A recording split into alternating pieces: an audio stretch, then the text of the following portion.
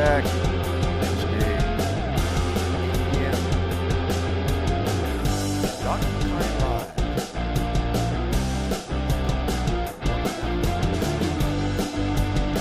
Come in, guys. Come in. See you out there.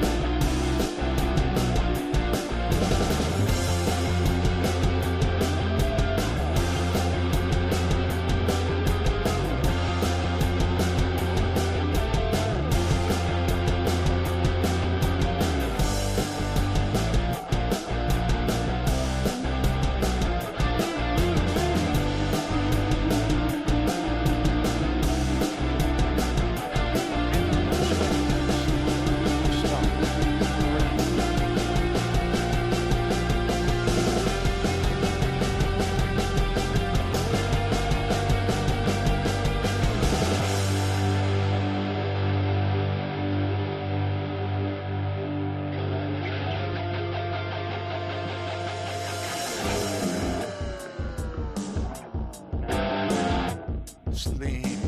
Wow. Okay.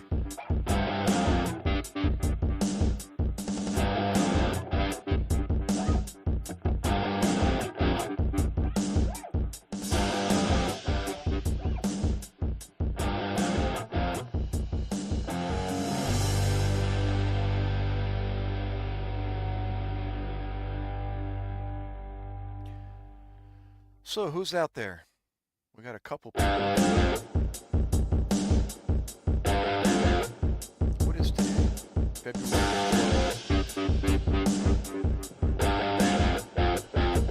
What's going on? Help me out, guys. Besides Valentine's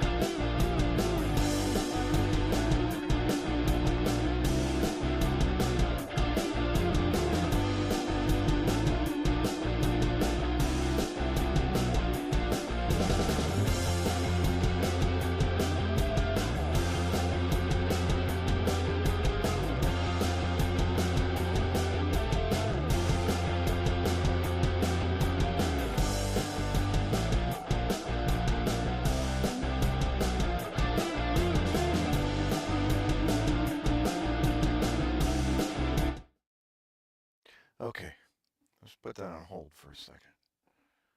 Let me see if I can,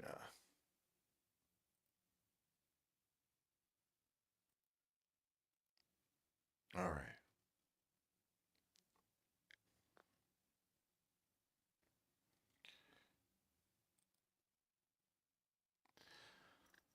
I'm going to try this again here as far as what looks the best here.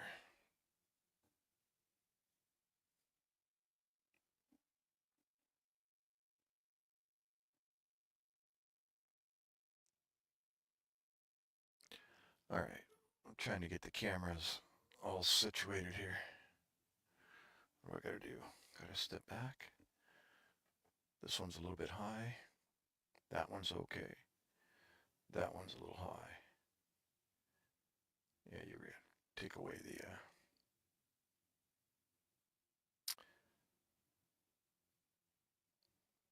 the background.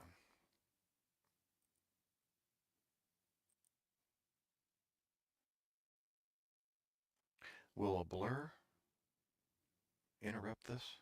Yeah, it would. Let's see if I can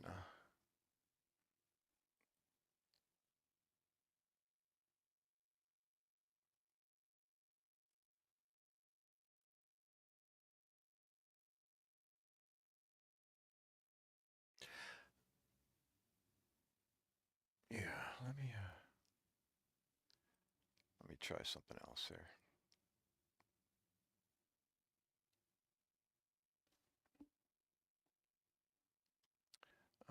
No, that didn't work. Steven, or Steve Evans, welcome back. I'm trying to kind of do a ad-lib performance here, and it's not working out well.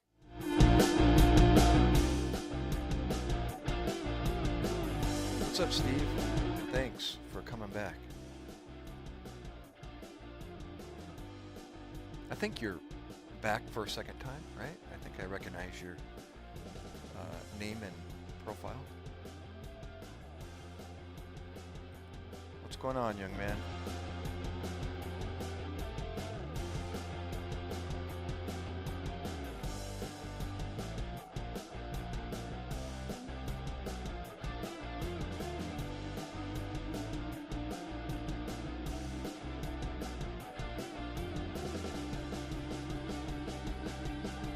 What do you do, Steve? Are you a student?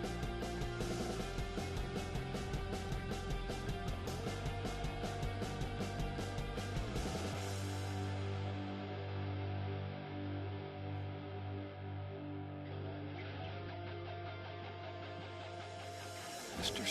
Steve Evans. Prayer. What's up, bro? Praise God for Jesus Christ.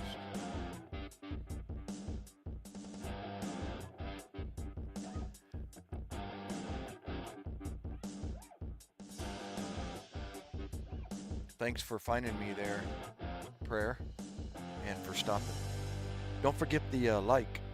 Might as well get that started. Get that out of the way. That'll help the channel put it out in front of more faces.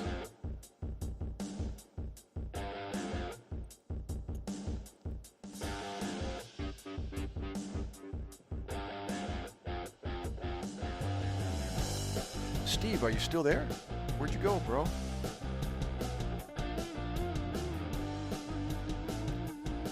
Yep, Steve's still there.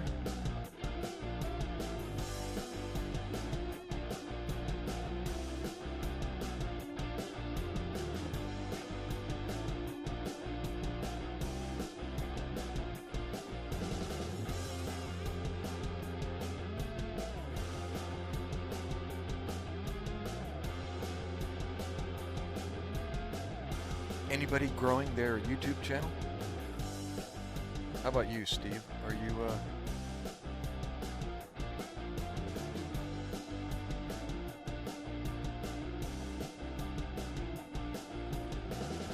or Prayer?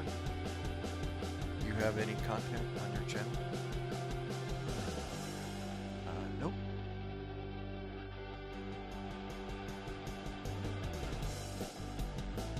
You just joined today.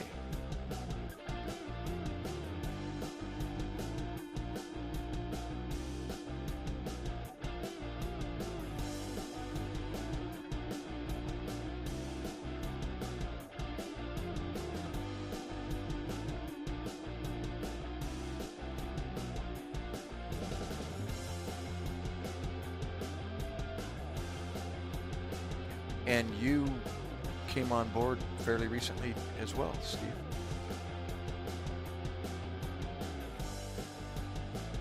Gosh, you know that brick wall? I don't know if that's your house or not, but that brick wall, I actually grew up in San Diego with a brick wall that was very similar to that around our front yard.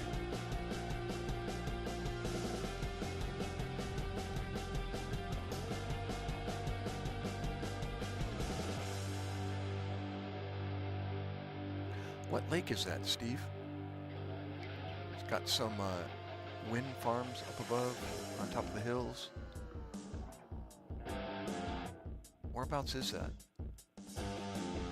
Looks a little windy because of those wind farms.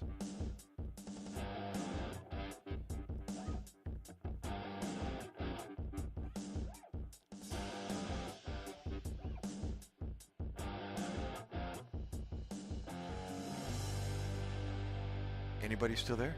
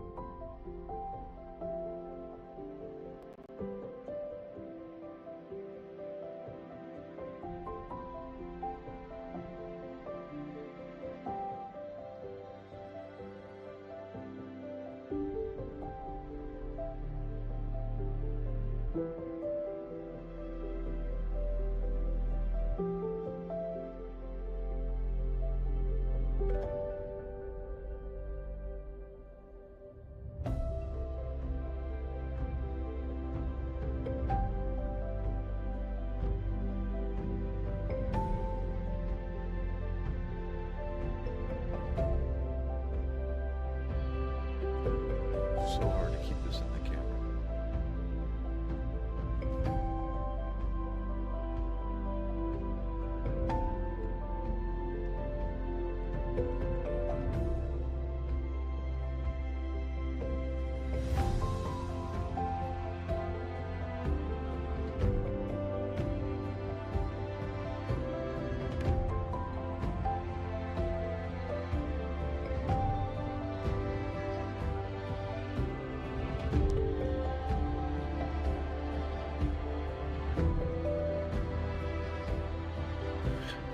Oh!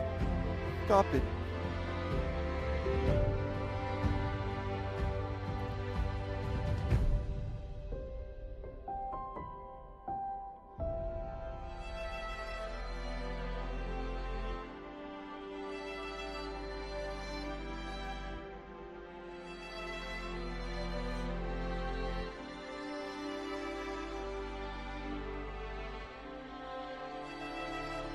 Joe! What's going on, Joseph?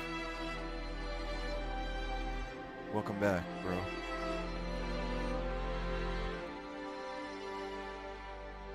What's new? What's the verse of the day?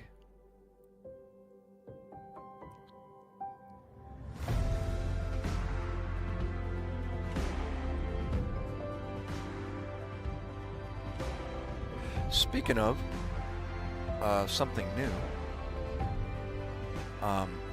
don't know if you recall. Renton, welcome back, bruh. It is treating me just a after snow morning. I went out almost at midnight last night, shoveling the driveway and the street and laying down salt, and I got all the front porch steps down to the driveway cleared, and came back inside all nice and cool and sweaty and took a nice warm shower. Got it all taken care of last night at midnight-ish, 11:30 midnight. As well, I purchased a book recently. I don't know if you remember. It is biblical biology 101? Well, yeah, as a matter of fact, I have it right here. I was reading it and turning the pages, where I'm at the beginning, and check out what happened. Oh, so it's so hard to keeping the camera in this narrow. So I'm right here at the beginning of the page, and all of a sudden it's like, whoa, wait a minute. The page just fell out. And then after that page came another page. And I'm like, wait a minute, this thing's brand new. And the book's falling apart. So I attempted to tape them back to play, and you know how futile that is. And I decided, okay, give up and just write an email and let the manufacturer, the company know. As a matter of fact, I got it from Creation Ministries. And they responded within less than a day and said, we're sorry to hear that. We'll send you another book out right away. And I'm like, well, great. So I've got one, but it's falling apart there at the beginning. And so I got another one on its way. So that's all it took. Just an email. So that kind of sucked.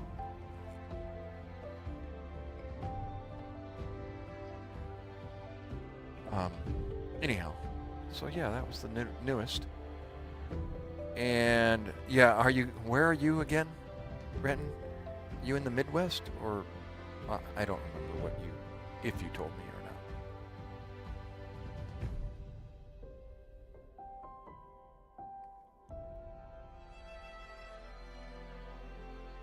So it wasn't bad. It was about 4 inches. They said it was going to be about that much, and that's what it turned out to be.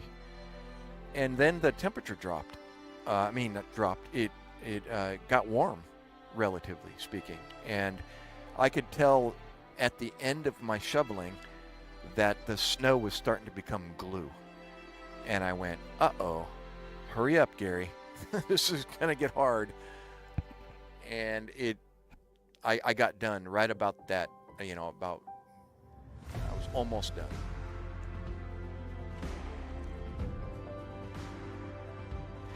Is that West New York? Is that what you said?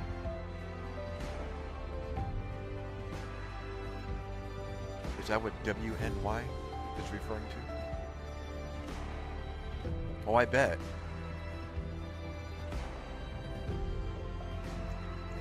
Yeah, as a child, I lived in Rochester, if you're talking about New York. And I have vivid memories of, my young years in New York, going to elementary school and trying to build igloos in my front yard, and snow drifts as high as, as almost up to your roof, and the Spirit, that's right. And if you have not the Spirit of Christ, he is none of this. Yeah, none of his. Yeah, you're a Buffalo. Oh my gosh, even worse. Buffalo was always worse than Rochester.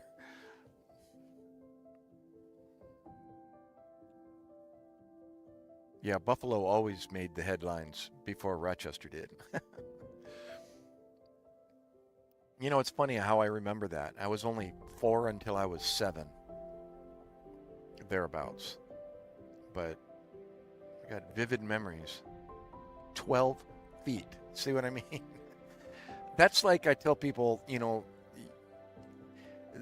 the amount of salt that they lay down here, not this year so much, but sometimes in my 12 years that I've been here, it's like they're expecting an apocalypse, of snow, the amount of salt that they put down. And I'm thinking, do they even have a clue what a blizzard is? I mean, a lot of snow. Try living on top of snow like they do when you got 12 feet, or in Canada where that's just the way it is that time of the year.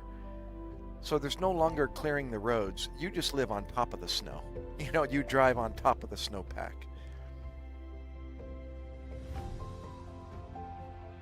Yeah.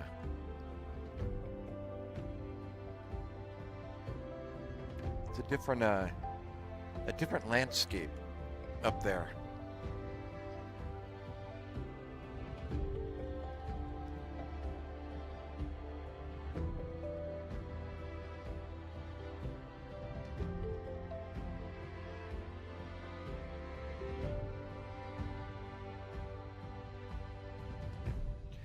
And then after we moved, I'm a San Diego boy, originally born and raised in San Diego.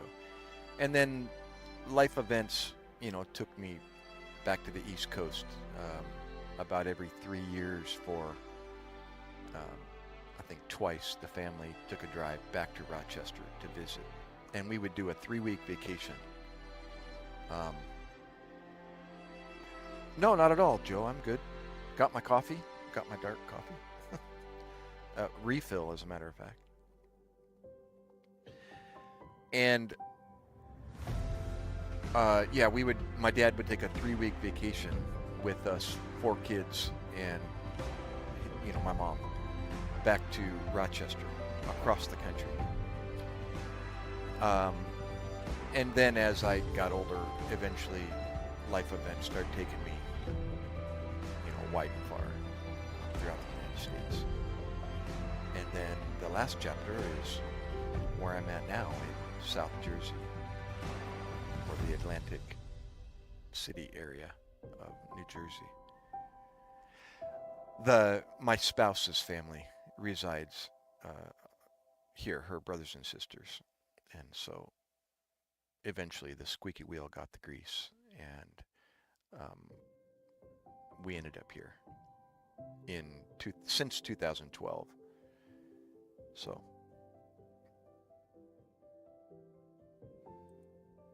yeah, I'm good to go. Better than I deserve, Joe. Oh, thank you. I just noticed. King James, even.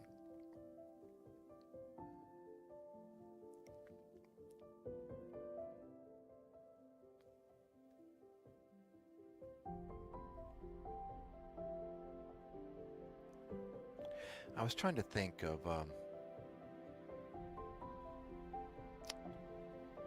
something I was rereading, or I don't recall. 2012, yeah, I've been here a while, yeah. But at least not too far from home. Wait, remember, it's home, San Diego. You couldn't be any further. Well, okay, Maine is further, but...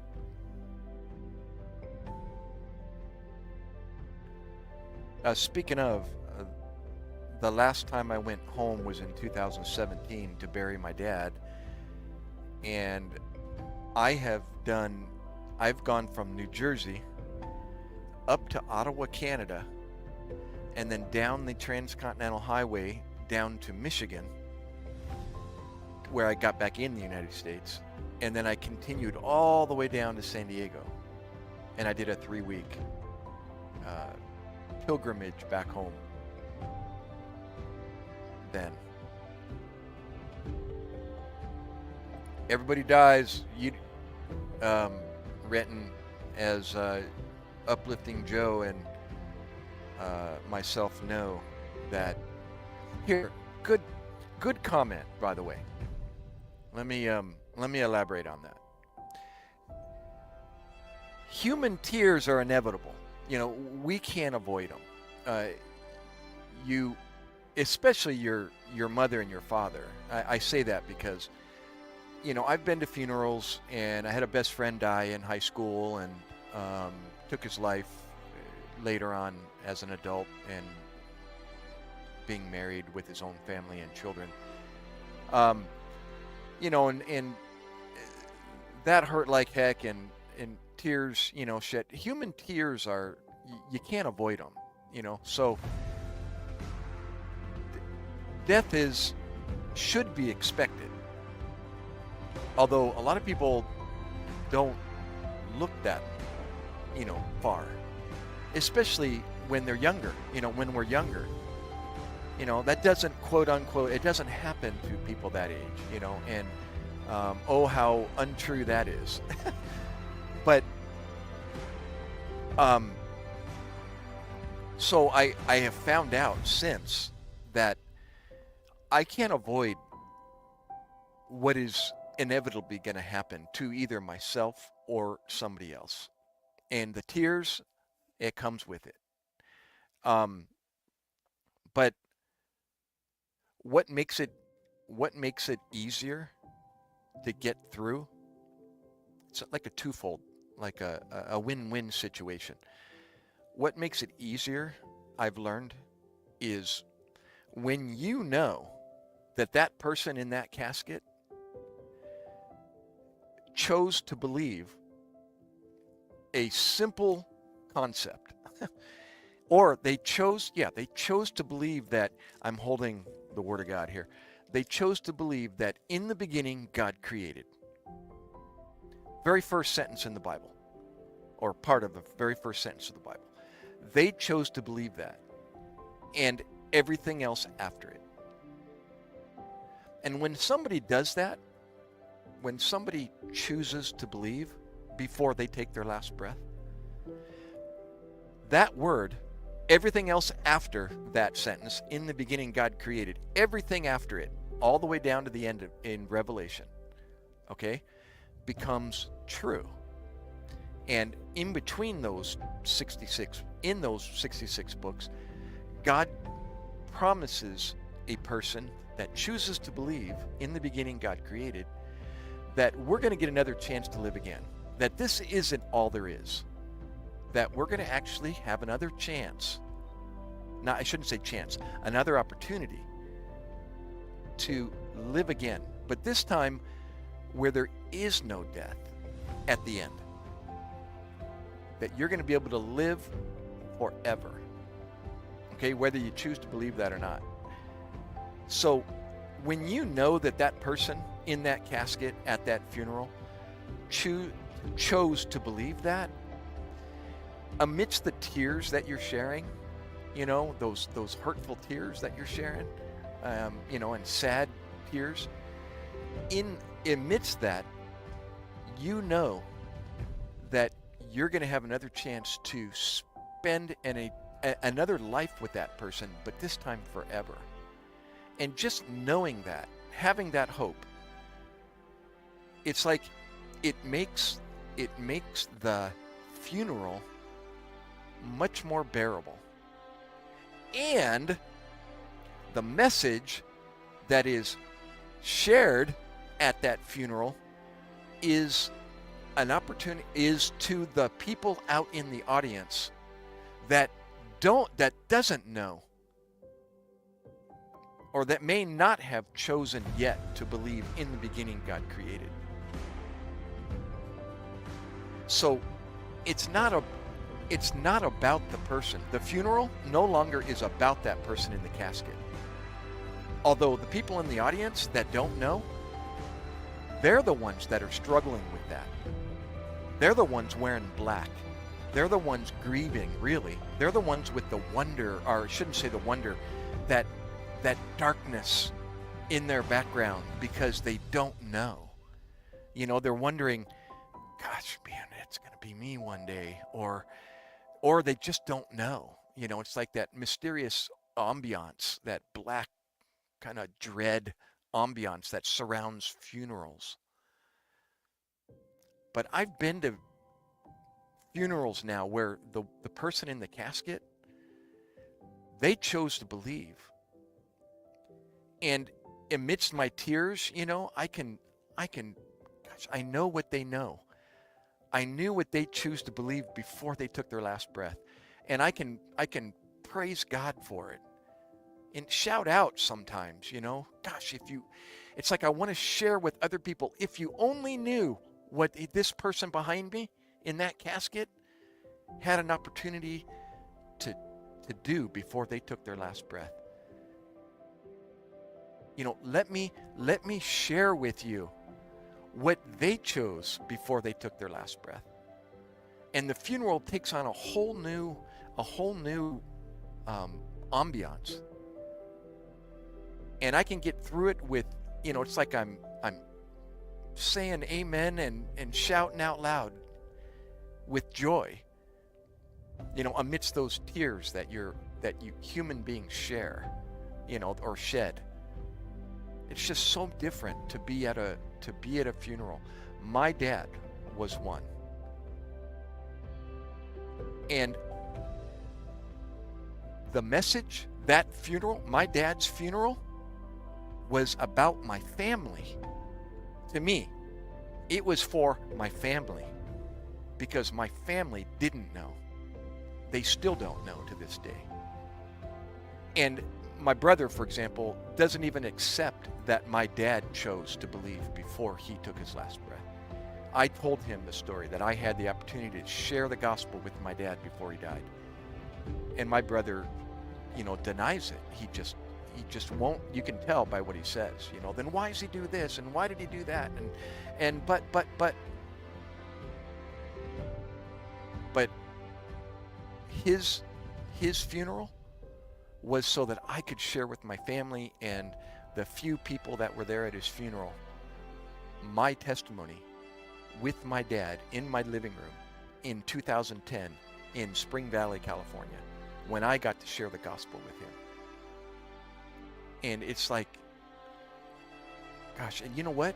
I met resistance even at the funeral by my own family. It wasn't a funeral, it was the memorial service. I met resistance by my own family. In so many words, they were saying, okay, stop your crying. And I could see it in their face. They were frustrated that I was sharing the gospel with them through my dad's story. And they just wanted me to stop. You could see it, I could feel it. I could see it in their faces. And it's like, gosh, it's just so much different to be at a funeral where you know the person. Or even if you don't know the person, hopefully somebody gets to share the gospel with the people, to share the message. It makes such a difference. My dad, the death of my dad it's okay. You see, this is the difference. You said, I'm sorry for the loss of your dad. And it's like, there's nothing to be sorry about. I appreciate, the gesture, but I'm not sad about it, because I know what he chose to do before he took his last breath. And it's like, it's finished. It's like, I can let go of my dad now. I let go of him a long time ago. And I don't dwell on him. Does he come about in my memory, every now and then? Of course he does. But, I don't celebrate a birthday every year, every time his birthday comes along, or the death of his death birthday, like some people do, or taking flowers to the grave and grieving over his gravestone anymore. Well, he's in San Diego, so I can't easily do that, but it doesn't enter my mind. I know where my dad is. His bones and flesh, are 6 feet under where everyone else's bones and flesh do. But yeah, there's more to his life, and I get to do it again with him one day. Heck, I'm here now. What a miracle that is. If people don't believe that, then okay. So if it happened once, why not happen again? Why not? What? This just happened by chance one time? Well, that's what some people choose to believe. But anyways, yeah, much different than when you know 100% where your soul is going to end up when you take your last breath, or when you know where that dead person's soul is going to end up after they take their last breath. It just makes a world of a difference. It really does. You know, I'm living proof. Hoorah, Vale. Thanks for coming back. It's more the acceptance of an opportunity to live again. Yeah, death is inevitable. Think about it. I mean, why don't people? My own opinion is the reason why people don't like to talk about it is because they don't know. They don't know. They don't have an answer. You know, a lot of people say, oh, well, you know, I accept I'm going to be in the ground and be put 6 feet under and become worm food after I take my last breath. It's like, okay, well, that's nothing to look forward to and nothing to have hope, you know, or to share with others. You know, that's a dead end road. You know, you might as well take your own life, like now, right? So here's the way I look at it. And people say, oh no, well, you know, you only live once, so you gotta, what's the expression? You only live once, so live it up, you know, the best you can. And people have all kinds of cliches they use as to what they want to do before they die. It's like, so what good is that? When you die, what, are you going to have a memory of what you left behind? If that's all there is? And you're worm food? How do you know that what you left behind is going to even be remembered? It's like, whereas when I know that I'm going to have another chance, when I 100% know that I'm going to have another chance to live again, you know, that isn't the past or what I leave behind isn't my focus. It's like, it's meaningless. What I want to do now is so that people can look forward to what is in the future after they take their last breath. Not what they leave behind.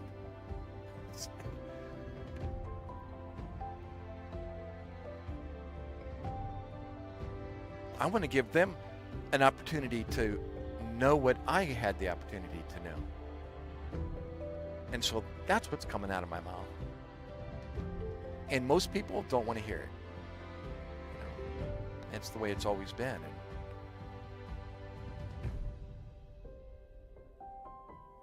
Well, here, Vale. Right. I can answer that. It's like, and it is because I understand it now. It's like, what behavior do you expect from a broken person?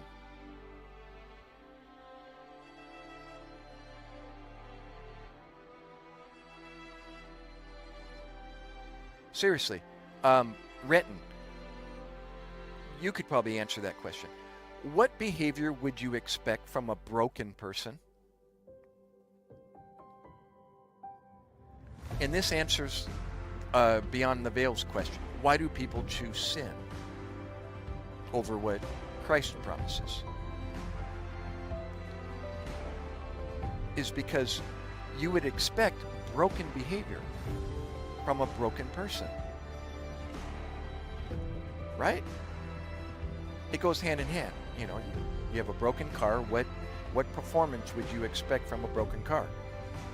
Broken performance, right? So why do people choose sin? Because they're broken. And that is the behavior that comes out of a person that's broken. Broken behavior. That's it.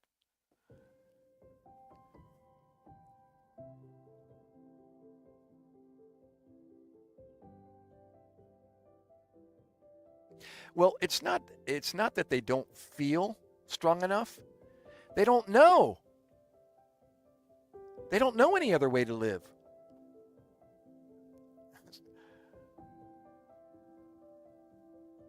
Actually, I shouldn't say that. We know what's right and wrong. So they do know, but they choose not to. And it has to do with being broken, you know. It's like if you're broken, what performance would you expect from a broken car? So, the answer, the solution to a broken vehicle is to fix it, right? Well, we need to be fixed also. We're broken. But when somebody shows you or explains to you why we're broken, you come to a conclusion that I can't do what's required to fix myself. I can't do it. You know, physically, I can't do what's required. What's required is supernatural. And I can't do it. I can't perform the supernatural. But when somebody shows you what Christ did when he lived on this world for about 33 years, you realize he did what we couldn't do. And why did he do it? Because, number one, he loved us so much. He wants us back. And number two, he did it because we can't do it. And that's why he came. He came because we couldn't do what was required. So you're probably asking, you know, so what's required? Well, how am I going to be able to fix something that's in me? You know, that I'm a broken person. So how do I fix myself? Well, I can think of, if I could, you know, if I could go back in time and fix the origin of our brokenness, you know, and prevent it from ever happening, then that could do it. That would do it. But I can't go back in time and change the past. So that one's out. And so what if I got what I deserve? According to the Word of God, a sinner deserves a sinful place. That's what he deserves. He deserves to live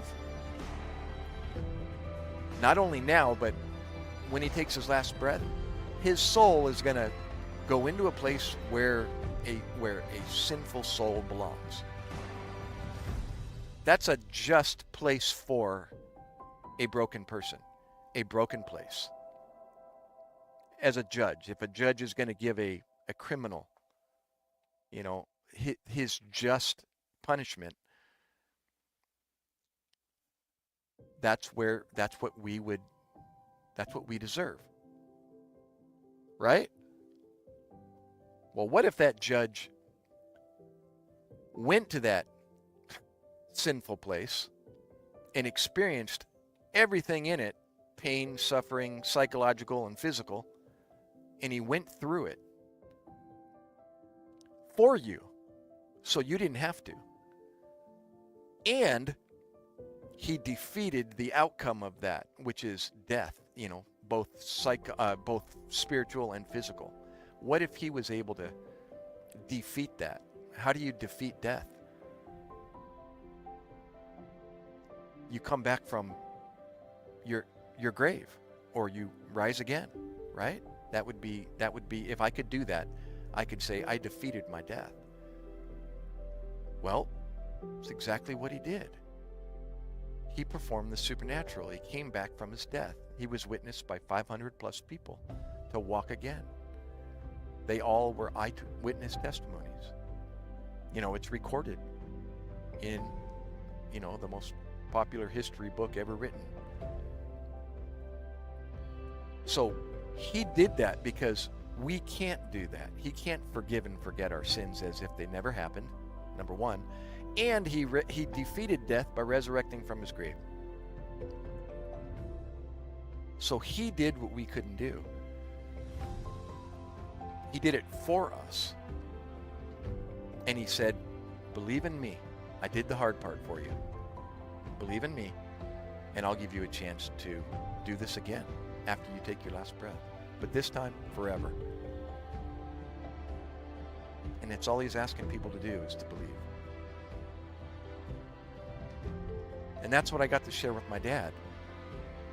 And it was the wildest, most joyful moment of my life ever to experience with my own father in my living room in Spring Valley, California, back in 2010, when he was 73 years old. And he died when he was 79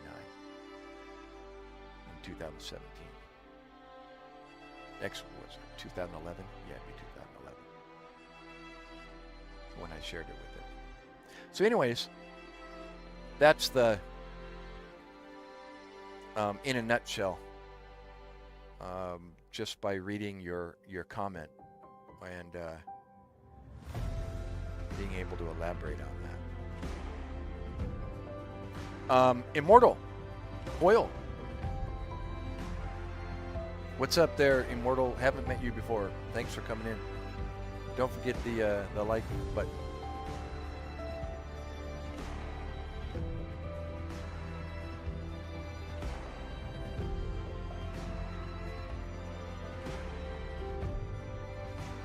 Let me turn this down.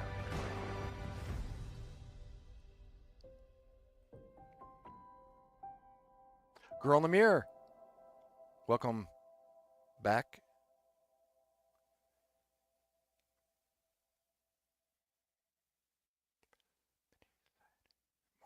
Call. You choose to come back. You choose to come back. What is you choose to come back? I don't know. It's kind of hard to put comments in context. That's okay. If I can keep them in here, even better. Immortal, you still there, bro?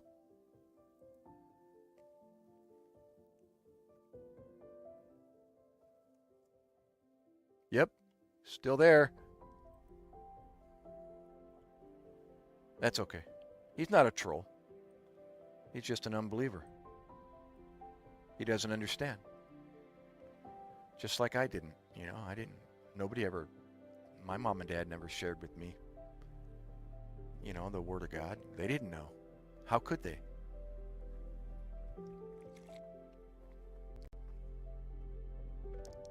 Okay, Renton.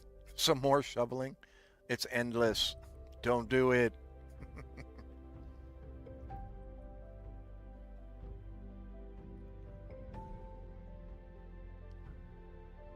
Talk to me, bro. Come on, brother. What's up? What did you mean by you choose to come back? You choose to come back. From where?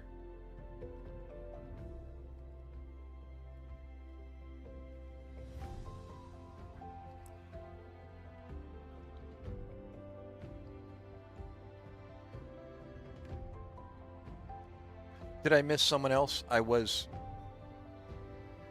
seeing the room kind of move as I was talking away here.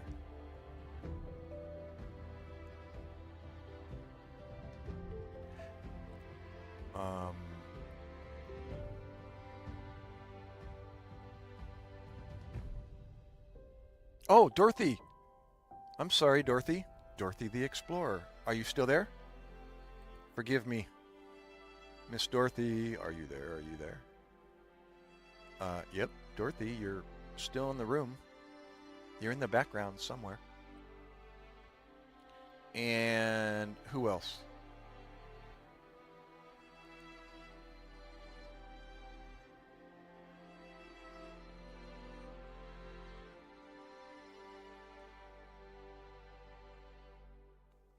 Dorothy, ¿cómo está? Girl in the Mirror. Are you awake yet? Did you get out of bed?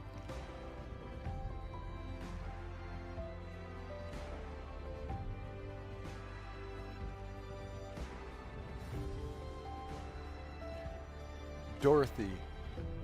Oh, Dorothy. Where's Toto, Dorothy?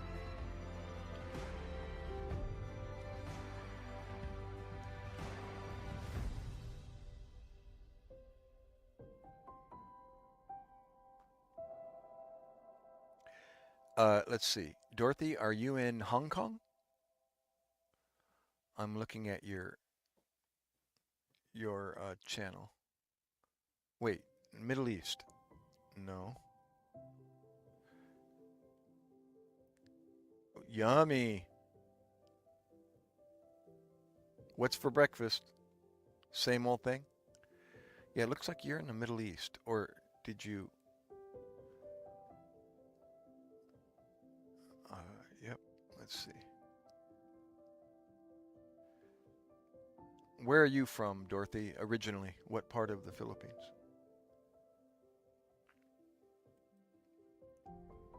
Oh, Dorothy, are you there? Hello, hello.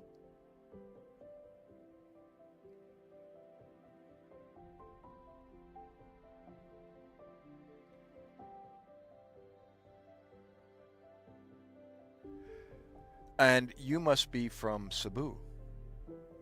Oh, you got 9 inches in Iowa. We only got 4. And it's already turned to glue and it's melting. And I have a mound about 5 feet high of plowed snow at the end of my cul-de-sac. And I was thinking about calling the Department of Transportation and asking if they could like move that pile about 30 feet, keep going with it for about 30 more feet so I have a trailer, although I'm not using it at the moment, and we back everything into the driveway. So I can't do it if there's a 6-foot mound of snow at the end of the road, and it makes it a little more difficult to back into my driveway. I got to do a 3-4 point turn with that pile of snow at the end, where normally I just drive into that open space and then back up. But I didn't, and we'll deal with it until it melts.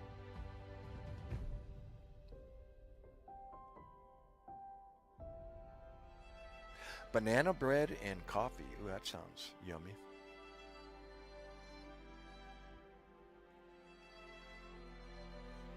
Are you done? Is the snow done? It's already finished. The storm's gone, and you're left with the results. I see Cebu Pacific in Dorothy's videos. So she's at probably Mactan Airport there in Cebu. That's going to be my guess.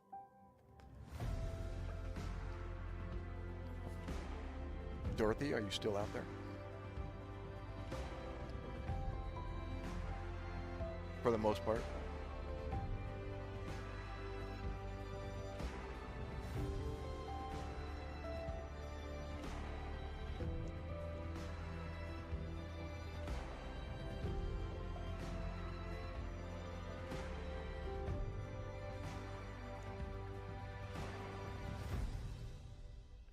Yeah, I got that bug to get rid of the snow while it was still fresh and didn't have a chance to consolidate. And it was about midnight last night. And I thought about it. I looked outside. I looked at the clock. I looked back outside. I looked at the clock and thought, why not?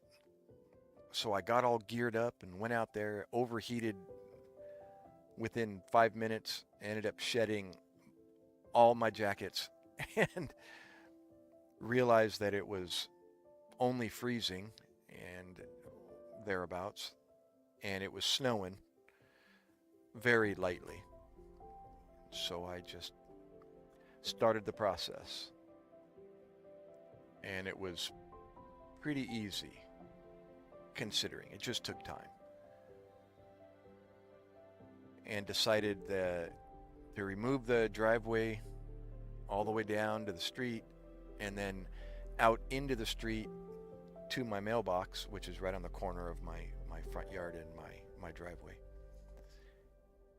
And then looked at my porch and thought, if I do my porch, my driveway and what I just shoveled it's already starting to get covered again, although the snow was slowing down. So I thought, okay, I'm gonna lay salt on the driveway and that small part of the street out at the end of the driveway, and then I'll tackle the porch and the rest of it around my boat and so on. And so I did that, and it worked out the best.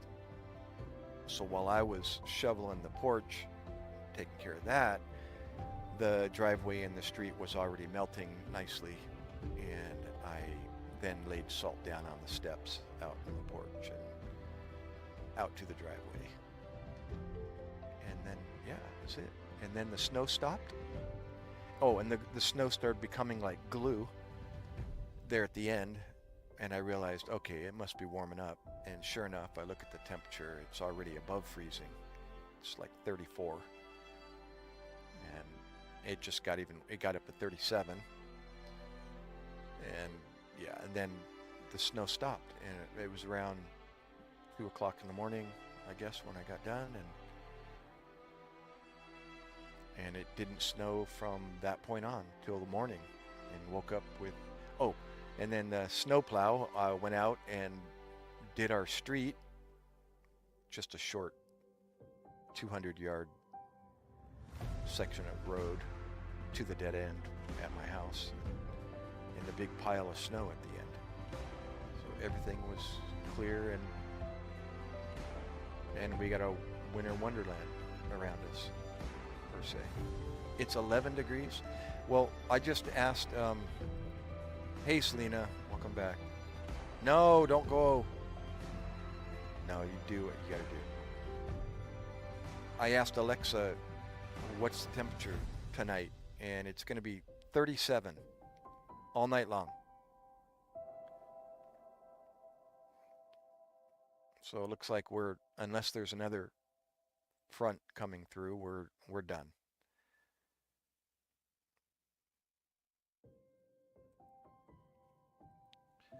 Beyond the Veil, Selena, Girl in the Mirror, myself, Renton, and Immortal. Where'd you go, Immortal?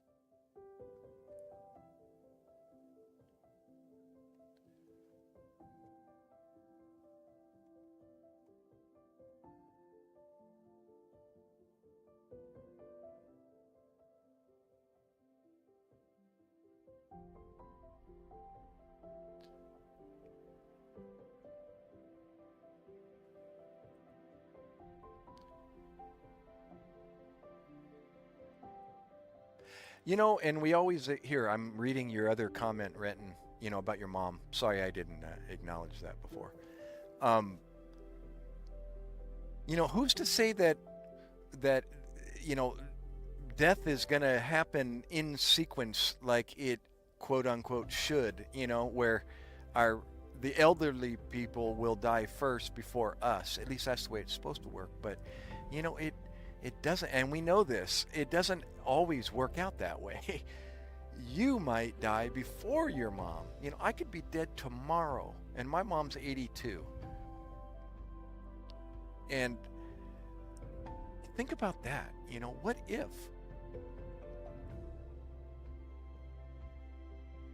The question for me is, now, it doesn't matter if I die. Or I shouldn't say the question.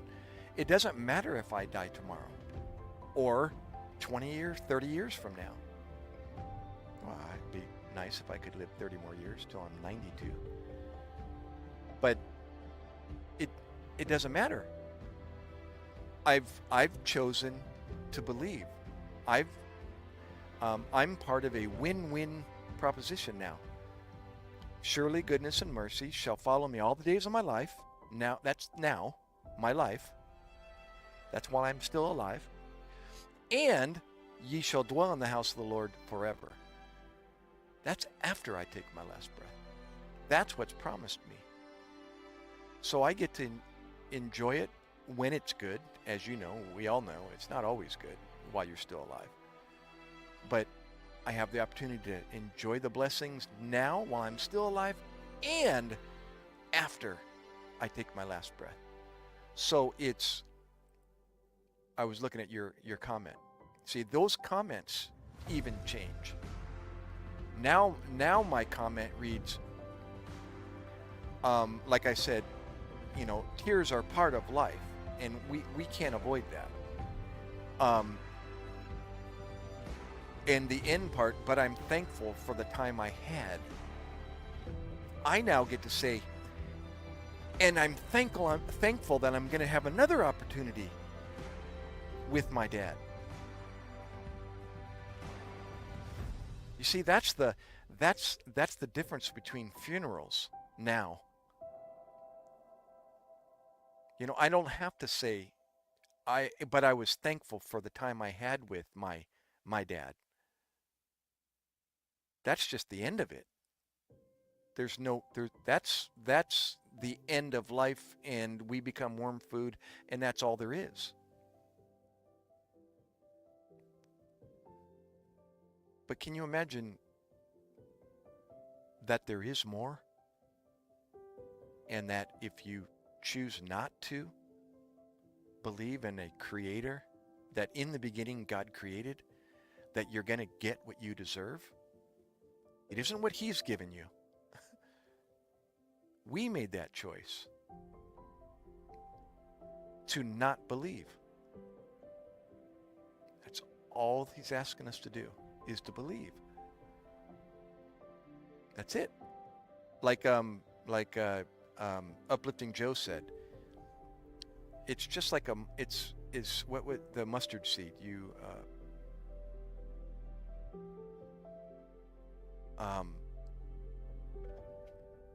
It takes faith as small as a mustard seed.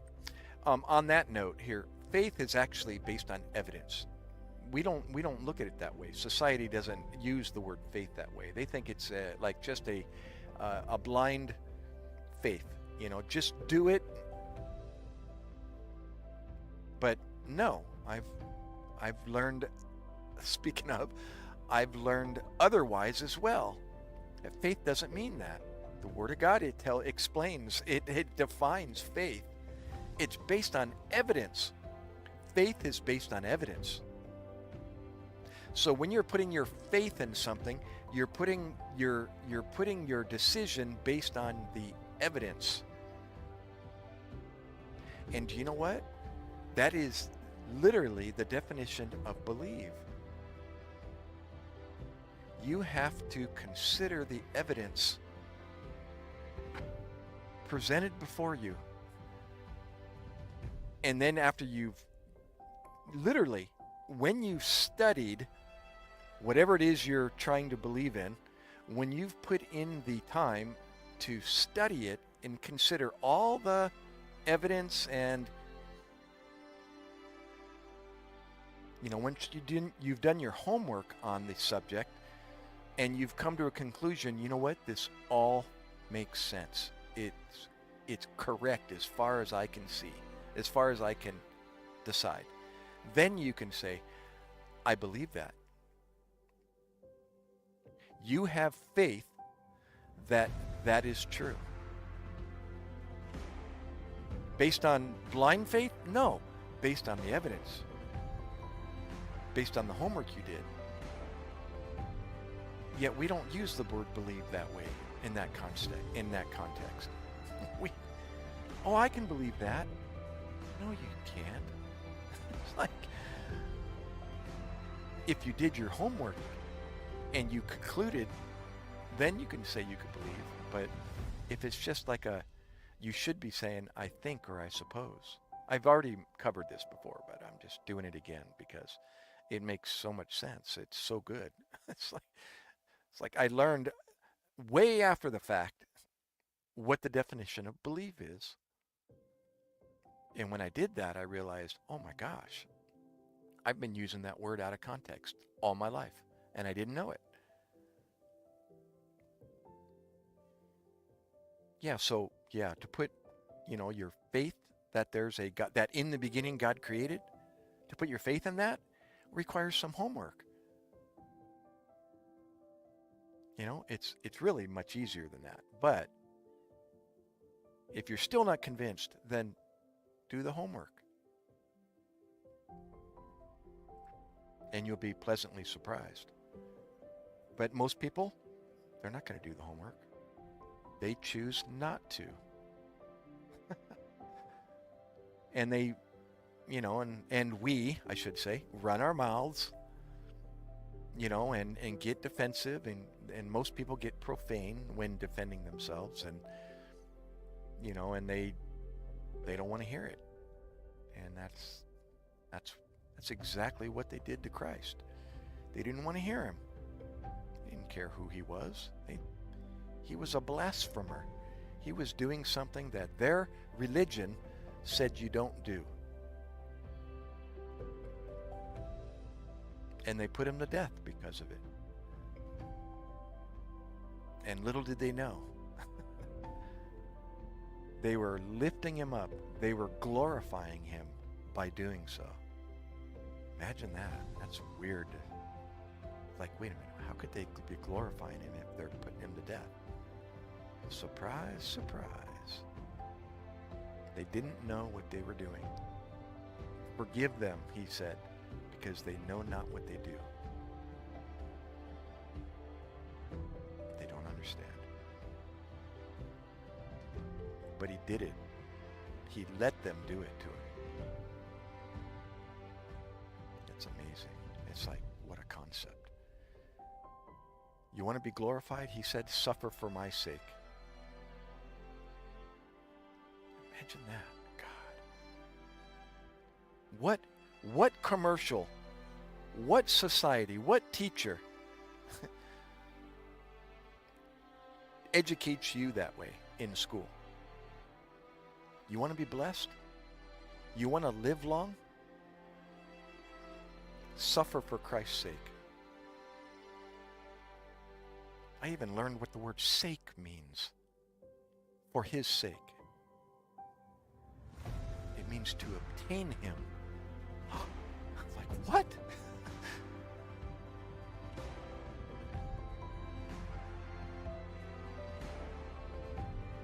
To understand him, to believe in him. If you do that, he'll bless you, he said. Amazing.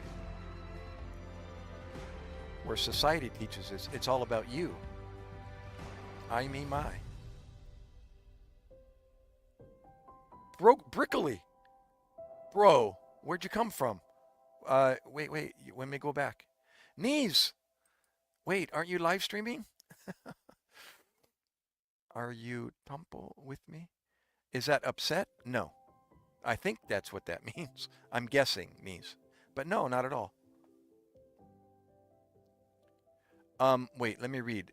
Sorry, Bricoli. I'm new here trying to read and study the Bible. Any tips on studying the Bible further? Yep. Bro, are you in the US? Yes, you're still there. Awesome. That's one, they got online classes, bro. Hey, you can find online classes all over the place, and actually get a degree in biblical, whatever the degree is, or whatever. But since you're in the U.S., listen, I'm telling you, I gotta recommend it. It's rampant here on this channel. Is go to this website, reformu.com. All right, it's a abbreviation for Reform is Unanimous. It's a Christ-centered program. It's a curriculum-based program that uses curriculum to start studying the Bible. It's more than that, but in a nutshell, it's an intense, what's the word I'm looking for? Discipleship program. And it's just makes it really simple. You don't have to figure out where to turn in the Bible and what book and chapter to read. It does it for you. It tells you to go to page 1, and when you're done with page 1, there's an assignment. It's assignment based. You turn it and you go to page 2. Sometimes it's fill in the blank. Sometimes it's read and do an essay, or it's a hands-on and you go and do something. Go out into the public and go one-on-one with a business or a person or whatever. It's all in the book. It makes it easy. And it's something I started 17 years ago, and it's the spoon that fed me as far as what I know, which is not a whole lot, but it helped me. It made it really simple. Yeah, you just go in and type in, where is there a chapter near you? And you put in your zip code. Zip code? Yeah, zip code. And I always get those confused. Area code, zip code. Your zip code, and it'll show you where there's a chapter near you. More than likely, I'm curious, if you went there right now, Brickley, how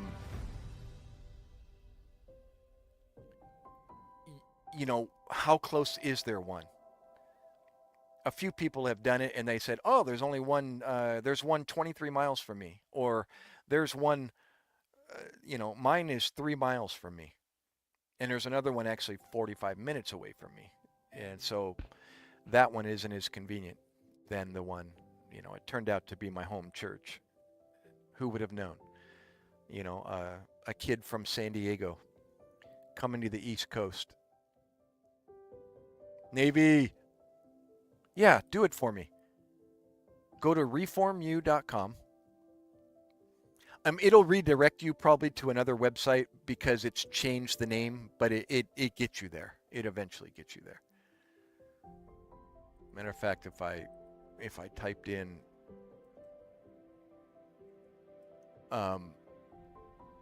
there, find an RU chapter near you.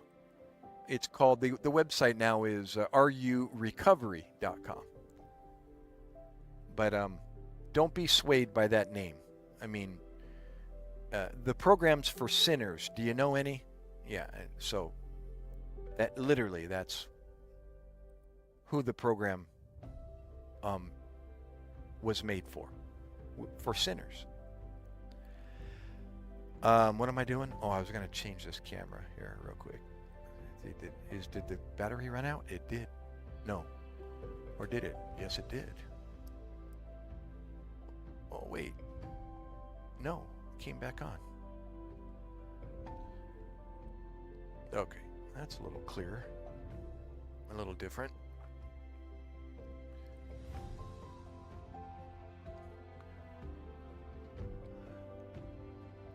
Let me go back to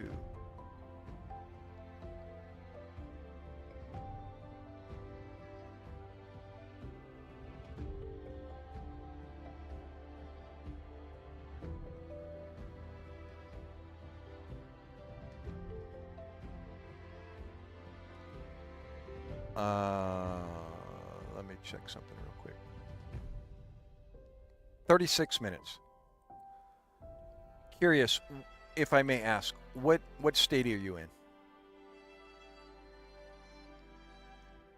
That's a little bit of a drive. Most of the time there's more than one chapter, near most people. In Tennessee. Okay.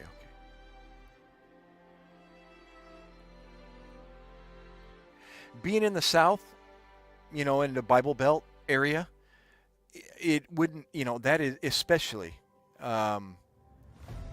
in those states, it wouldn't surprise me to have multiple chapters, in the state because of that, the being in the Bible Belt.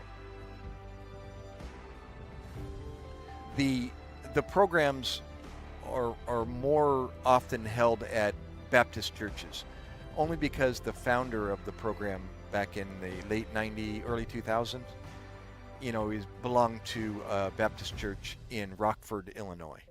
And that's kind of the catalyst of the program. And so that's how the program spread to over, yeah, you found a little bit closer one? Yeah. Yep. You imagine that. I can imagine being in Tennessee and all the states thereof in the Bible Belt. Yeah. Well, that's the church that I attend, Mainland Baptist Church. It doesn't have to be a church, for the chapter to be ran at, but more often than not, I haven't found one or heard of one yet that isn't held at a Baptist church. It doesn't have to be. I'm actually kind of running one unofficially here on this live stream, but I can't do, it requires one-on-one, and I can't do that online with you guys, as far as, the curriculum and et cetera. I've already thought about it, and so I decided, well, what can I do? And I can share parts of the program. On Friday nights, I'll begin the live stream with a video, the same video that if you end up going to one of these programs, this RU program, that's what they call it, RU, Reformers Unanimous. You'll see the same video that I show on Friday nights. The program starts out with a 15-minute or so video that introduces the program.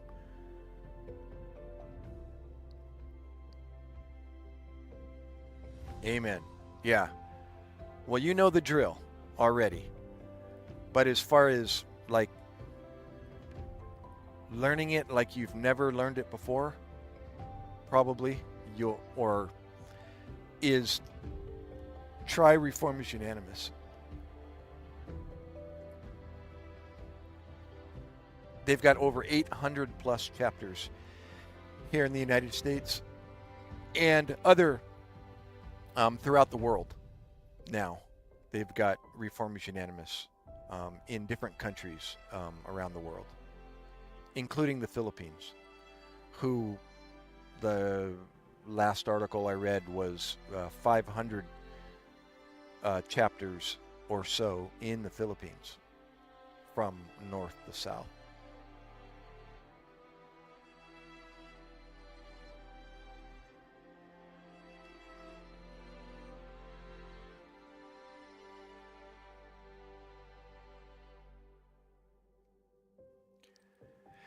It's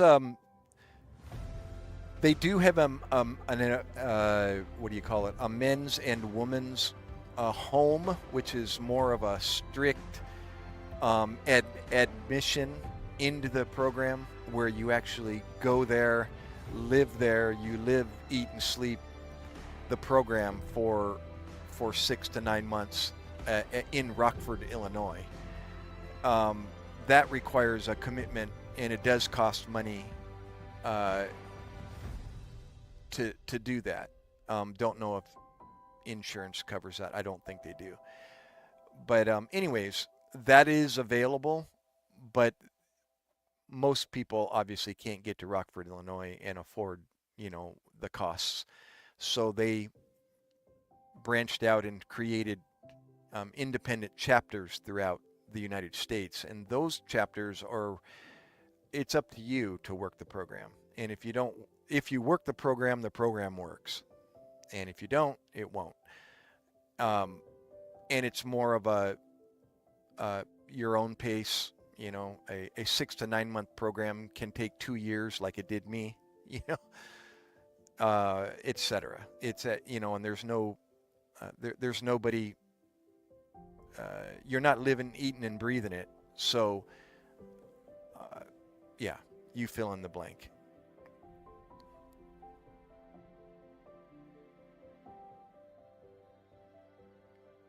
It's up to you, to show up on a Friday night at 7 p.m. and to attend church on Sunday morning for the second part of the program. It's all based on what you probably already know. It just gives you an organized curriculum, and you don't have to figure out, where to start. It all does it for you. It's all laid out. And you start out on page 1. The very first part of the curriculum is given to you at the door when you arrive your first Friday night. And it begins you. It gives you homework. And when you come back the next Friday, you get it signed off. It's like, like you're attending school. And then it progresses from there. And instead of spending $5-10 on what we used to spend $5-10 on a Friday night, fill in the blank, you're spending $5 or $10 to purchase curriculum, the next book, after that beginner's pamphlet that they give you, your very first night.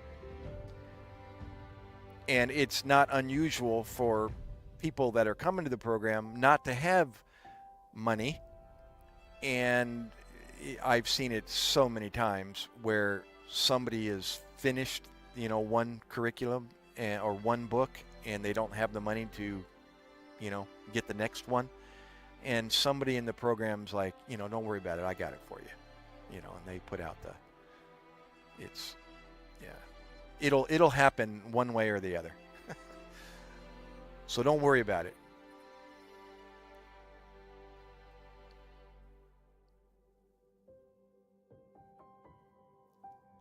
So that's my suggestion. Of course, it's only, I'm sure there's many other ways, but it was an eye-opener and continues to be to this day. I use the format and the study materials. I asked the people in the live stream.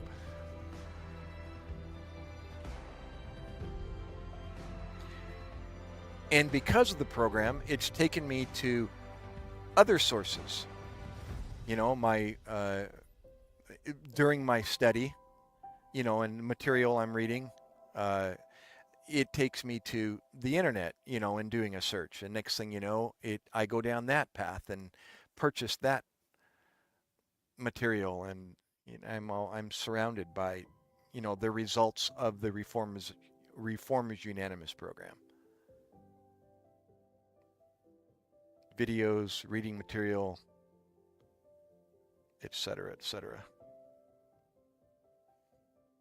I was just sharing with somebody the new book that I just purchased, and it's falling apart after only a week of owning it. And so I left an email to the company that I got it from, and they responded back within a couple hours and said, "Oh, sorry about the book falling apart. We'll send you another copy. Is this still the best address?" I said, "Yes, it is." That was it. So I got another book coming. Got another one of these. Unfortunate, because this thing's like, it's a in-depth book on biology from a creation viewpoint. In the beginning, God created worldview. And this is a result of the Reformers Unanimous program. It's not related to the Reformers Unanimous program, but because of the program, it took me to this website. And next thing you know, I gotta get that. And I gotta get, before that, I bought this one. That's the Starlight, Time and the New Physics from a in the beginning God created worldview. Aiden Woolston. Gosh, long time, Aiden.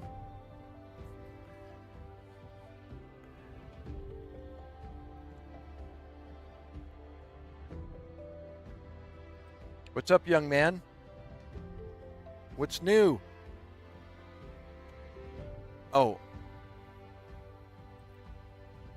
Tennessee. I actually did some rock climbing in Tennessee, in the Obed River Valley, about 70 miles north of Sevierville. Yep, I think it was northwest, something like that. Are you familiar with that valley, Brickley?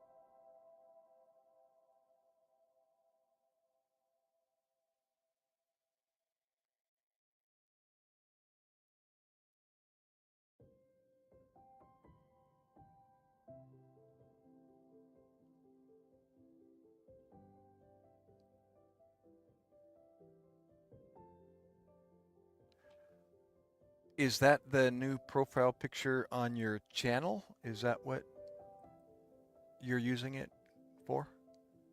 Let me see, Aiden. Oh yeah, you got it like a cartoon depiction of yourself playing.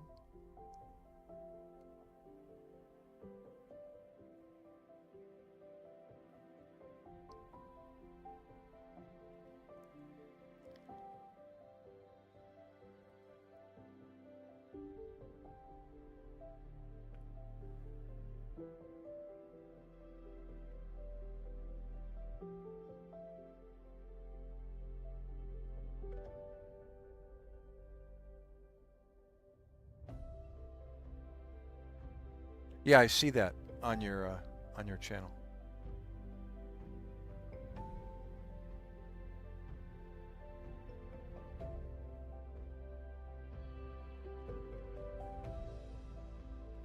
Oh, wait a minute. Wait. Your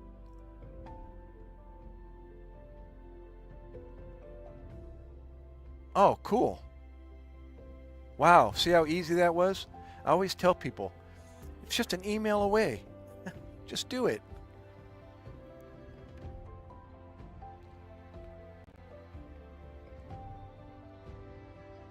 Oh, wait a minute. When I click on your channel, it takes me to another person's channel.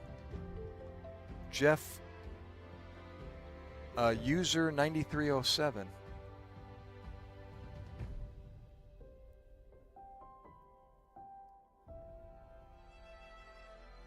Is that why is that, Aiden? It's not you. Now there's you. But did you use his profile picture for your profile picture? That's user 9307. Yeah. Are you using some, because that's not you. That's another guy. I know. I'm looking at your channel, and it's bringing up another guy with the same profile picture. Are you possibly, that's maybe what you're doing. You're using other people's videos as part of your channel? Is that what I'm looking at? Yeah, it took me right to his channel. That's your address is at user 9307. But there's I'm sorry. These are videos that are for you in your for you section of your channel. Recommendations. Okay, these are other people's. Okay, that's why I'm confused. Sorry. Gotcha.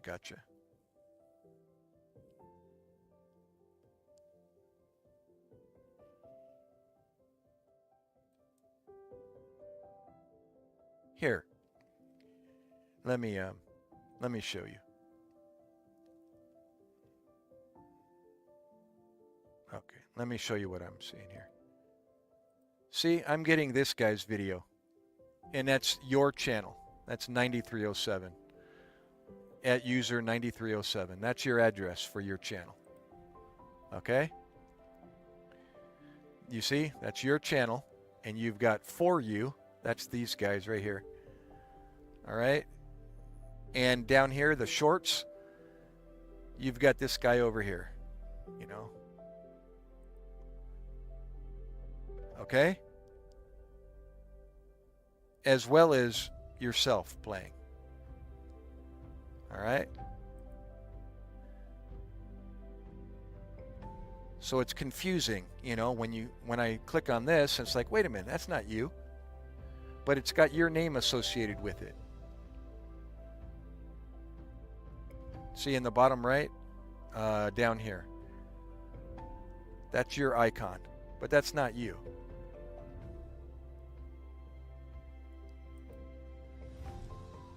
So I was a little thrown there by that.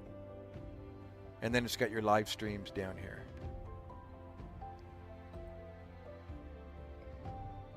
So here's you shooting fireworks.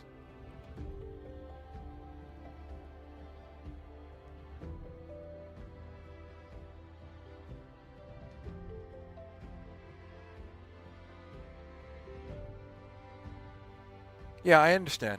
I know. I see you. But I'm used to, I don't have any other people's videos on my channel. So, you know, when I scroll down on someone's channel, I expect that all the videos are of you or that you created. You know, and I'm thinking, wait a minute, that's not you. So I was, but yet it has your channel icon down here in the bottom right. Yeah, I understand. I didn't pass it. You're not understanding what I'm saying. There you are. See, there's your channel. But you have all this down below it. Okay?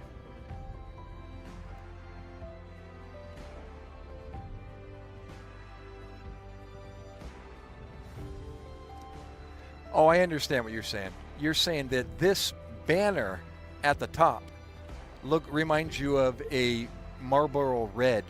I gotcha. Okay. Yeah, you said your profile. All right. Well, this is not your profile. That's your background banner, or whatever the name of it is. Your profile picture is here, and I'm looking at that, thinking, oh, that looks like a Marlboro Red, and I couldn't really get that. And then you're saying it's red and black, and it's like, okay, well, this isn't a profile picture. That's your background, or banner, or whatever the name of that thing is. Your background picture. Gotcha. Okay. Never mind. I'm on the same page now.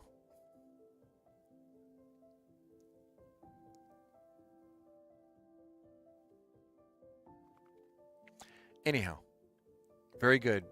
Very good.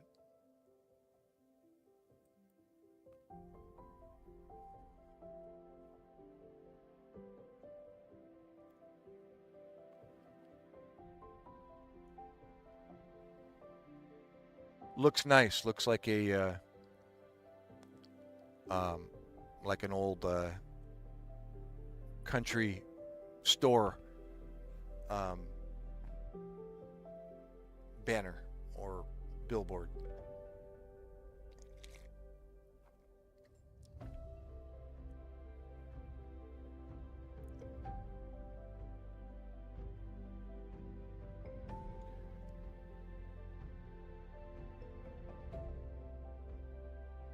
You know, I was thinking the same thing, Joe. I eat at a diner here in town, owned by a mom and pop, and the son helps, or he's a cook. The son is a cook in the kitchen, and they've been around forever. And before they owned it, another family owned it, and they've been around even longer. And they've got old black and white photos framed around the restaurant. And that's what I thought of when I was saying it looks like an old, country kind of sign.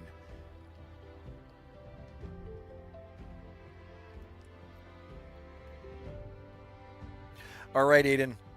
Thank you, young man, for coming back. Don't forget the like icon. I know.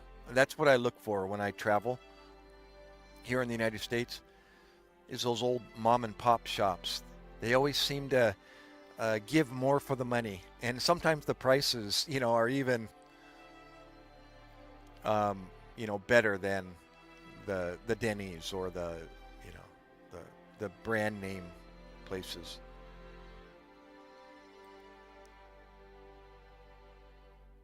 And this place is just like that. Incredible food, big portions. Very rarely do you encounter, something wrong with their food.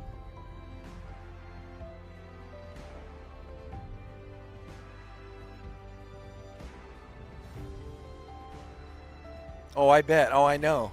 I know. All over those. I love it. I love stopping in. You know what? Here, Brickley. Am I pronouncing your name right? Brickley or Brickley? Don't tell me. Your name's Nicole. My niece is named Nicole. That's what I think of when I look at your name.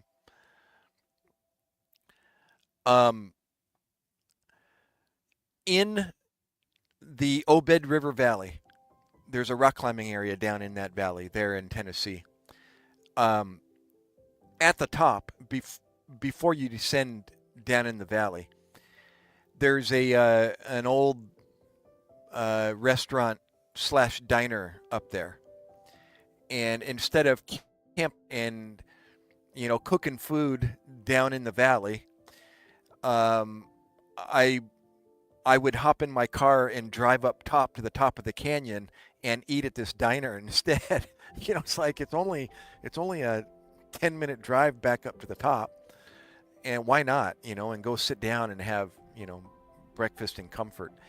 And this was in 2013 when I was there, and they had coffee for 65 cents still. And a breakfast for under $3. It was like $2.65 and a 65-cent coffee. And I thought, I was laughing going, what? And they said, yep. But that was the only thing on the menu that they had listed at that price. But it was like it was a seller. You could still get breakfast for under $3 and coffee for under $1. It was so cool. Yep. So that was a no-brainer. I'm going to go to the top of the canyon and go eat breakfast.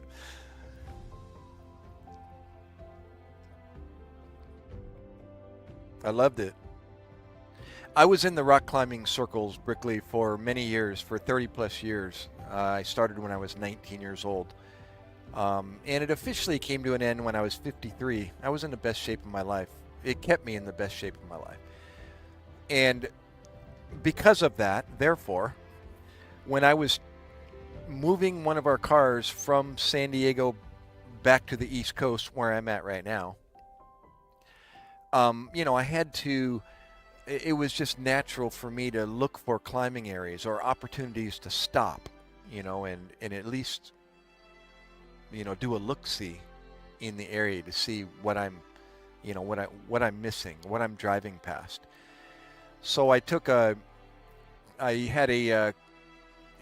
know if it was, I used the internet or a little bit of both, and a climbing magazine I used to subscribe to. And in the climbing magazines, they typically had a section of climbing areas throughout the United States. And I looked in Tennessee, I looked in Arkansas on the way by, and I ended up stopping in Arkansas, and I stopped in Tennessee and visited these climbing areas. Sam's Throne in Arkansas, and then the Obed River Valley in Tennessee. Yeah, Lookout Mountain. I've heard that before. Wonder if it's in my climbing literature.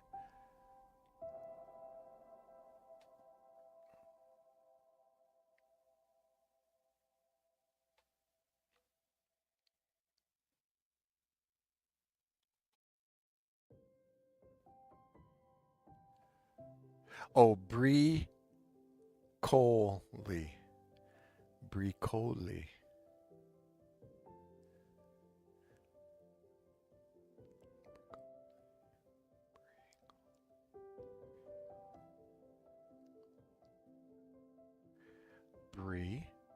Cole E.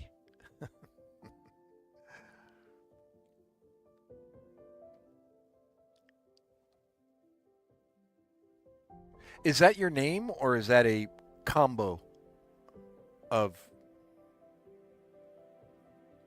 parts of your name?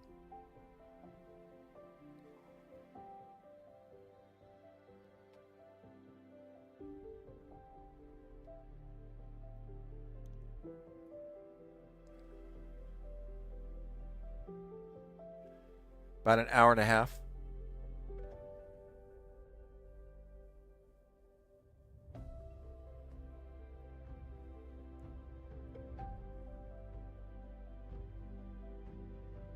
Sabrina. Now see, that comes out more natural.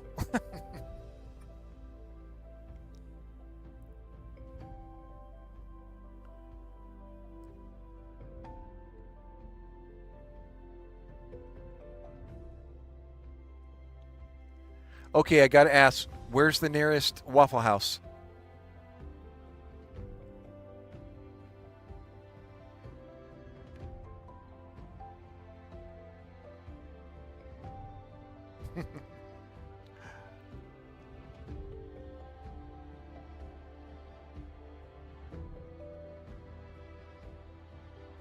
You see there? So there is a Nicole in there somewhere.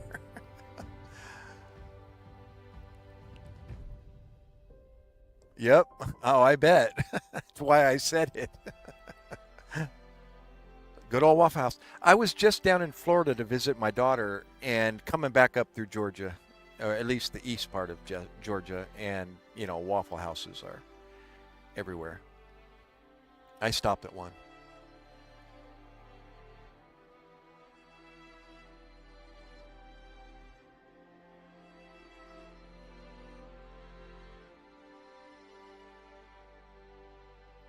As a matter of fact, I was towing a trailer and I made the mistake of pulling into the parking lot to do a look-see around the building, to where I was going to park, because as you probably know, you got to look for a spot to park with a trailer. And as I pulled in and went down to the end of the parking lot, I was like, oh no, it was a dead end. And I thought, uh-oh, this isn't good. So I had to figure out how to back that thing, precariously back the way I came as cars are pulling into the parking lot. I'm thinking, okay, this isn't good. I finally got myself out of that one. I parked over at a gas station next door and then walked across the parking lots to go to the Waffle House because there was no place down there. So, IHOP. Now, we have those. Well, they're all over the United States, East Coast to West Coast. We've got one here. I'm about 8 miles from one, or 10 miles. Good old IHOP. Oh my gosh, IHOP goes back to when I was in Little League Baseball. I was 10, 11, 12 years old. Actually, I was 8, 9, 10, 11, and 12. But one of the mothers of one of my teammates worked at IHOP in San Diego, California. And even when I became an adult and started a family of my own, she still worked there. Even after this, 15 years after. Yeah, I was 12 and then I started a family when I was 22. I was awfully young, but somewhere around there or there shortly thereafter, about probably 27 years old, I was found myself in that same IHOP, and there she was. That was Mrs. Wright. Her son was Greg Wright, and I used to play baseball, Little League baseball with him. And Mrs. Wright always worked at that IHOP. You have more churches than Waffle Houses. I'm sure.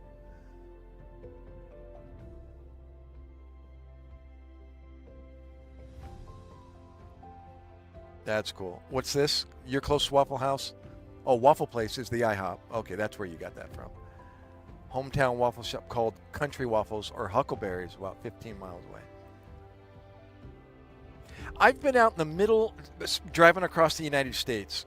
I've done it too many times, 5 times, I think. Actually, as an adult myself, I've done it 5 times. With my family, I've done it 4 times. So it's like 9 times I've been across the United States. There and back.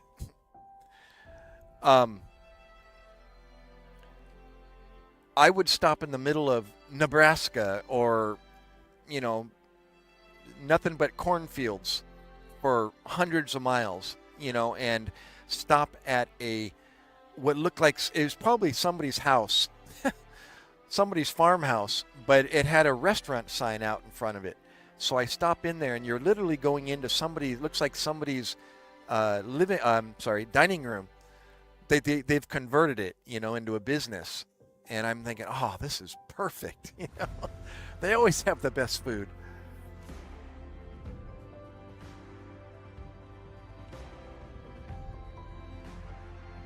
Yes, that's right. Yeah, I was going to say we don't have Waffle Houses. I say we because I'm a Californian at heart. Yeah, they don't have Waffle Houses in California. At least I've never seen one. It's a Midwest, East Coast thing, down south. I shouldn't even say East Coast. It's the South in the Midwest. You don't really pick up Waffle Houses until you get into Virginia. So it's a little further south than New Jersey. I don't think there's one in... oh my gosh, what's the state below me? Oh my gosh, I got the ferry that goes across to it. Oh my gosh, I drew a blank.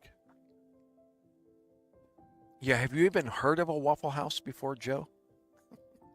I never did until I came back here, or I drove across the United States.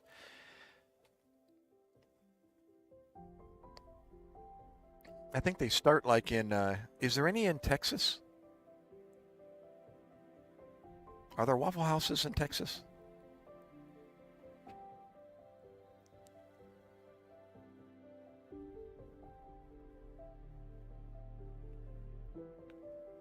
Yeah, they're in Kentucky.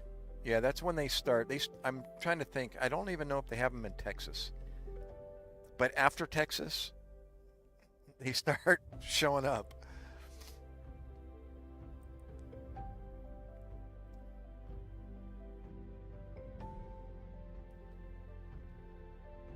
Denmark wants to buy Cali. Ever since Trump said he wanted to buy, what was it, Iceland or Greenland? Which one was it? Denmark wants to buy California.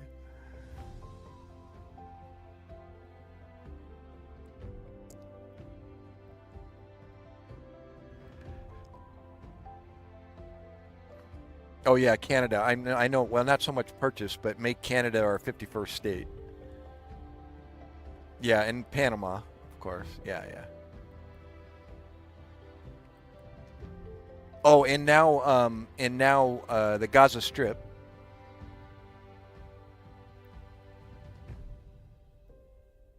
That's interesting. When you got foreign leaders on board, it makes it interesting. It's like, whoa. Did you see, the king of Jordan is talking about it, and considering it. And Netanyahu, and it's pretty impressive to see. To gear up for war? Oh no. Sounds like Chismis. You know what Chismis is? Yeah, Gaza will become a tourist attraction. It might. We'll find out.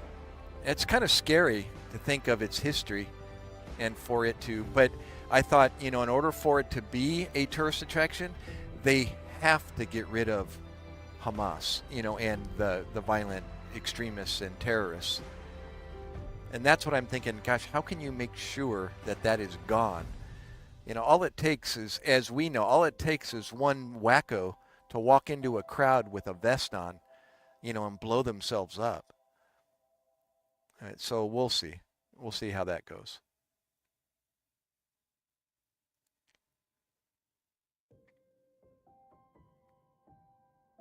Or to, whatever. Leave a backpack in a, in a mall, in a shopping mall, and yeah, I don't know. It's interesting. Yeah. Momshi, ¿cómo está? Welcome back, Mom. Thank you. Oh, Brickley, if you didn't already, don't forget the thumbs up. The least I can ask.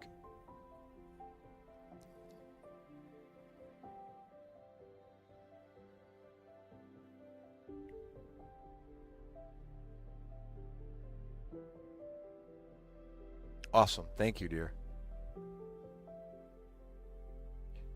You're the woman.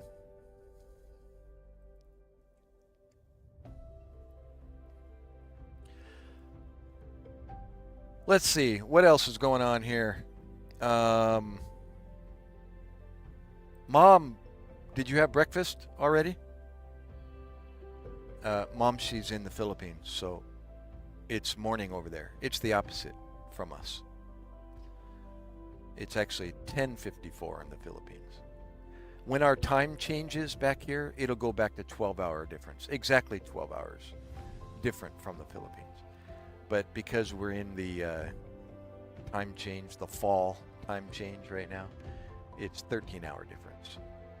But when spring comes and it springs forward an hour, it'll be 12 hours from the Philippines.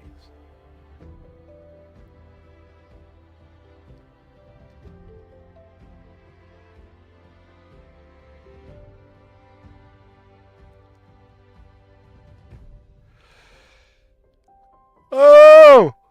Ooh, excuse me for yelling in your ear. I'm trying to yawn by myself.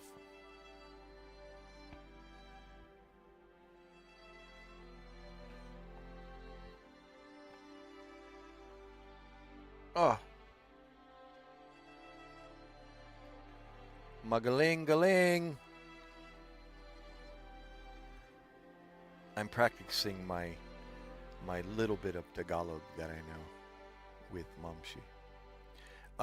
You recently saw a video of the pastor talking about teaching folks in China and then remembering whole chapters. Renton, what'd you miss? You missed Meet Brickley if you didn't meet her. Jeff, you're back.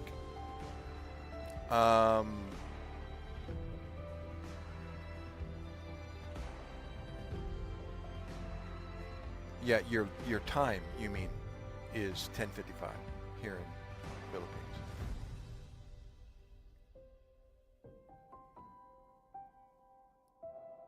Oh, you're cooking lunch? Oh, okay.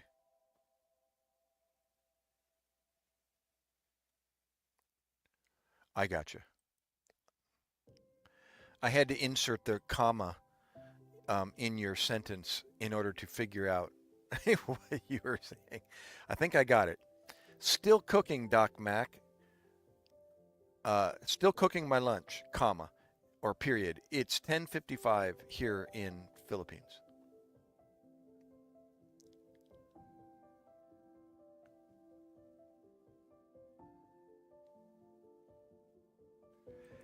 You know, I have a Vietnamese lady, that the only Vietnamese noodle shop here in town, and we've been going to it for, gosh, 13 years now. Same family, same mom, husband, and kids, and she's a Christian, and it's just so cool to see, you know, somebody that is from Vietnam and Christianity, you know, overflowing not only into their country, but her bringing it and attending apparently a Vietnamese church, or speaking church here in South Jersey. So her and I are always sharing, and she's got beautiful um, instrumental, Christian instrumental playing in her in her restaurant, and she's got a big screen TV with the video that goes along with the music, and it's perfect background music. It's gorgeous. You know, it's like I can recognize it. I turn my head and look at the video, like, you know, I know this song.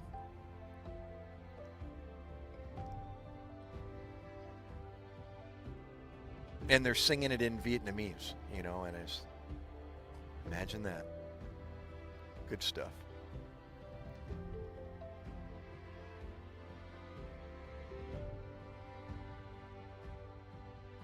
Mostly instrumental. Some of them have lyrics.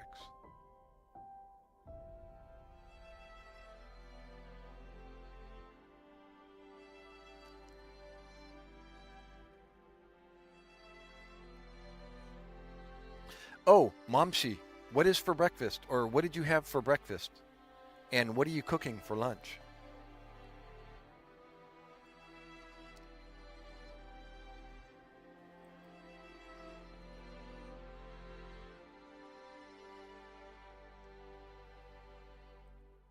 Renton.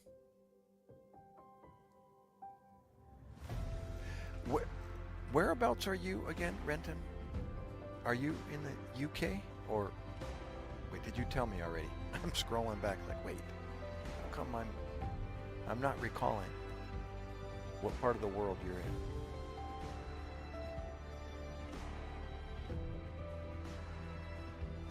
Niece, are you still there?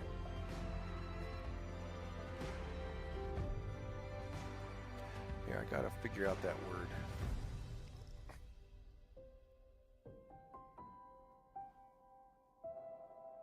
Featured. Oh, I got the wrong. What is...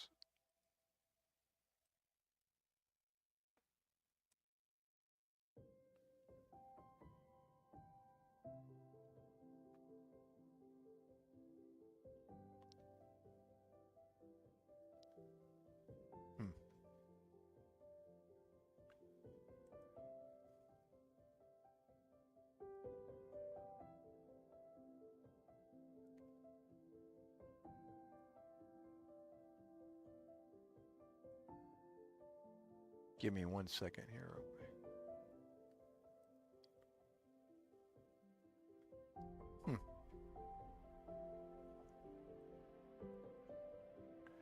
Oh, breakfast just had coffee and bread. Okay, lunch. And you're cooking pod adobo. What is pod? Sorry.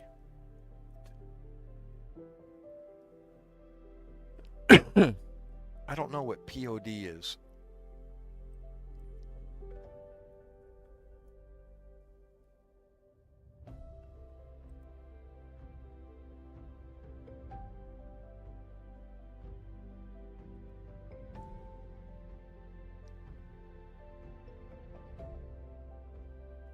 Oh, you're the one in Buffalo. Sorry.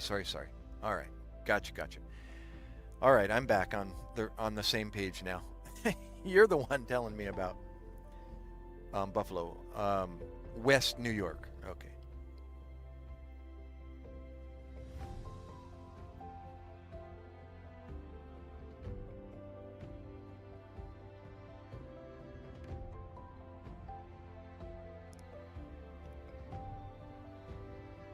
Yeah, don't you notice that?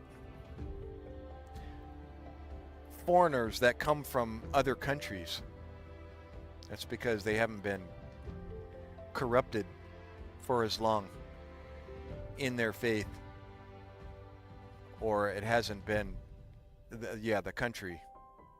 It's amazing how people that don't have it are just like craving to be able to have a Bible and to learn. And yet here we have it so freely, and it's it's everywhere, but yet most people aren't craving it, and it's no longer part of their life. Yeah.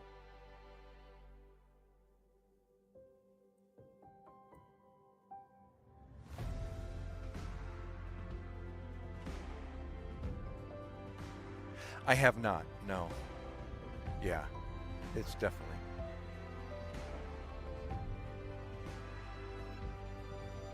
Yep. Oh well. As you probably have already heard, that it's people come into my channel from foreign countries all over, and it tugs at the heartstrings to hear them talk about how they are, their country is following the United States, and how they wish they could be where we are. And it's like, gosh, when you hear that from people, it's, they're looking up to. If you could stay in here long enough, we'll have people from all over the world, Spain, Romania. Just had a man appear Monday night from Palestine, and everywhere, and they frequently will talk about America and what it means to them, or what they've heard, and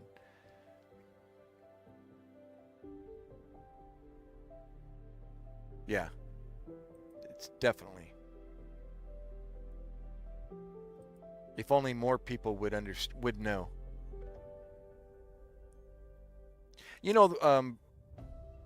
I'm struggling to remember what your actual name was again. It's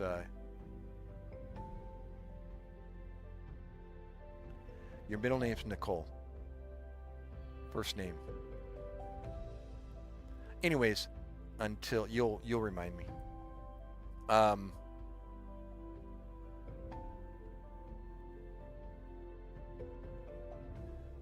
The military, Sabrina, thank you, Sabrina.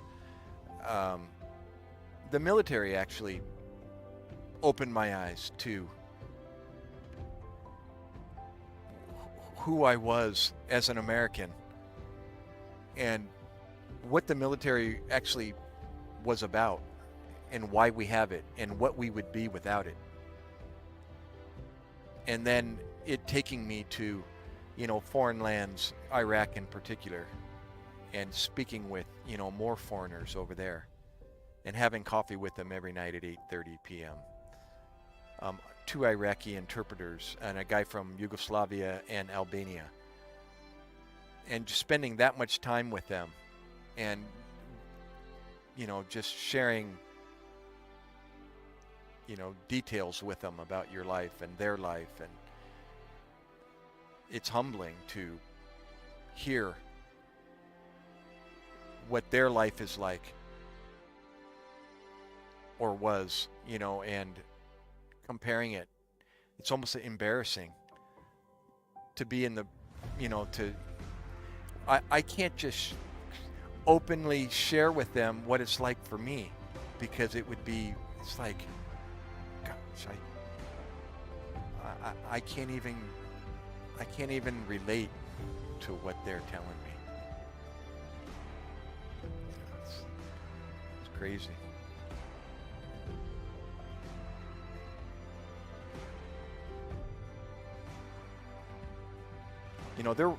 They're working in Iraq. The reason why I'm having coffee with them is because They had to leave their country because they weren't making enough money. It was poverty, and they've got, a wife and 2 kids back home, and they can't survive. So I found that it's very common. Ask the Filipinos that are coming in my channel, like Momshi and others, what it's like over in their country, why they have to leave their country and go and wide and far to work because they can't make enough money in their own country. So they go, and that's where they go to look for work. We just go up the street, and look for employment, or we get online and look for places in the United States. We don't have to leave our country. And what an inconvenience it is to have to move to a different state to make a living. Try leaving your family to go to another country. It's not like you can just go drive across the border to another state. They can't even drive across their border. Not all the time. He was making $200 a month in Albania as a driver, supporting a wife and 2 children. And he had the opportunity to come to Iraq, to a war-torn country, and make $800 a month. 4 times what he was making in Albania. And I'm like, duh, what would you do? But the downfall was you got to work in a war-torn country, in a war zone, driving a truck, emptying the trash for the United States Marine Corps, on a base with a Marine Corps battalion. And the guy from Yugoslavia, the same story. He left his country to come to Iraq and work. And he was cleaning the outhouses, those trucks that have the sprayer and the sump pump, that they put down in the outhouses and suck all the blue water and then go empty it out into a gray pit outside the fob. That was their job. They were away from their family for, well, in this case, 7 months.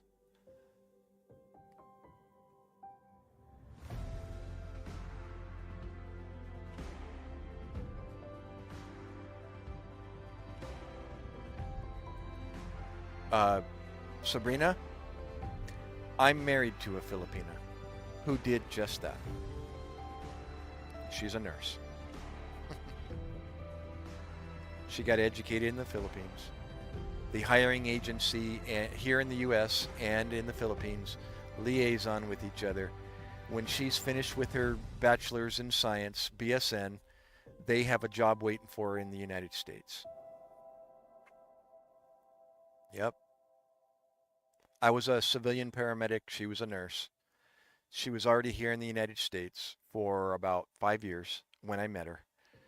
And then she was in New Jersey, I was in San Diego, and the rest is history. And we met. Oh, I know. They put, all due respect to my fellow Americans, but they put Americans to shame. I know. I worked in EMS for, nearly 20 years.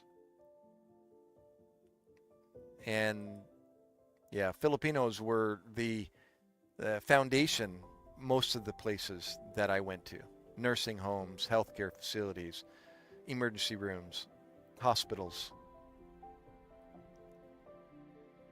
Yep.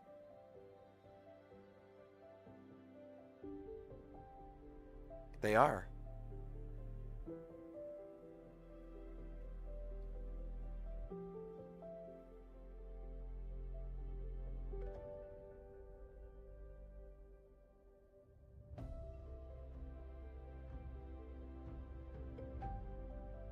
Awesome.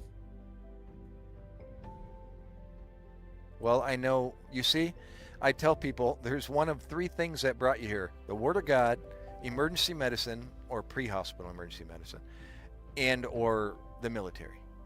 And I mean, you checked two of those boxes. Praise God. That's awesome. Yep.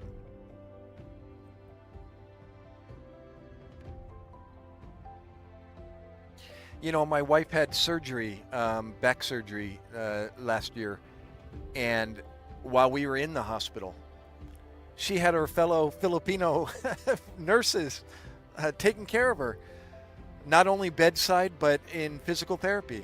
Well, no, I don't think physical therapy. Yeah, there were a couple of Filipinos working in conjunction with the physical therapy she was receiving as well.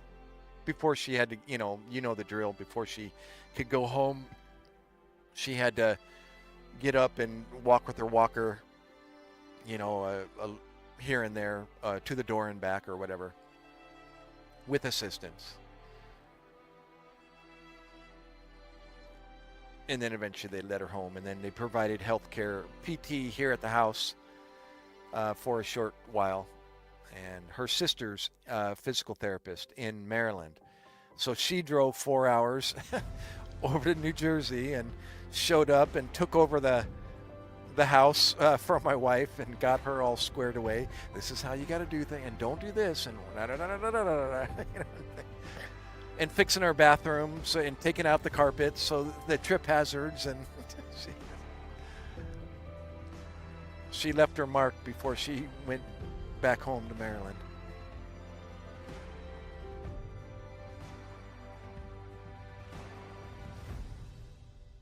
Yeah, it's true. It is a pretty cool family, even in pre-hospital emergency medicine.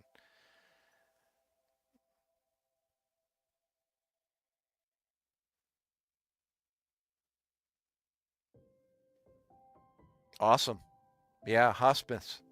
I'm telling you, if you haven't been told this before, I was told, whether it's true or not, but it makes sense that less than 2% of the population, can do what we did or do. And I mean, that's just that your comment right there. You chose to work hospice, as weird as as that may sound. It's understandable. It's not something everybody does. It's got to be something in you, that is that that makes it attractive. And a lot of people think think we're morbid for what we enjoy to do. Look at me in Iraq. I was like, let's go. I'm ready. And everyone's like looking at me like, seriously? It's like, well, unfortunately, that means somebody needs to be sick or injured in order for me to enjoy what I do. But, that's what I strive on. It's awesome. That's what I strove on, not any longer. And unfortunately, Iraq was the most boring campout I've ever experienced, which meant nobody was getting sick or injured, which is a good thing. But for me, what am I doing? La da da da. For 7 months? Try that.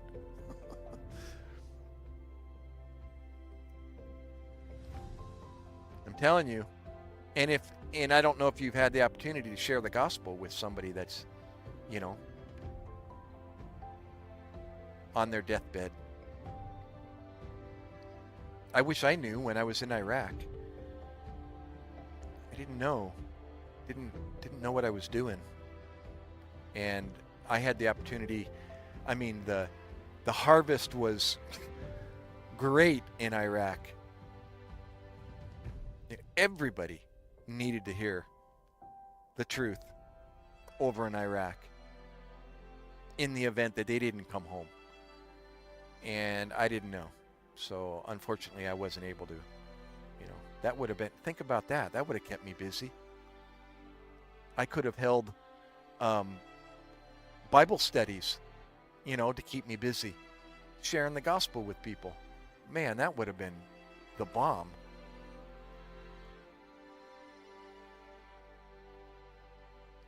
William, welcome back. If you haven't met William, Rickley, and the rest, Jeff, where'd you go? Bro, where'd you go, bro? Renton, Momshi, Joe, are you still in there somewhere?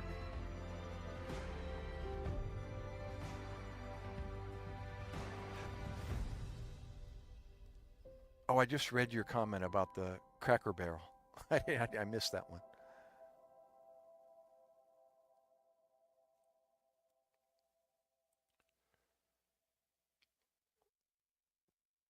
Mr. Bill, William.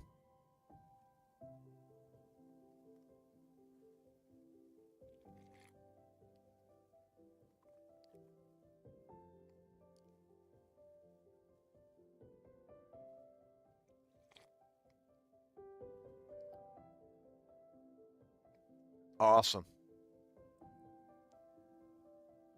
Hey, speaking of hospice, Brickley, I'll share with you, without going into too much detail. I actually started to last live stream, and I told everybody I wasn't going to go there.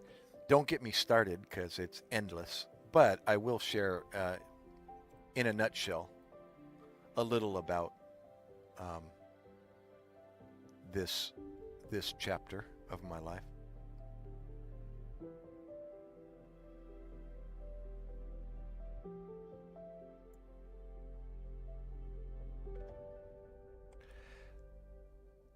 Well, that's a great field to be able to share with somebody the truth. Whether or not they choose to accept it is not up to us, but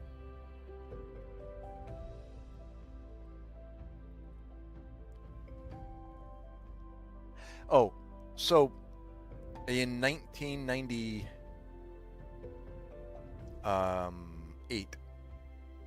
97, 98, I guess it was 98, I found myself in New Orleans, Louisiana, chasing a lady.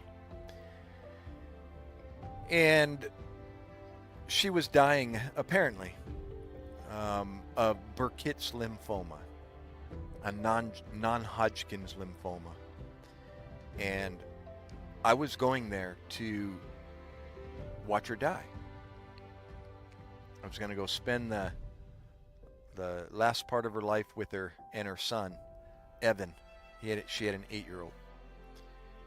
And why I was doing this was beyond me, but I even spoke to my physician advisor, my paramedic physician advisor in Oregon before I left to go do this crazy thing. And I was going to go to Louisiana to meet this lady and spend the last part of her life with her. And I actually was going to marry her. At least that was in the equation. That if it came to that I would. And she, at one point of this 8 months of being in Louisiana, she qualified for hospice care. And she was,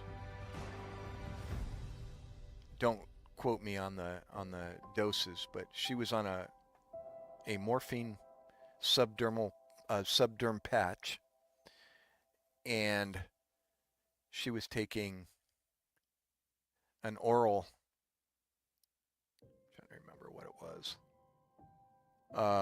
an oral narcotic as well.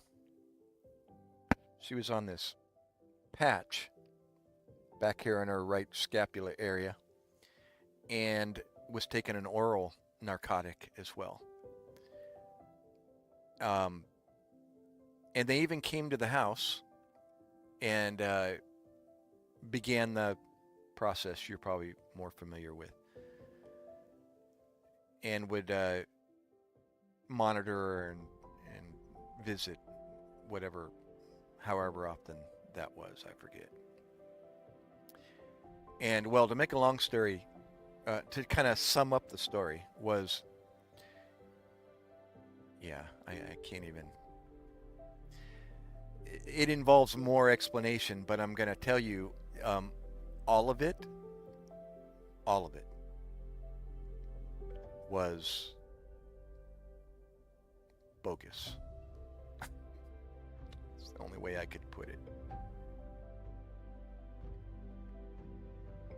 It was all made up. And I lived with her, and I saw, and I experienced. I was their caretaker, per se. I actually catheterized her and changed her catheter and cleaned her after she had seizures and the whole 9 yards. And she was faking it. All.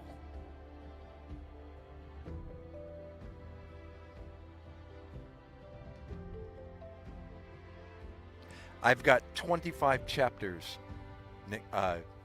Sabrina, in a blog spot online right now that I've never done anything more with, but I've got the names of 25 chapters from that 8 months in Louisiana with this girl, this lady.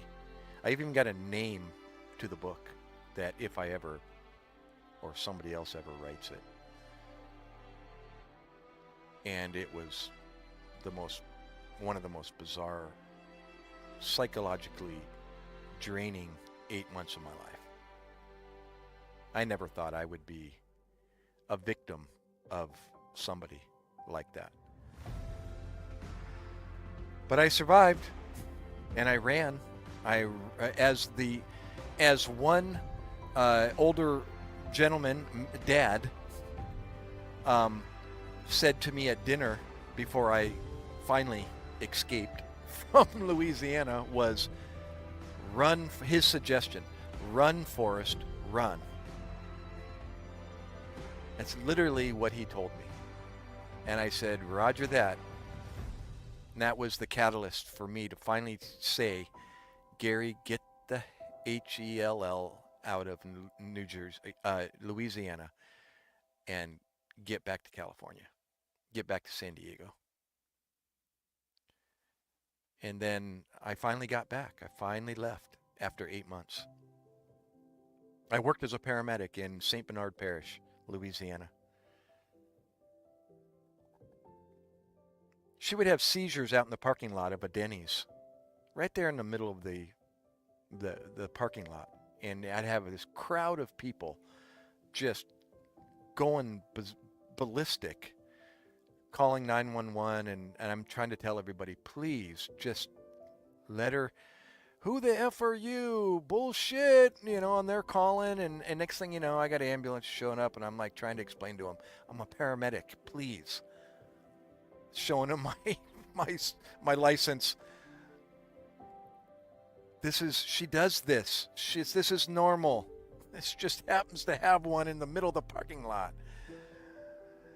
And so the ambulance has to now go through, the paramedics have to go through jump through the hoops, and then have us sign an AMA and then release us. And if she's eventually awakened, and next thing you know, we're going in Denny's and getting our breakfast. She was faking it.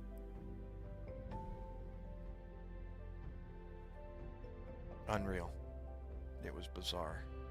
One of the most bizarre chapters of my life. I did. If you asked me today, what was her problem? Why did she do this? Who was she really? I don't know. But I do know that there was too many. It eventually revealed itself, and I and I started calling her out on it, and it was amazing how easily she could reel me back in and convince me that everything was legit. And I was like, oh God, I was convinced that this was, there's just too many loopholes in these, in the stories or sequence of events. And then next thing you know, she'd sit me down and she'd have this eye-to-eye, just calm, constructive conversation with me and answer all my questions. And I'd be like ready to, I was just like, something's got to, you've got to stop this. This is getting out of hand. And she'd say, okay, Gary, what's the problem? What, really? No, I'm here. I'm all ears. I want you to tell me what it is that you're, and I was the upset one, and she was as calm and all ears and wanted to hear me just tell her everything. And I would tell her, well, what about this and what about that and why'd you do this and why'd you do that?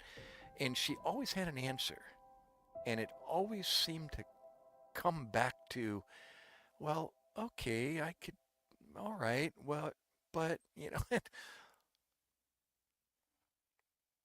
and I was a puppet.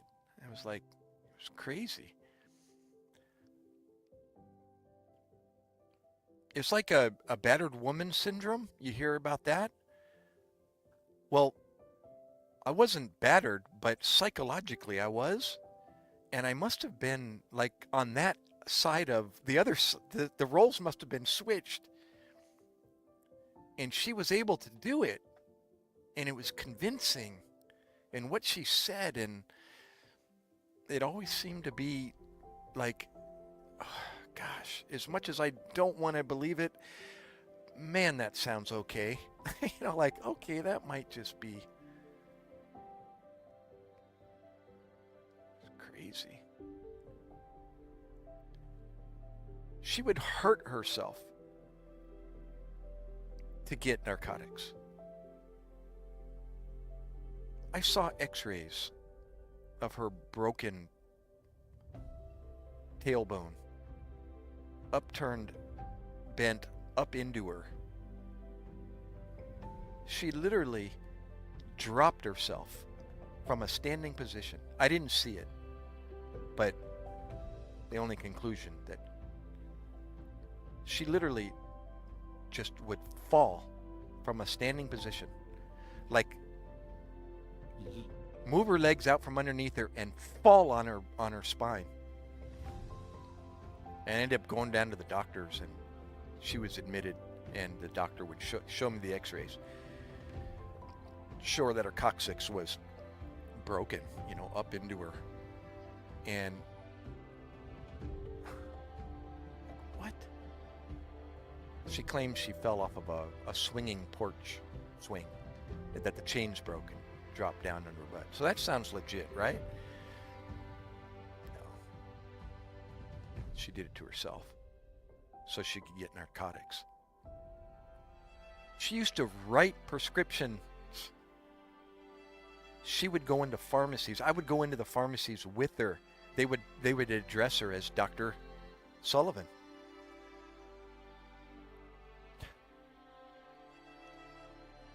She wasn't. She wasn't a doctor. I saw her script pad with her name at the bottom of it. She wasn't one. It's wild. I told myself I wouldn't go into this, but these are, I'm not making this up. I lived it. Oh my gosh. My own brother said, Gary, she was a hooker. She was a prostitute. And I'm like, that's the first I heard that. And I'm thinking, and I went, no, I don't think so, bro. And he'd ask me, was sex good? And I'd go, well, And I'm thinking, oh my gosh, I had all these people speculating. She was a prostitute. She was a con artist. She was a this. She was a that. I had a family member convinced that she was a spook, meaning she worked for the government. She spoke multiple languages. She could speak Farsi, Irish, Gaelic, English. Farsi is Iranian, um, or a dialect thereof. She spoke English, and she was an incredible guitarist. She played 12-string guitar and could sing like a siren. Used to hold me mesmerized always with her singing and her playing.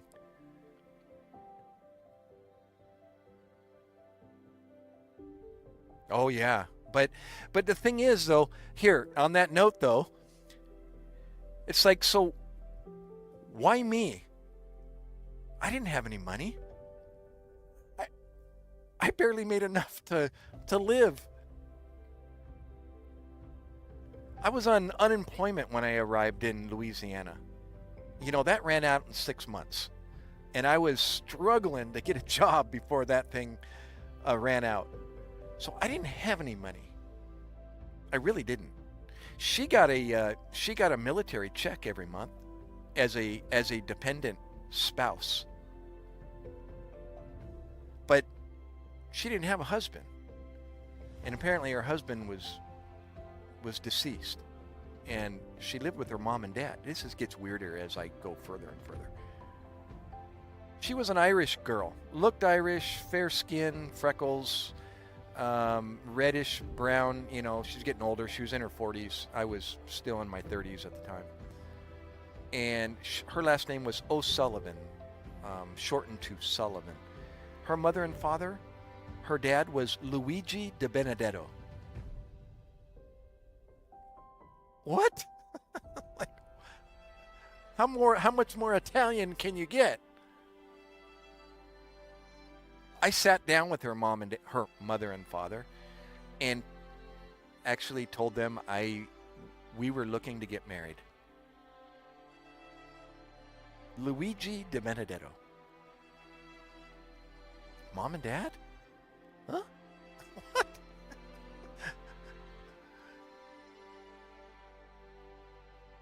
Yeah, well, you fill in the blank. I mean, that's the reason why I started writing all this down when I got home. I said, this is book material.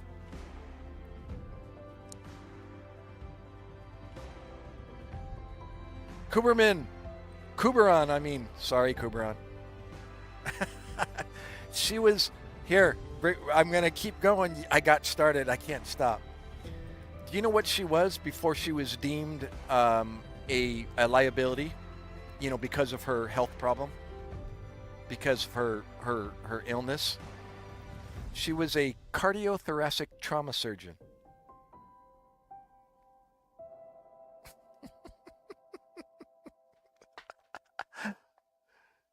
Oh, my battery. I got to just change the battery. Stand by. Hold on. I still got audio, but I got to change my battery here. Yeah, she was a cardiothoracic trauma surgeon. Medically retired, or had to stop her practice because of her illness. Which made sense, right? It's like, that makes sense. She can't work. She can't do surgery. When she has seizures and so on. Yeah, apparently. She wasn't, though. She wasn't any of it. When I first met her, she met me in scrubs. She had her scrub cap on and her scrubs, her that pale green scrubs. And she met me in the parking lot somewhere in Baton Rouge, Louisiana. I was staying in a friend of hers who gave me a room to stay in the interim while I was commuting to New Orleans to submit my resume and look for a job. So a friend of hers gave me a place to stay in Baton Rouge. And she met me in Baton Rouge when I first met her. And her friend and her met me in the parking lot somewhere. I don't forget which parking lot it was. And she arrived in her scrubs with her scrub cap on. And it was a costume, I guess. Yeah, I don't even know. I couldn't tell you. Well, actually, her mother and father called her Jamie, and her name was Jacqueline Sullivan. So according to Mom and Dad, that's what Mom and Dad called her. So, I'm going to go with that.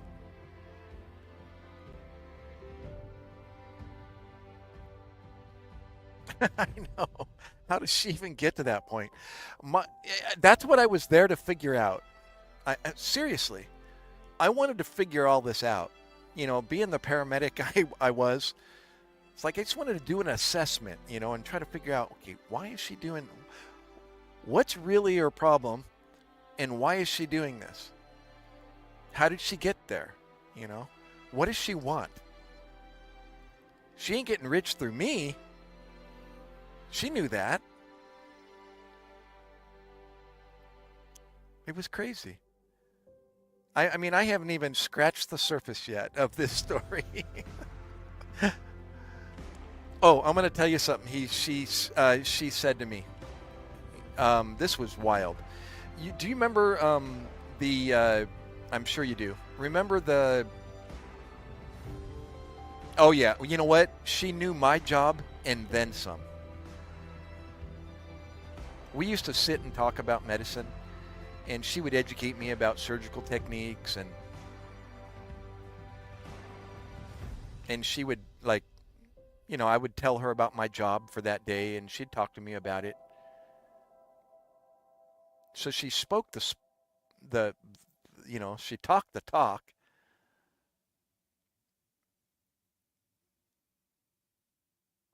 Oh yeah. Well, I don't know about surgical techniques because I didn't, so I wouldn't. I could be convinced probably and not even know any better. But yeah. Let's see. What was I going to say? Oh, do you remember the hurricane?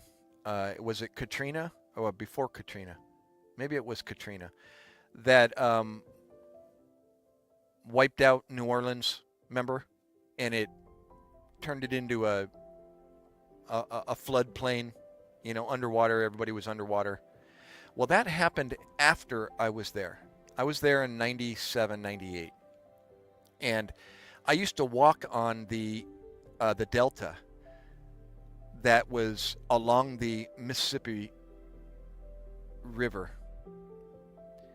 And that Delta was washed away and caused tremendous flooding, throughout the parishes there in Louisiana. Well, I walked on top of that Delta. It was a footpath. People rode their bikes, took Sunday walks, and roller skated and inline skated on top of that Delta. And she took me there and introduced me to that. And when we were doing a walk, I remember in the hot, humid Louisiana summer, I decided to confront her about, these like inconsistencies with her story and so on and so forth. And I just turned her like, I got to talk to you about something. She's like, again, okay, she's all ears, she's like looking at me, waiting. Go ahead. And I laid into her about, this and that, and phone calls and people and events and timing that was off and things that were said and things that never happened and, all of the above. And she said, she kind of got quiet and she kind of looked like she was thinking, and she says, Gary, she looked at me, she says, Gary, I've been doing this for over 20 years. And she didn't say what, but she says, I've been doing this for over 20 years.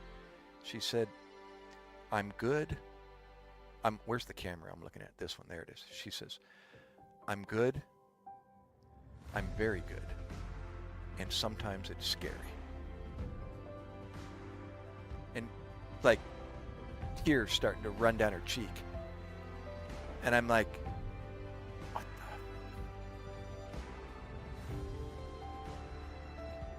the? And I just thought, what in the, what? What have you been doing for 20 years? And when she said she's good, she's very good, and sometimes it's scary, I'm thinking, yes, you are. And she never answered my question, and she said, I've been doing this for over 20 years. I'm good. I'm very good. And sometimes it's scary. And I just went, what the fuck? I walked, it's like threw my hands in the air and walked away and thought, who are you?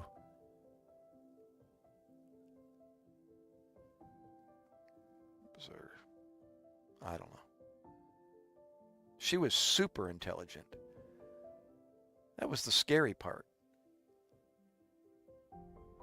You know, and when I sat down with her mom and dad and told them, you know, we were talking about getting married, they even said,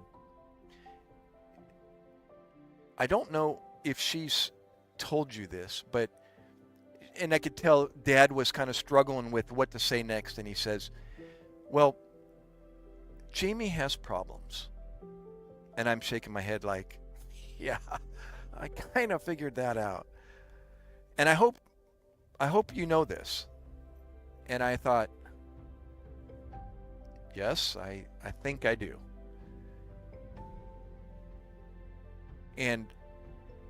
But they never said what it was. And I guess I didn't ask. But it kind of verified that, you know, there were problems. And they knew about them too. And then they said something alluded to, well, we didn't spend all that money to send you to school for nothing. And I thought, okay, so there is some, you know, advanced schooling, apparently. That kind of made sense. And I don't know, there were so many questions I never really had answered.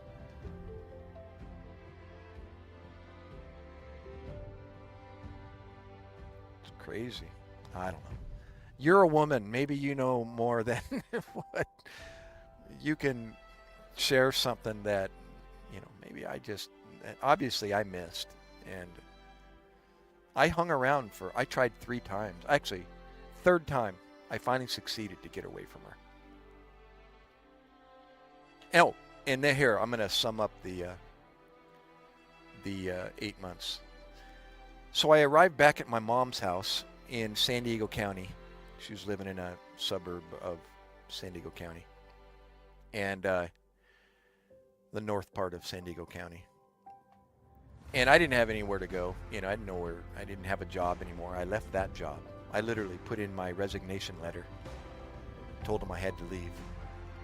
Sorry, thank you for everything, but I got to go. And so I left. And I was 36 years old. Driving back to San Diego. I get in town.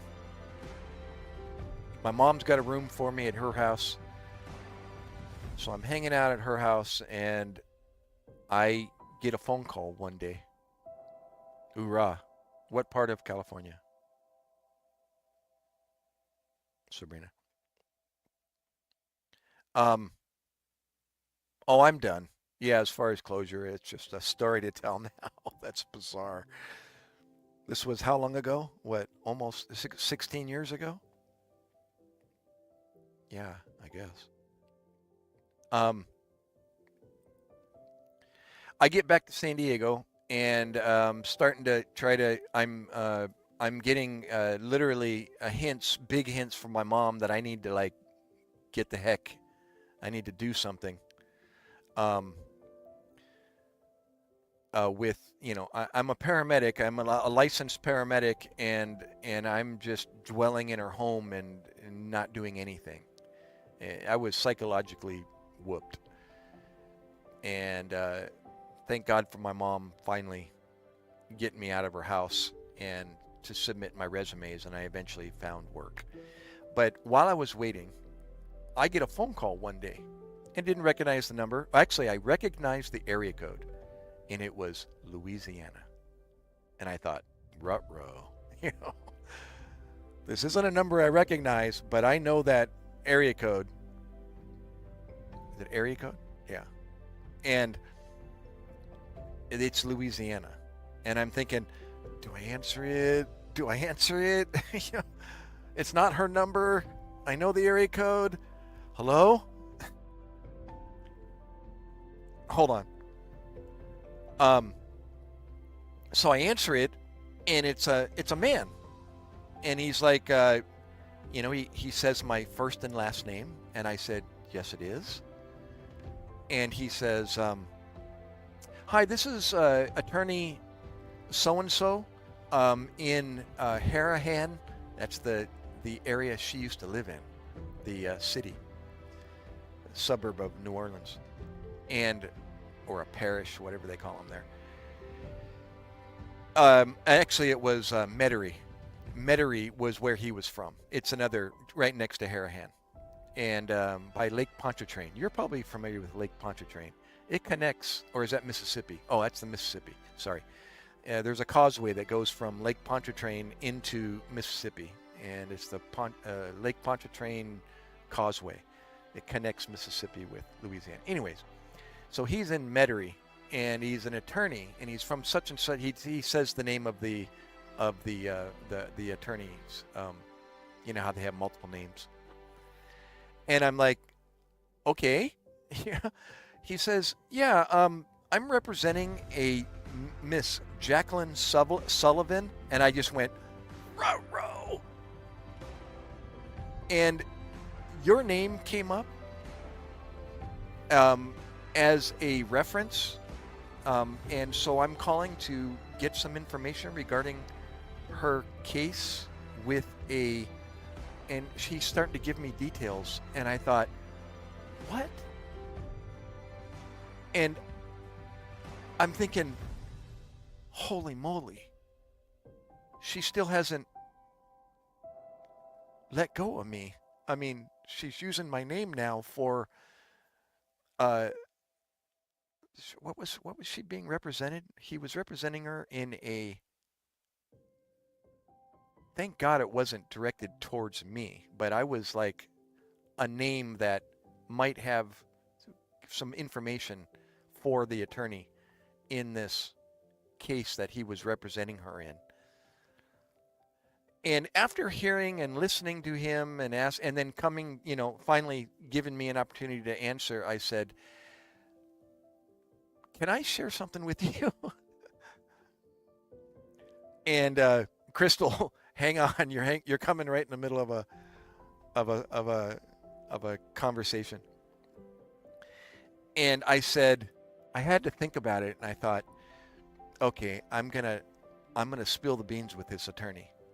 And I started telling him what I've told you in a condensed version about this lady.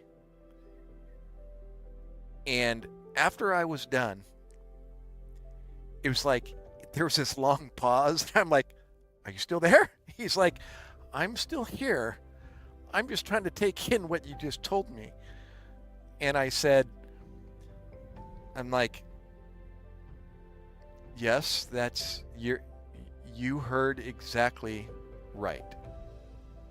And he's like, I've been an attorney for 17 years, and I consider myself to be like above the average Joe, in intelligence.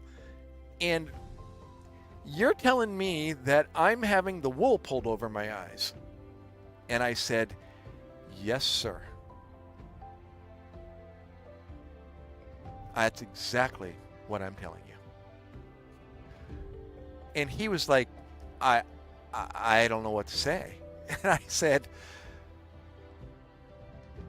I said, can I tell you? I think I said this to him. I actually did, I think. I said, can I give you some advice, if I may? He's like, yeah, sure. I said, run, Forrest, run. And I told him that's what I was told before I finally got back to San Diego and I got away from her. And he was like flabbergasted. And I said, you heard me right. I said, she's good, she's very good, and sometimes it's scary. And he was like, wow, thank you so much. I'll go with that. And if I need anything else, I'll be sure and get back to you. I said, I'm here. He called me 2 weeks later, and he said, I just want to let you know that I'm no longer representing Mrs. Sullivan. She's no longer a client of mine, but she's currently being investigated for fraud and, what was it? Fraud and there was one more. And I thought, there you have it. It was fraud and I don't know if it was, I forget. I'm thinking writing bad checks or, I don't know. And that was the end of Jacqueline Sullivan. Was that conversation with an attorney. It's crazy.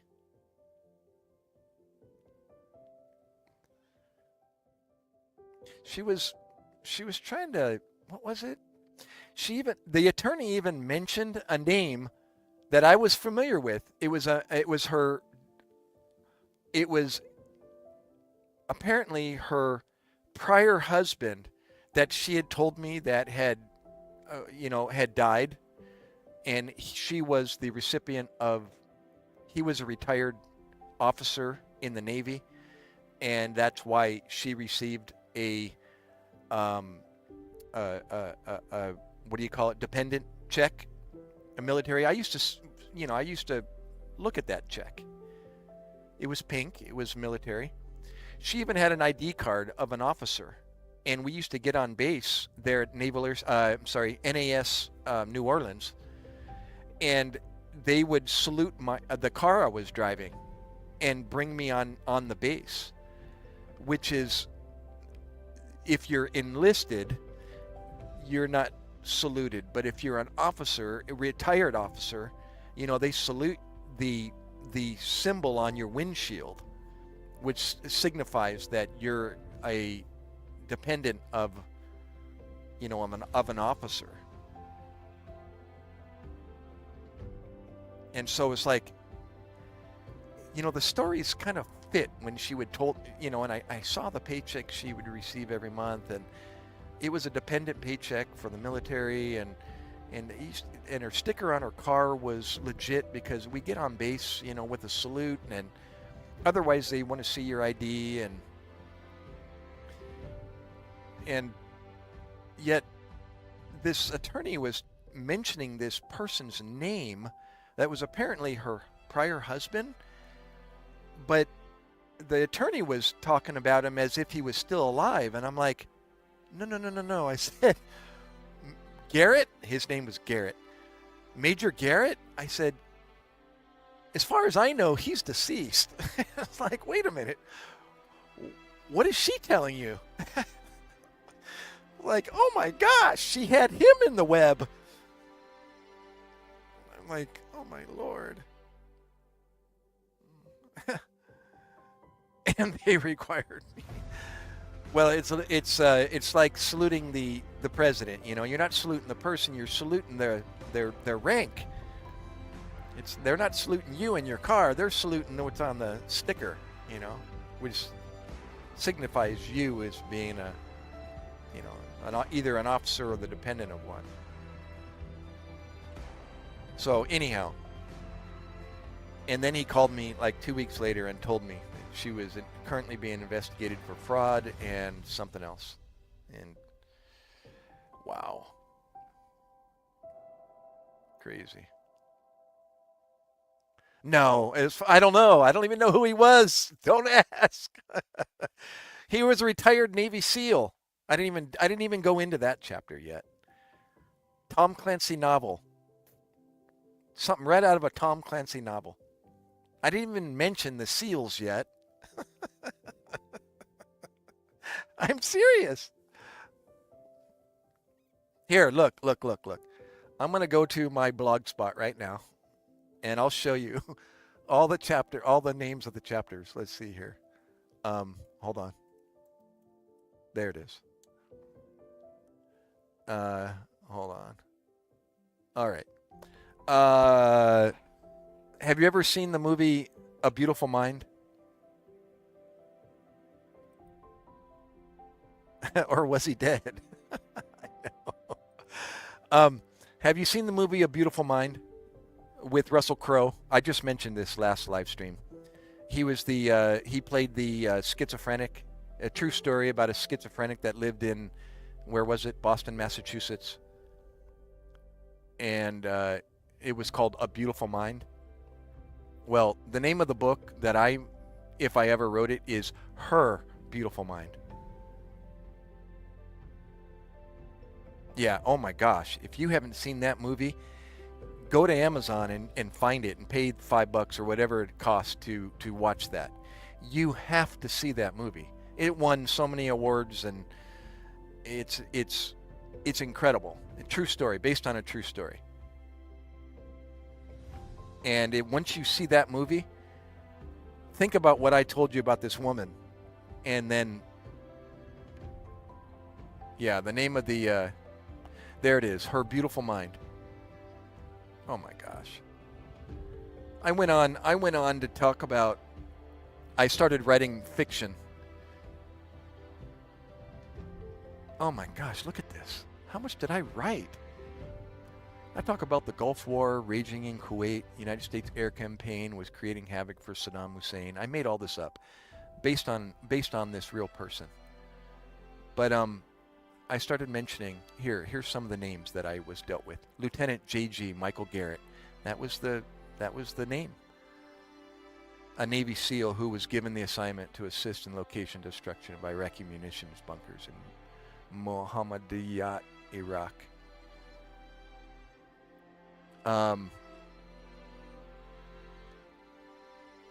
tried like introducing this, this whole story by creating fiction based on fact. It's kind of where I went down a rabbit hole and started getting myself really deep and not really knowing what I was doing.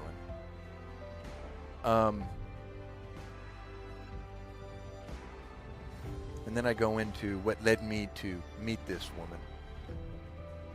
Sequence of events. Her screen name when I met her, truly when I met her online, was JDS. JDS, that's Jacqueline D. Sullivan. JDS1 was her screen name. That was for real. Talking about chat. Jacqueline O'Flaherty, pronounced O'Flaherty, was born in the northwestern province of Ulster, County Donegal, Ireland, to her mother and father, Mr. and Mrs. Thomas O'Flaherty. And this is based on what she told me. She grew up as would any other girl in this part of Ireland, playing in the wet summer evenings and enjoying a culture rich in song and dance. Through time, she became classically trained in voice and exceeded in playing guitar. Jamie, as her friends called her, was an exceptional young lady with many gifts. These gifts were destined to be discovered.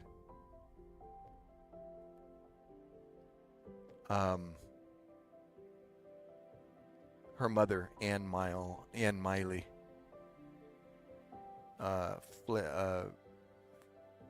fled to New Orleans, Louisiana in the 70s. Jacqueline was 15 when she and her mother arrived in New York City. I'm just kind of skimming over what I've written.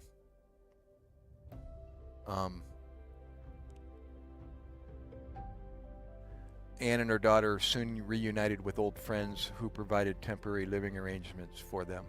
Anne would later remarry, and Jacqueline would begin her studies in medicine at Tulane University in New Orleans. It was here one evening that an unfortunate turn of events transpired while Jacqueline attended night classes. It was winter in New Orleans, 1974. Can't believe I wrote this. Conversation reveals that Jamie is in the medical field as I am. I'm a paramedic, and Jamie claims she is a cardiothoracic trauma surgeon at the prestigious Charity Hospital in New Orleans, Louisiana. My breath is taken away as the excitement of this news urges me to hear more, yet suspicion sways me as well. I can't help but to strike up a medical conversation, to exchange war stories, and to challenge her integrity. Jamie knows the lingo well, almost too well. She definitely knows my job and then some. I ask her to elaborate on the specifics of her job, when which she becomes almost animated to do so by going into specific details on different surgeries and techniques. I am all ears at this point and feel as if I'm a student listening to a professor lecturing in his class. An exchange of phone numbers soon follows. This allows us... okay, let me keep going here. Jamie tells me of an amazing relationship with a former and now deceased husband of hers. His name was Michael Garrett, and he belonged to the Navy's elite Special Forces group, the SEALs. How she became romantically involved with Garrett and professionally associated with the team is something you would read right out of a Tom Clancy novel. As other members of the team were introduced, my internet phone relationship grew. Names such as Lieutenant Commander Charles Wallace, a.k.a. Chuck, Commander David Campion, a.k.a. Campy, and Gilla are frequently spoken with online, each with a distinct personality of their own. This I did. Oh my gosh, I'm getting emotional. This sucks. It's like I'm reliving this. This was what in the world happened to me?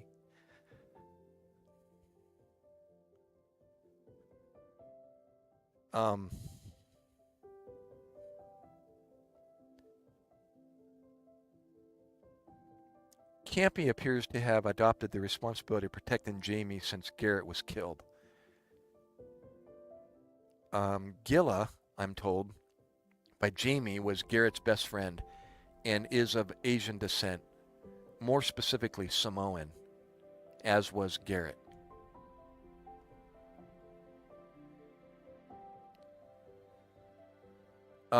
Garrett and Jacqueline would eventually get married and have a child between them, a baby boy with red hair, pale white skin, and a slight Asian influence in the eyes, named Evan. I met this little boy. He used to call me Mr. Gary.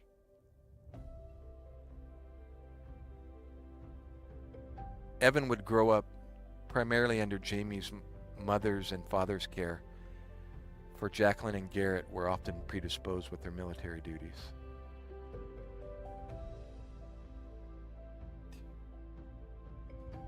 What the frick happened to me?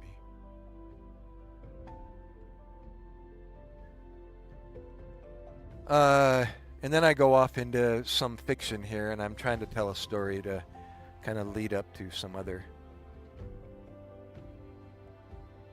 I'm not going to go into that because that didn't happen. This was all fiction. Like, again, the part I just read you about Garrett and all the Navy SEALs names and the different peoples that I spoke with online, that was all true. That was before I left for New Orleans.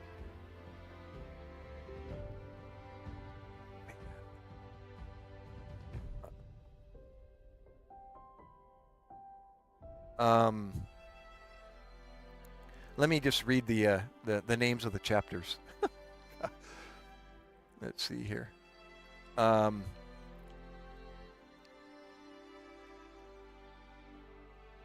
thought I had a list of all the chapters. Yeah, I know, it sucks. I didn't even know that I was gonna feel that way when reading this. Wait a minute. I listed 25 chapters.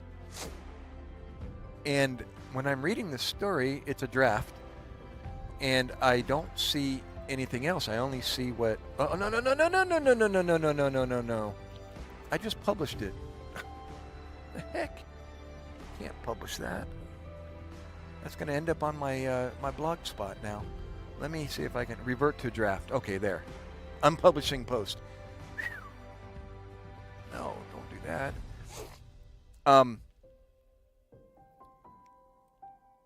Links?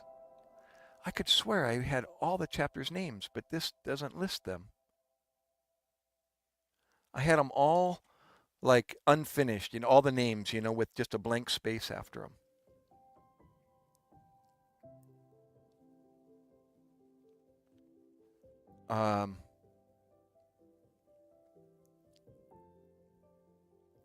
Let me read another part of this. Here, this is when I met her. Oh my gosh. Okay, wait. Here it is. Oh, there are names. There we are. Okay, there are names of the chapters.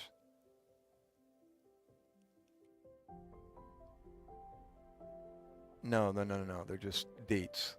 Okay, never mind. It says I'm actually leaving Oregon, where I was living at the time, before I drove down to Louisiana. After filling 2 gas tanks in my Ford F-150, I'm on my way to Christine's apartment in Baton Rouge, Louisiana. 12 tired hours later, I arrive at St. Jean's apartment at Chris's upstairs doorstep. I knock on the door. She answers the door, smoking a Marlboro cigarette. I'm invited in and I'm told to put my things down in the back bedroom. Chris gets on the phone to call Jamie to let her know I have arrived. All right, William. Thank you, bro. Moments later, Chris is on the road for the 70-mile drive to pick up Jamie in New Orleans. I sit down in her papasan chair to relax. I lock the front door and drift asleep minutes later. The metallic tinkling of keys opening a door lock awakens me from my sleep. The apartment door swings open with Christine emerging past the edge of the door first. A cold breeze brushes past my bare legs. My eyes follow Christine as I anxiously await for Jamie to emerge under the doorway next. I stand up in anticipation and respect. Jamie is wearing light green surgeon scrubs. I thought I met her in the parking lot. But anyways, Jamie is wearing light green surgeon scrubs and a tight surgeon's cap wrapped around her head. She unties the drawstrings, removing the cap, and walks briskly past me. My eyes follow the short figure across the carpet towards the kitchen. She doesn't even seem to notice me. I feel an ear-to-ear smile grow on my face. All I can do is admire the person who I haven't seen until now. I get up, walk slowly towards her, and scan her up and down. I cannot help but to circle around her and survey every part of the person that I had only known by voice and text on a screen. She never had sent me a picture. For some reason, I had trusted the description bragged about by the username Chuckley, to whom I candidly talked with at length over the past 2 months online. Remember the Navy SEAL names that I mentioned earlier? Well, this was Chuck. The person that I saw now closely resembles the short Irish redhead described to me, who wore round glasses like those of the late John Denver. Her meticulously manicured fingernails accent her pale white skin, as do the light freckles on both her high cheekbones. She has a small nose. Her upper lip is thin with a full bottom lip. She says, "Do you mind?" She politely turns and confronts me with raised eyebrows. "You are hovering." A slight warmth covers my face as I lower my head and step aside. "I'm just trying to see what you look like, Jamie. You have not sat still since you walked in the door." "Let me take a look at you!" Exclamation point. I say with excitement. Her short red hair settles into place as she lowers her arms to her side and looks at me. I continue circling around her, touching her lightly to finally feel what I had been talking to the seemingly long last 2 months. Christine comes out from the back room and tells us that we can stay in her room tonight. There's only a mattress on the floor, but the sheets and comforter are clean, she says with a smile. I'll sleep with my kids in their room. Don't worry, it's not a problem. I have to get to sleep. Work tomorrow, she states, rolling her eyes and closing the door behind her. Christine has only been in her apartment a couple of days. Boxes are still unpacked and furniture has yet to arrive. I am sleeping in my sleeping bag on the living room on my Insulite pad. The shag carpet is a luxury compared to the vinyl bench seat of my Ford truck. Everything seems to be okay so far. And that's another, gosh, I can't believe I wrote that much. And I'm talking about camping out in the truck behind the Walgreens. When I was staying in New Orleans, I was still looking for work, so my truck I was 70 miles away from New Orleans, and so it was, it wasn't convenient to just turn around and drive back home, and sleep that night when I'm already in New Orleans and I'm there with Jamie and she's living in her house with her mom and dad, and occasionally she gave me a place to stay at her mom and dad's house, or otherwise I would just not want to be an inconvenience and I would just sleep out in my truck and go drive behind some Walgreens and camp out in the back of my truck. So I wrote about that. And oh my gosh, here's the names. Meeting the Mormon Missionaries. That's one of the names of the chapters. The next one, Over at Jamie's House with the Missionaries. Going to Church is the other name. Getting Baptized, another chapter. The Riverboat. Swimming in Lake Pontchartrain. Meeting Gilla. Lieutenant Campy on Bourbon Street. Hiding in the Tree. Phone Conversation to Nowhere. The next chapter, 9687 Alpha Bravo Zulu. Oh my gosh. I'm trying to read the comments. Yes, I'm looking at the comments.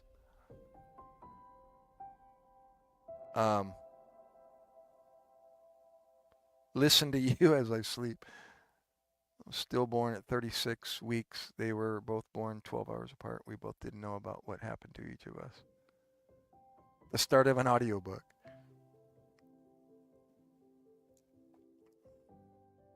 Triplet, my sister and I got pregnant together. She almost died in the whole table.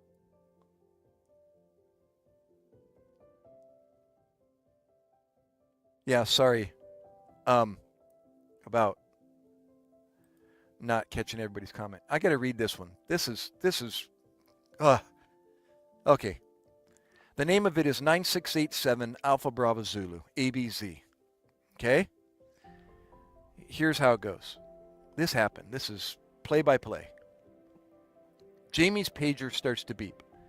She reaches down and removes her pager from her hip and looks at the incoming number on the LED display. A disgusted grimace wrinkles her brow as she lips profanity. And then the F-bomb. I see the words form even though you can't hear her. She unclips her cell phone from her waist and refers to the pager for the correct number. What's the matter? I ask with concern. It's work, she says. She stares straight ahead, holding her left hand straight out, palm towards me. Signaling to keep quiet. She finishes punching in the number, placing the mobile phone to her left ear. Sullivan, she answers with a deep and brisk response. 9687 Alpha Bravo Zulu. No, this line's not secure. Stand by. Pull over. She turns to me and barks a strict order. The weather has turned for the worse, and the rain is in a heavy downpour. It is in the heat of rush hour. I signal to pull the small Nissan sedan, it's her car by the way, over to the right, but don't have enough time to make the lane change. As I pull up behind the traffic backed up at the stoplight ahead of me. Jamie immediately opens the door, steps out into the torrential downpour, walks to the front of the vehicle, and begins to pace from left to right in front of me out in the middle of stopped traffic. She keeps her head down and is obviously upset as she speaks to her work on the other end of the line. Within seconds, she is soaked from head to foot. Her hair hangs and sticks to the front of her face. The light has already turned green, and honking ensues behind me. I'm beginning to get nervous and realize that my hands are tied in the present situation. Vehicles are becoming impatient and begin to pull from behind me in order to continue to their destination. Jamie's safety is now an issue, for she's in a bad position in the front of the car, out in the rain. After what seems like an eternity, Jamie walks back to the passenger door, opens it, and sits back in the seat. Effing idiots. Let's go, she angrily projects with pressured speech. We turn left on Dickory Avenue and proceed to her residence. If you want to look on Google Earth and look up Dickory Avenue in Harahan, New Jersey, you will find it. That's all I wrote on that chapter so far. That happened. Every part of that right there that I just read happened to me. And I'm just sitting there at the driver's seat watching her. Rush hour traffic. It is if anybody knows how it rains in South Texas, Texas period, and Louisiana, you understand how heavy of a downpour it can be. It's like the whole sky is opening up. She was in the middle of that, pacing back and forth in front of her Nissan car. And I'm just sitting there with cars honking and pulling out from behind me and going around, and she's pacing back and forth in front of the car with her cell phone to her ear. Crazy. The next chapter is rape. Unbelievable. I could read that to you, and it's just craziness. This next section, called rape, is exactly what I went through. You're probably wondering, what the heck is that chapter all about? Unbelievable. Amen.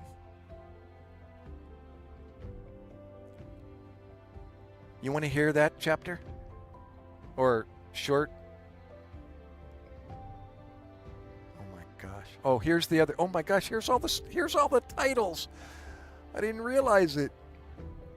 The next chapter, Hospice. I told you a little bit about that already. Coffee, Coke, Slurpee, and Benson & Hedges Menthol 100 Lights. The next chapter, Setting Up the Fountain. The next one, Conversation with Mom and Dad. I alluded to that already, sitting down at the table and telling her mom and dad I was going to marry her. The next chapter, Losing It All. The next chapter, Missionary's Gift. Here, let me read this. I've already told this story before. Oh, wait. I don't have it all there. The next chapter, Gilla Through the Window. Baton Rouge Explosion. Datsun Pickup Spotted. Staying with Uncle. Dysuria. That's difficulty urinating. And Brickley already knows what that is. Evan. Jamie and Garrett would have a son between them. Swim lessons is the next chapter. The next chapter, Dad's Gonna Call Me. And the next one, Pharmacy Taxi, AIDS, AIDS, Dr. Sullivan, 2% lidocaine, Bus Depot, Porch Swing, Broken Tailbone, Seizures, Painful Stimuli, Di Benedetto's Encounter. Oh my gosh, I could tell you about that. Denny's, I already alluded to that seizure in the Denny's parking lot.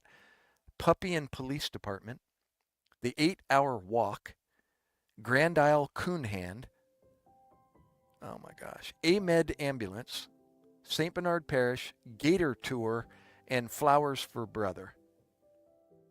Unbelievable. I could write forever. This is crazy.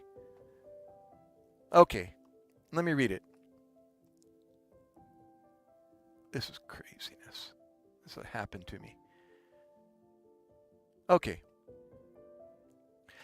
I, a paramedic myself, was working these very streets one afternoon, clearing from an unknown medical. There's something before. Okay, rape. Sorry, go back. Rape is the title.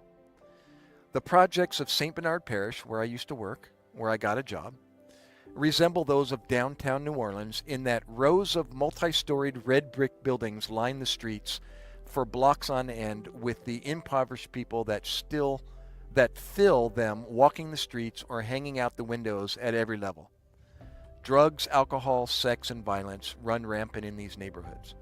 Working as a paramedic in these projects can be an adrenaline junkie's dream, yet another's nightmare. I, a paramedic,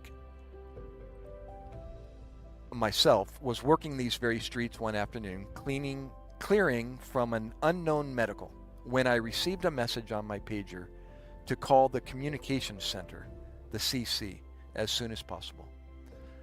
Let me put this music down a little bit more. There we go.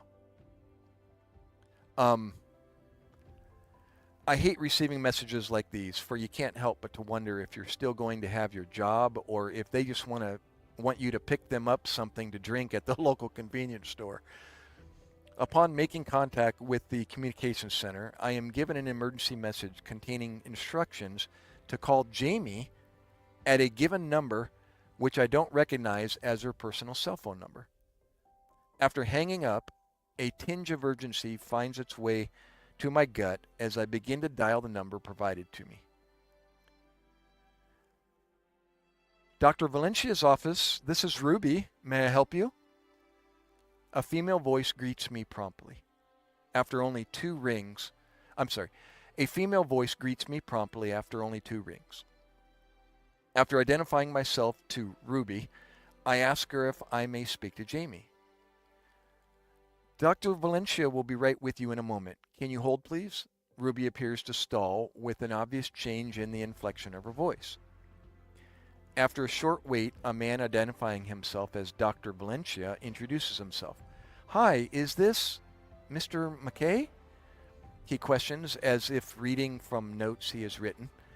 Yes, this is he, I respond with anticipation. Yes, this is Dr. Valencia, OBGYN out of Metairie, Louisiana. I have here Jacqueline Sullivan. Your significant other, is she? He asks. Yes, I respond, keeping it short. Why, yes, Jamie's been involved in an assault. She would like you to come to the office right away, he informs and politely asks me. Is she okay, or? I ask with a concerned tone. Yeah, she'll be okay. She's fine. She's just asking that you be here, and she needs a ride home as well, Dr. Valencia informs me. Okay, tell her I'll be there within the hour. I'll be coming from St. Bernard Parish. Tell her that I'll call her. Sure, no problem, Mr. MacKay. I'll tell her. Be careful on your drive over. Okay, I will. And thanks, Dr. Valencia, I tell him.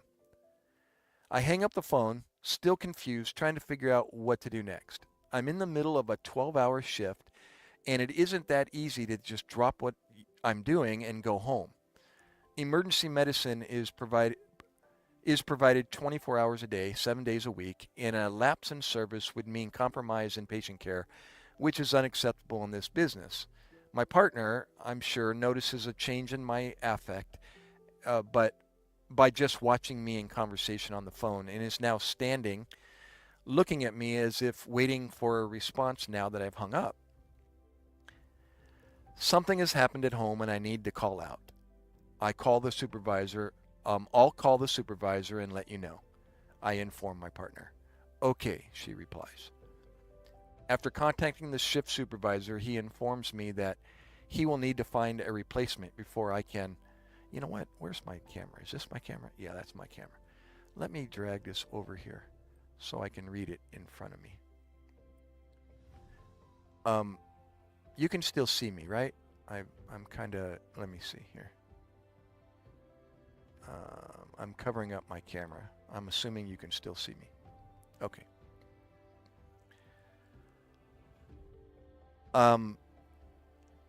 After contacting the shift supervisor, he informs me that he will need to find a replacement before I can leave.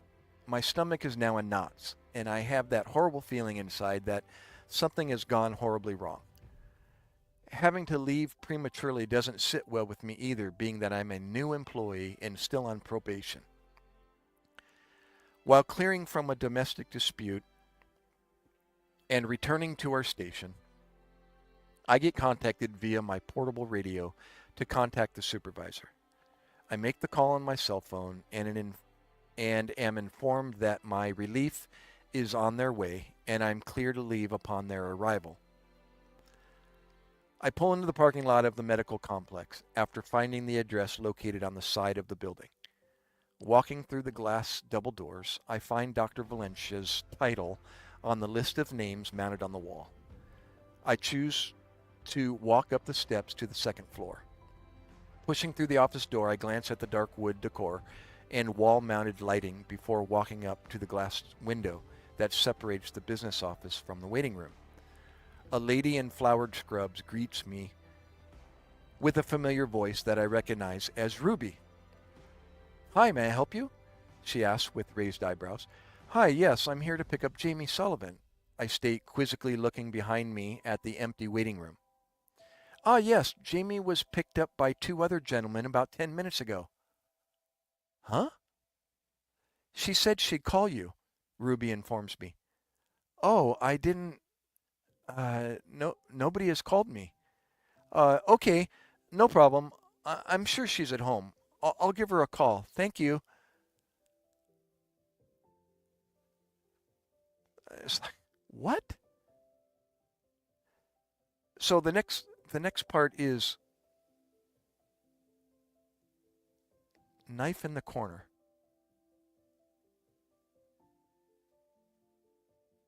What am I'm reading what I've written. It's unfinished. And so I can actually finish this with my own words, but it looks like that's as far as I got with that chapter. But the next part of that is the knife in the corner. Jamie is elected to stay with me at my apartment since she was assaulted. Okay, and then it goes on here.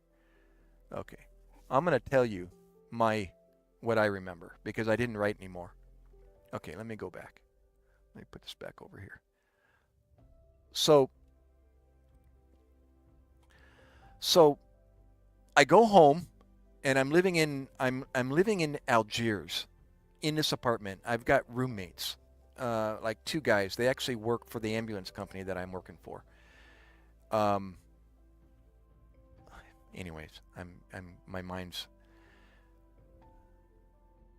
They were EMTs. I was a paramedic.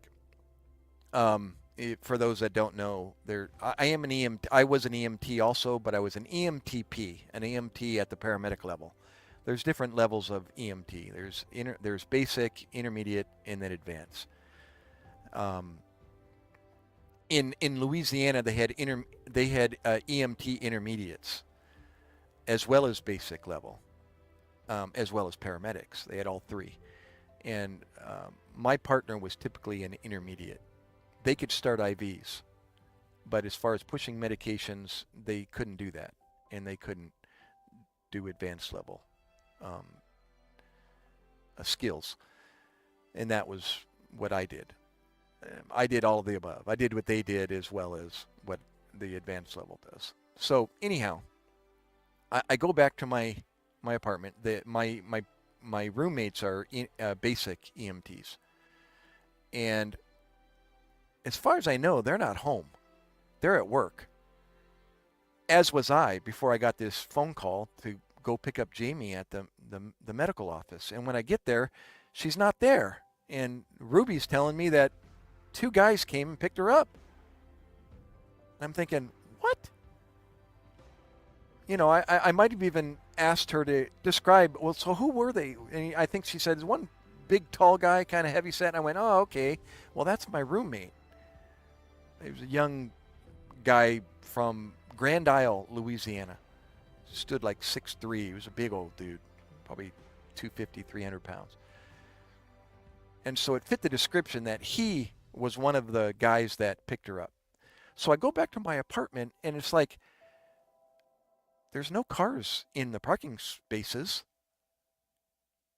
And she doesn't have her car. She's not driving her car.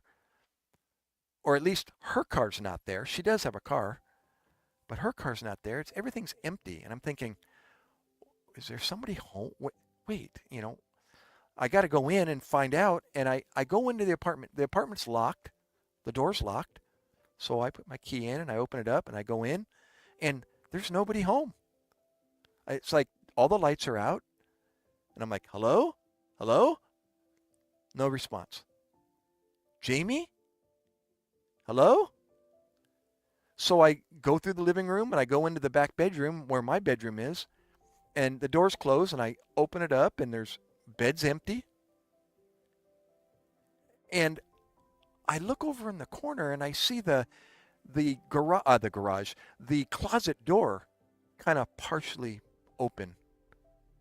And I'm kind of looking back there going, what the? And it's like, is that somebody in there? And now I'm getting nervous. I'm like, I flip on the lights and I can recognize, it looks like Jamie's back there in the closet. And I'm like, Jamie? And she's not saying anything. And I go back there and I open the closet door, and Jamie's knelt down, crouched down in the corner with this big old butcher knife in her hand. I swear to God, that's what I opened the closet door to. And she's like freaking deer in the headlight looks. She's got tears coming down her face.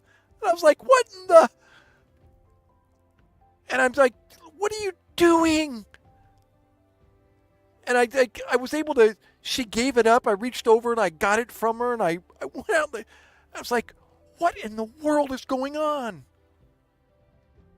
And she's just like trembling. She's not saying anything. I was like, oh my gosh. I'm trying to make sense of all of this. And now I see her in the closet with a butcher knife in her hand. She goes to tell me this story that she was driving near the Superdome there in New Orleans, and she was rear-ended by another vehicle, like a bumper, a fender bender. So she pulls over to do what everybody else does when they're hit. And when she gets out, apparently 2 or 3 black guys approach her and they assault her. And then she eventually, they I don't know if they sexually assaulted her or what. And then she calls 911, the police come, and they actually take her vehicle, they impound her vehicle, take it down to the police station for evidence. And they take her down there as well, and they get a statement from her, and she files a report. And they've got her car in for evidence. And I later go down after the fact, after finding her in this closet with a butcher knife in her hand, and she tells me this story and find out where her car is. And I actually go down to the police station, and they've got her car in a area where they fingerprinted the entire car. It had fingerprint dust on all the handles and everywhere. The whole car was full of fingerprint dust. And she gets her belongings back in these sealed foil-looking see-through pouches, all of her belongings, and she gets it all back. And we eventually drive the car back home. So as far as did this really happen? Apparently, yes, it did. At least so far, everything's pointing towards something happened. And they took a report from her and fingerprinted her car to try to look for, they couldn't find whoever it was that did this to her. And that's what she apparently is suffering from, this whole event, which caused her to go to the doctor's office. She didn't go to the ER. Apparently, she went to a doctor's office. And then from there, somebody picked her up and brought her home. And apparently, it was my roommates. I think I found out my roommates did pick her up and brought her home, but they had to go back to work. Hence the reason why there was nobody there when I got there, no vehicles. And so it's like one thing after the other. Stuff like this was happening. And I was just, what do you do? What do you do? Do you stay with the person and try to figure out what's going on? And then she would, oh my gosh, it's just crazy. One thing after the other. She would have seizures and become postictal afterwards. And that's just a long word for having an altered mental status after a seizure, which is quite common. You can ask anybody in the medical field. And they go through a period called a postictal phase. And eventually the seizure wears off and their mentation comes back, and then they, urinating, becoming incontinent is very common, during a seizure. And she would have seizures in her home on her couch, and I would sit there and watch and wait till she was done and then have to clean her afterwards. It was very common for me to go through these motions. It was crazy. And you know what? Oh, I know it's wild. It was wild. It's like, it was right up my alley because, I did this for a living. I was an EMT for 4 years, and I took care of patients, from the basic level, transporting them from point A to point B, for doctor's appointments, from their nursing home to the doctor's appointment and back, or from their home to a doctor's appointment, and then pick them up and take them back home because they couldn't be transported in an upright position. They had to remain lying flat, hence the reason for our gurney. So this type of patient care is like, that's what I did for a living. And now I'm living with a person that actually is, sick, apparently. It's like, I know how to take care of people like this. It's what I did for a living. But to actually be involved with somebody, on a daily basis, and then to have these chapters present themselves like, I was going nuts.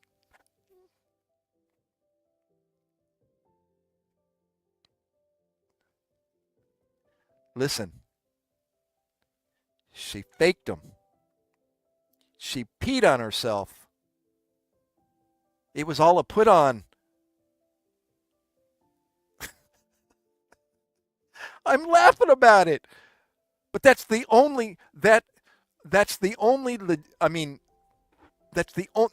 best answer that I can.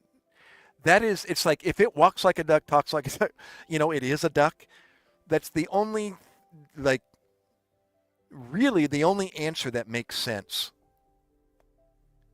She was good. She was very good. And sometimes it was scary. She faked it all. That hospice care that she was receiving at the end? She was deemed, they figured it out, and they stopped it. She was on hospice care for about 2 weeks. And then eventually it stopped.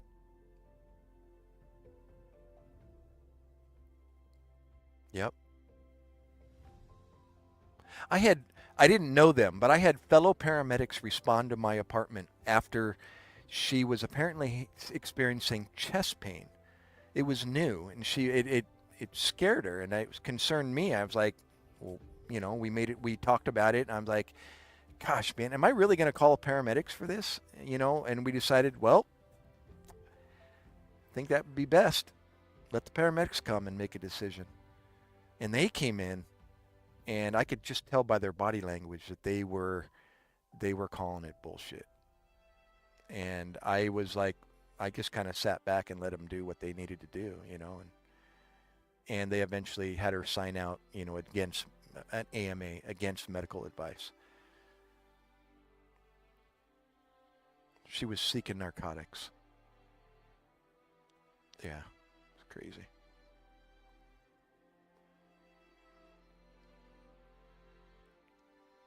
Yeah, I know. Well, what it was, they deemed her unqualified.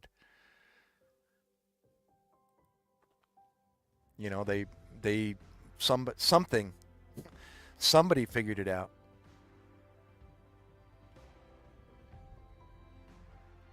Yeah, I know. I know. It was crazy. I remember calling an emergency room that I had transported to before, and the ladies there remembered me. So I called them on purpose because they knew who I was, and I confided in a nurse, and I said, "Listen, this is my situation. I'm here at the house. My girlfriend has seizures. I deal with them, and I change her, and I convinced her to give me a cath kit, and I went down to the ER and I picked it up. Can't believe she pulled that one off. But I remember going down to the ER and picking it up. Had it in a bag already for me, and they handed it to me. And so I took it home, and they gave me it was like a crash course in service on how to catheterize a female. And I won't go into detail, but they like said, here's what you got to do. And I was like, all right, sounds easy. They said, you'll figure it out. I was like, all right, thanks. And I went back to the house, and I catheterized her. So she could piss. Unbelievable.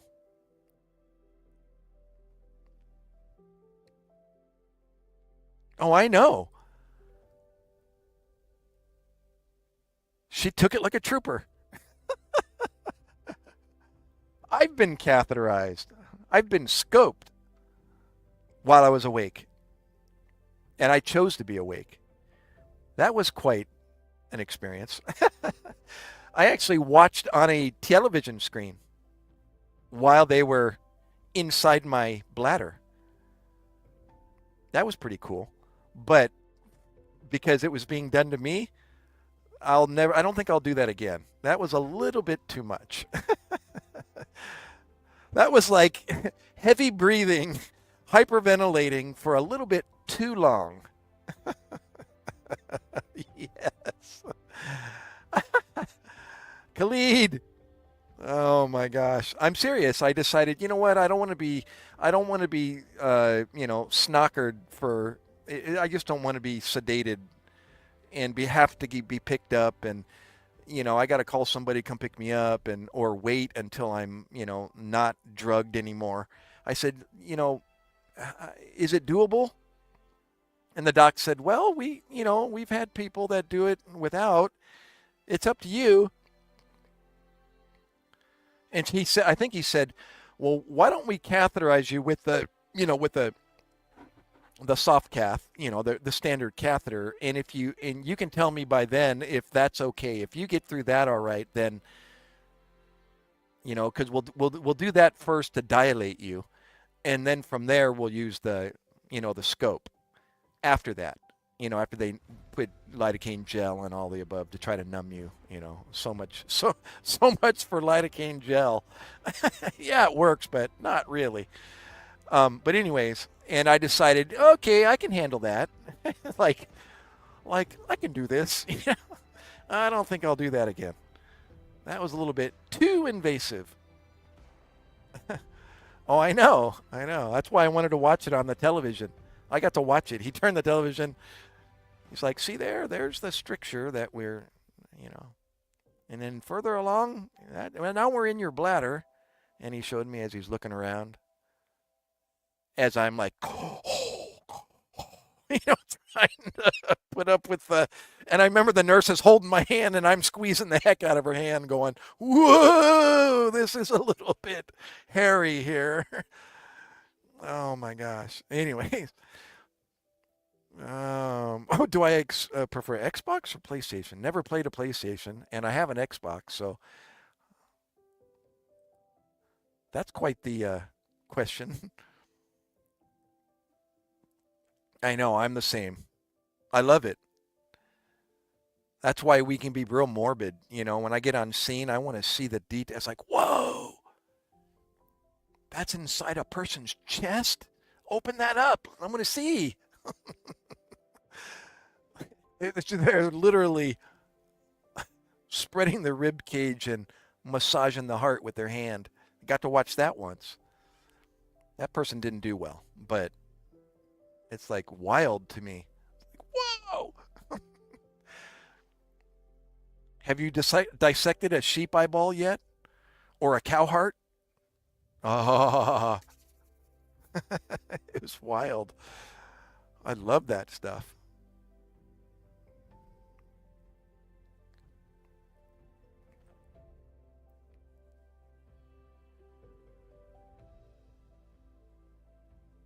I know. I know.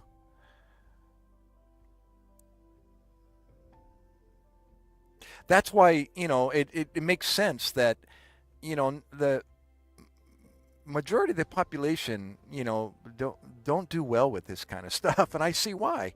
And I even say, you know, these kids coming back from war, you know, from Iraq and Afghanistan, you know, and the horrendous stuff that they see or saw and or, you know, experienced, no wonder they're suffering from PTSD. Because 98% of the population doesn't do that kind of stuff. You know, they don't do well with that stuff. They would rather not.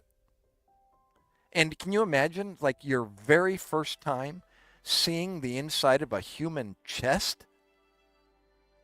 Or, you know, an amputation or, you know, a morbid injury, you know, where you can see all the layers of your body. You know, no wonder these guys come home and they're twisted. You know, and yet here I am going, you know, people look at you like, whoa, dude, that guy's a nut. And it's like, no, I just love my job. It's incredible.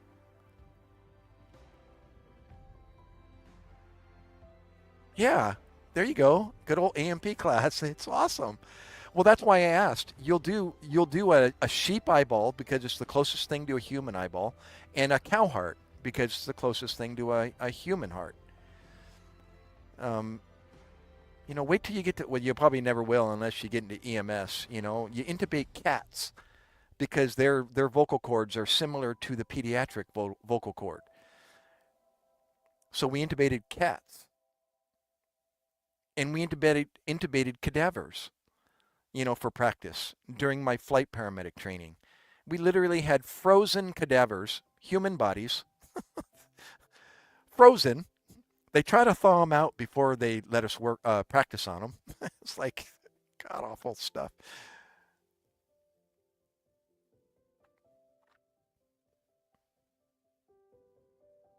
Bryson, I'm retired. So I was a paramedic and a Navy medic or a Navy corpsman. Navy corpsman.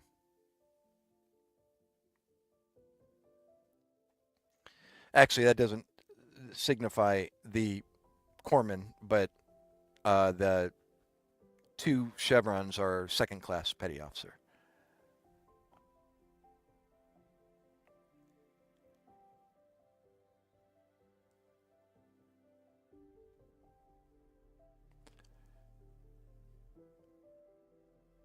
Selena, it's okay. I'm you missed out, I think, on some cool stuff that I haven't shared before.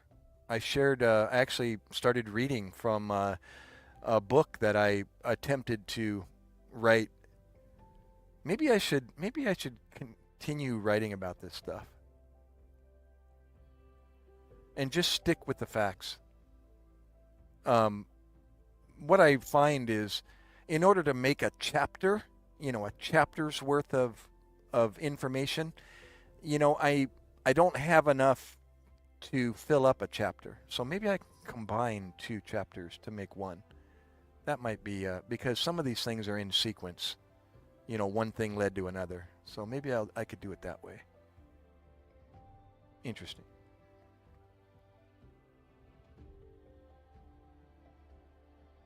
This dude needs to have his hard drive scanned. See what I mean? Yeah, people come up with responses like that, about the way we,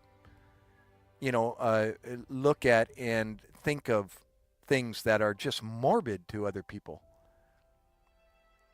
I mean, I might have been, some might have even called me what they call a cowboy in the paramedic field because cowboys aren't really those that some paramedics, think that it's not appropriate for instance, in the event a child is, brutally killed in one way or another, that's not something that you want to be known for, that you want to go in and see it. That they give you a title of being a cowboy, somebody that is just going over and above what is appropriate, I guess. And it's not so much that I want to see it, but I guess it is, how would I react if I was put in that position, where I needed to treat, a pediatric, been there, done that. And as it doesn't matter. It doesn't matter whether they're a premature, a baby being delivered, or if it's a 100-year-old who's dying of, of being 100 years old. It really doesn't matter. It's injuries are injuries, a body's a body. Anatomy is anatomy, and it comes in small and large.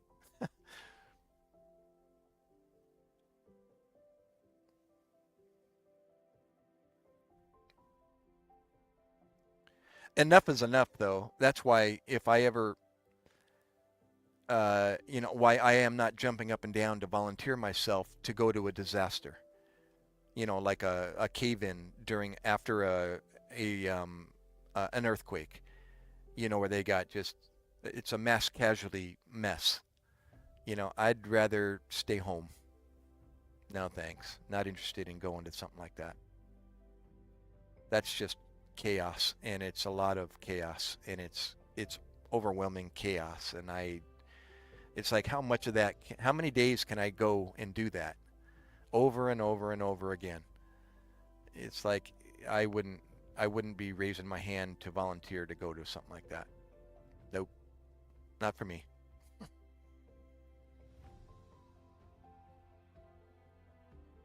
Could not be. Yeah. I mean,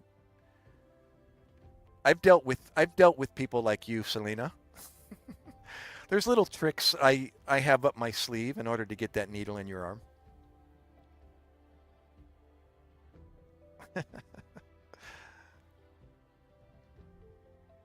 Yeah, I know. I know. Now to rescue people, that are like stranded, in a place and can't get off their, can't get from point A to point B, that would be cool, to be a part of. But to be like in a recovery, you know, uh, uh, search and rescue for, I don't know. It's it's that would be that would be a little bit too much for me. Like that the 9/11 incident, in downtown New York City. I came to New Jersey and spoke with some of these fellow paramedics I work with. Actually responded. They volunteered their help down to New York City, and I realized, like, you know what, something like that. Nope. Glad I wasn't a part of that. That would have been hectic, craziness, frustrating, stress. It's hard enough handling, what I did in the field, let alone, a mass casualty accident, incident of that magnitude. Yeah. Oh, I know, Selena. We had in the military, I had a lady that was, I mean, phobic. I might be explaining you. She was literally like, she'd get pale, cool, and diaphoretic. I mean, tachycardic, pale skin, sweat pouring off her body in the knowing that she had to receive, you know, a, a TB booster, with a little bubble under your skin. Any needle was just like phobic for her. I mean, a physical phobia. And it was to the point of she had to get it done or she wasn't going to be in the military anymore. Um, and she knew she did, but it was so hard to get her.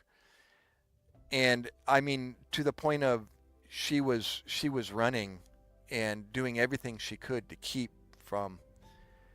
And then they would have people talking with her for just way too long, trying to calm her down and tell her. And meanwhile, while a female is trying to console her and talk to her, we would literally have to leave the building and go out of her sight and develop a plan to somehow get near her and come through an entrance where she couldn't see us and somehow appear with her to the point of physically restraining her so we could just put a needle in her arm, push the medication and pull it out and we're done. And put a Band-Aid on her arm. It's like, oh my gosh. Or sometimes I would have to rely on my magician's experience, and it's called misdirection, where you raise your hand up, for example. If I raise my hand up, where do your eyes go? It follows my hand, right? If I've got this ball in my hand, I'm reaching for one of these. If I've got this ball in my hand and I raise it up here, where do your eyes go? They go up here, right? They go up where the ball is. Well, meanwhile, my left hand is doing something else over here. But your eyeballs aren't down there. So their eyeballs are up here, So you rely on misdirection sometimes in medicine, to distract people. So you can get done what you got to do. You distract them. You misdirect them. Get their eyes to go over there. Yep. You know better. So we were trying everything. We eventually succeeded. But it was physical restraint. I mean, we had to, it's like, gosh, this is getting horrible. This is getting way too long. We got too many people in line to be dealing with.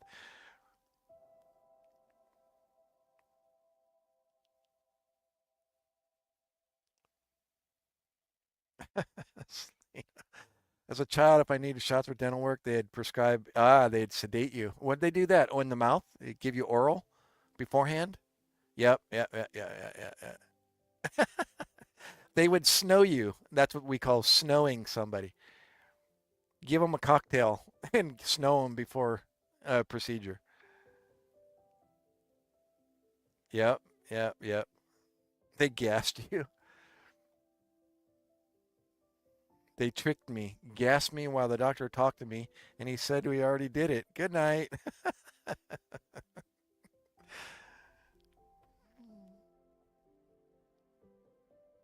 I already told you, I think I told you, Selena, I had a 6-year-old that was really afraid.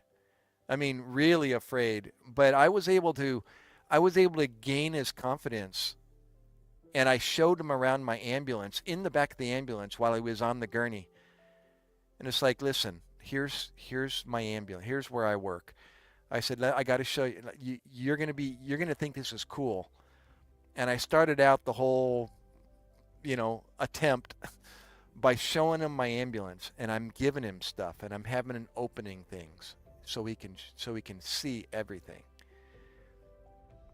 And I showed him how to take a blood pressure and my stethoscope, and it's like, and I hand him an IV. It's still in the package. It's like, look, there's different sizes. There's a 22, 24 gauge, 22, 20, 18, 16, and 14. So they're all different sizes, and I showed him. And then I opened the package, and I showed him the needle and how it operates. I said, see the needle part? It slides in and out into this plastic catheter. See that? And then I show him the plastic catheter. That part stays in your vein. The needle is just to introduce it. But after I'm in your vein, I take the needle out and I slide the plastic catheter into your vein. The needle goes inside this sharps container. The needle doesn't stay in your arm. So you might not even know that, Selena. And so he's like looking at it, and he's operating it, and I'm helping him so he doesn't stab himself. I go, see how it works?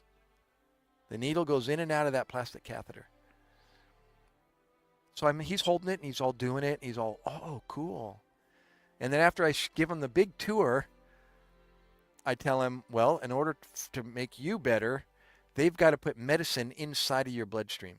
I said, that's the best way that you're going to get better the fastest. And I told him the different ways of administration. You can put a needle in your muscle. You can put medicine on your skin and let it absorb, but that takes a long time. So I said, all I got to do is use the tip of that needle to get in your vein, and then once it's there, I'll slide the plastic catheter into your vein. The needle will come out, and I'll throw it in the sharps container. And he actually helped me. He's like holding it for me. I was like, hold this here. And I got into his vein. He kind of flinched a little bit when it pinched. And I said, okay, I'm in. I'm going to slide the catheter in. I'm take the needle out. You hear the click? That was the needle coming back into the plastic piece. I said, there it is. I'm going to put it in the sharps container. I said, it's done. The plastic catheter is now in your vein. There's nothing sharp. You can bend it. I can push on it with my finger. And then that bag of fluid up there, I'm going to attach that to it and turn it on. And that dripping fluid keeps your vein open because blood clots. And he understood that. I was like, well, if I don't keep it, I got to drip something into it to keep it from clotting. I said, we're done. I'll tape it down and we'll get to the hospital. And he helped me step by step.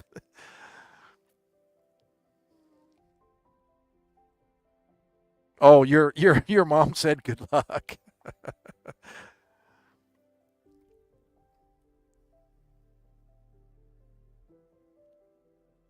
Giving you Novolog. Yeah. Don't you have Selena that what is that device that is implanted into your skin and it automatically administers it now? Or do you have to still give yourself injections? Oh, you are allergic to NSAIDs? Prefer NSAIDs instead of Tylenol and pain meds? Yeah, you have an Omnipod. You told me that before. I'm not familiar with an Omnipod is.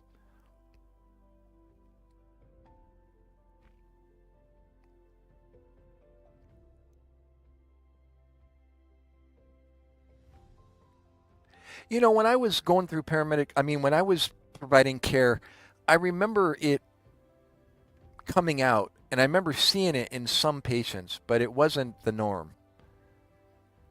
And I'm trying to remember, like, how does this Omnipod? I could look it up, but I'm just going to let you explain.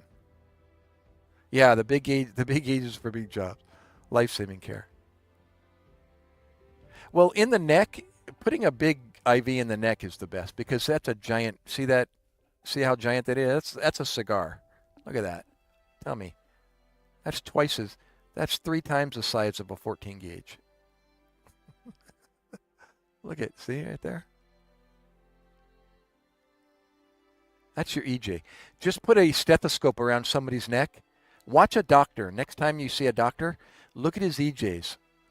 Or when you see a man wearing a tie, look at his EJs distended in his neck. That's a great way to get an experience to how to distend external jugulars. Oh, your mom did. Yeah. That was I learned that from my preceptor. He was big on EJs. And he told me, he said, Gary, if you're the patient person, if you're the one in charge, he said, your position is at the head because airway's number one. You're going to be the airway guru. And at the same time, you're going to have access to his neck. He said, so they said they even used to have, him and his partner would have competitions. Here's how morbid we are, people. Him and his partner would have competitions during a code, cardiac arrest.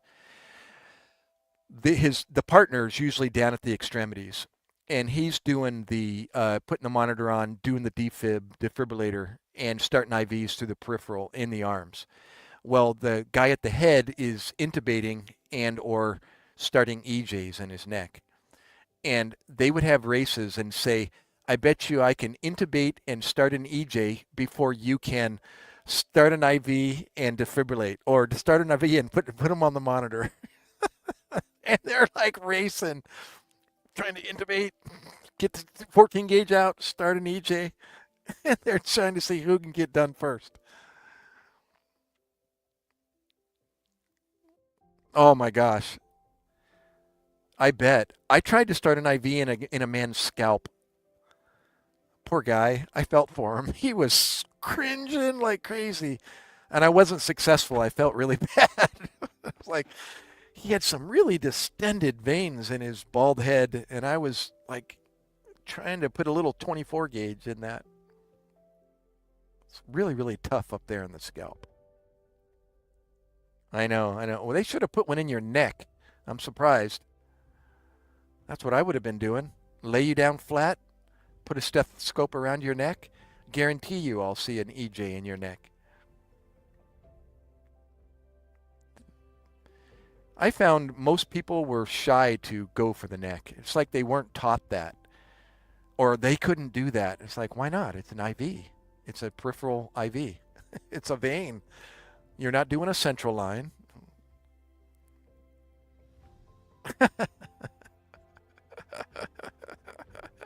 But you know what though? When we're starting EJs in somebody's neck, they're usually unconscious already. Yeah, I'm not doing it to an awake person. Although I have started an EJ on an awake person. Yep, it was a female. I'm trying to remember what was her case. And I convinced her. I said, it's an IV. I said, if you just turn your head to the side. She's like, okay.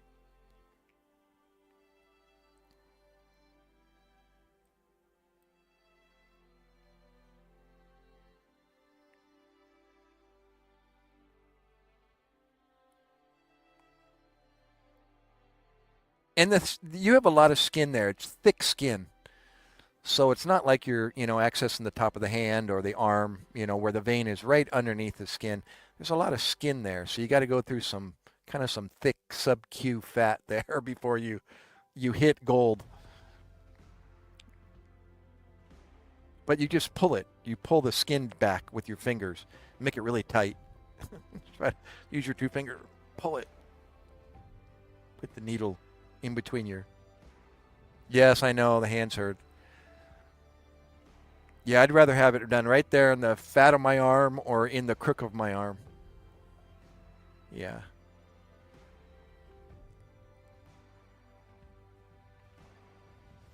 I agree. There's bone right underneath that skin. And it's like my partner, we used to practice on each other in the back of an ambulance just because we were bored. And he would always go for my hand. And I was like, dude, get away from my hand. No, no, no, it'll be real quick. And I was like, no, no, no, do it in my arm.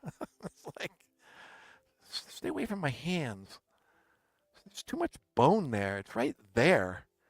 It's like right on top of your bone. No wonder it hurts.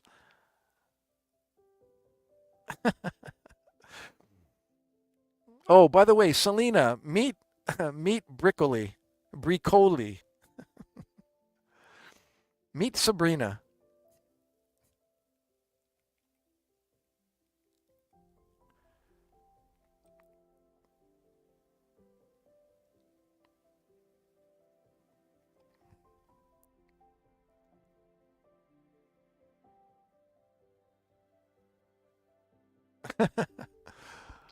Oh my goodness.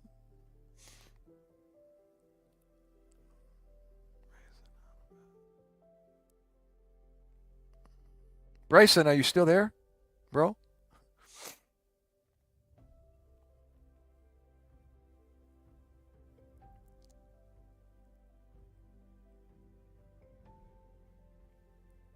Oh, yep.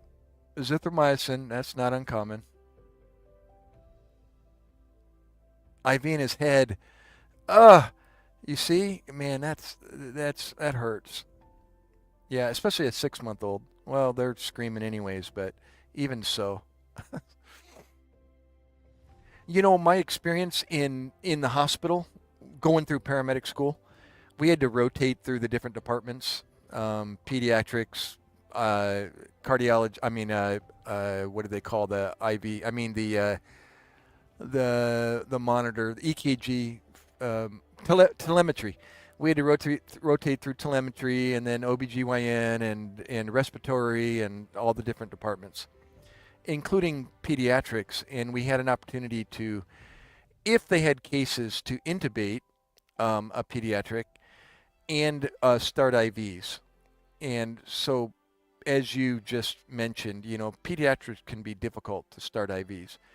But those that work in the department, you know, especially those that were were the that started the IVs, they had their own, you know, pride in starting IVs in pediatrics, and they had their own tricks of the trade and so on. And so here we come as students, paramedic students, and I remember the guy that the guy that I was shadowing, he wasn't the nicest, and I came in to start an IV and or IVs plural, and he's like, "You got one shot."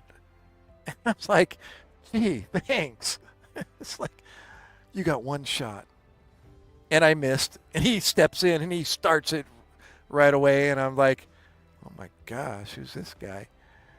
"You got one shot." I remember him saying. All right.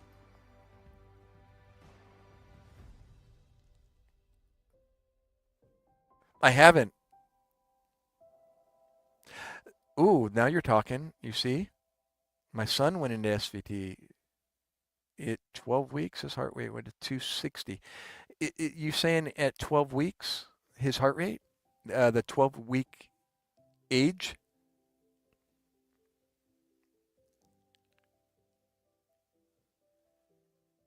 Go one more time. I'm gonna take it and poking you. It was horrible to watch. Oh, that was. I'm sorry. That's Brickley. That son went into SVT.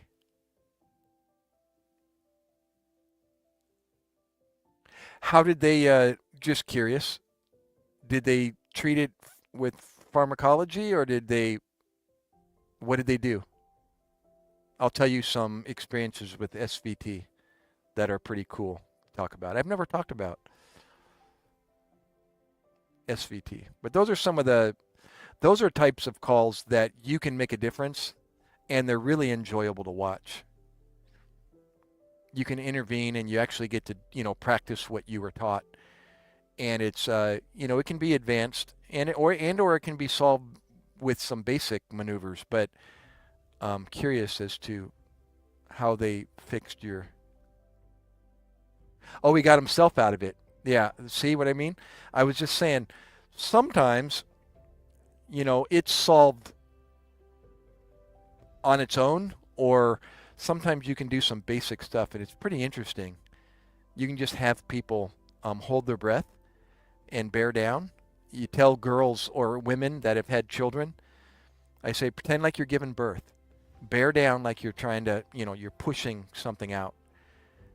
It's called a Kegel maneuver, or similar to a Kegel maneuver, if you've done any childbirth classes or have any experience in that. But you just tell them, pretend like you're having a bowel movement. And God forbid they actually have one, but that's what you do. You just tell them, push down in that area, push down, just like you're bearing down. And I actually converted a lady who did that. And I pushed record before she did it, and out comes the tape as it's coming out, as she's tacking away at about 190. And she bared down. Oh my gosh, it was like perfect. I was like, oh my gosh, she just went down to like 40. And I was like, whoa, whoa, whoa, it's enough, it's enough. It's like, stop. She's like, she stops and she's like, oh my gosh, did I fix it? I go, let me show you. And I printed out a piece of EKG and I showed her. I go, look, this was before and after. This is where you bear down. Look, just went down to like 40. I was like, oh my gosh, that's incredible. Got to show the hospital. I was like, check this out. She did this by herself.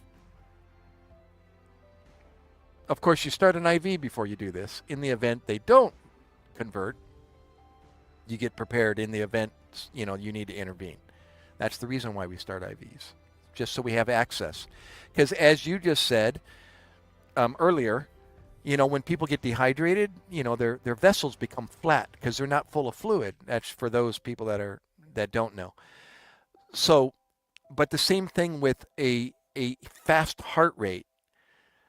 The heart is pumping so fast that it's not circulating the blood with the volume that it normally does. And so the veins get really flat. And so if you're trying to start an IV, you want to start an IV ASAP, wherever you can, in the event they either don't get better and or they lose that rhythm completely and they go into cardiac arrest or something. You're always preparing for the worst case scenario. What if? So you take care of the basics.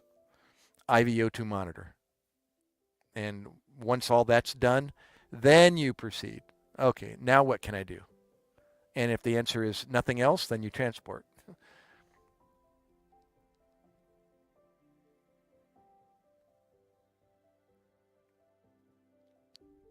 What Owlet sock saved his life, and I'm convinced of that. Wait. Wait, I gotta scroll back here.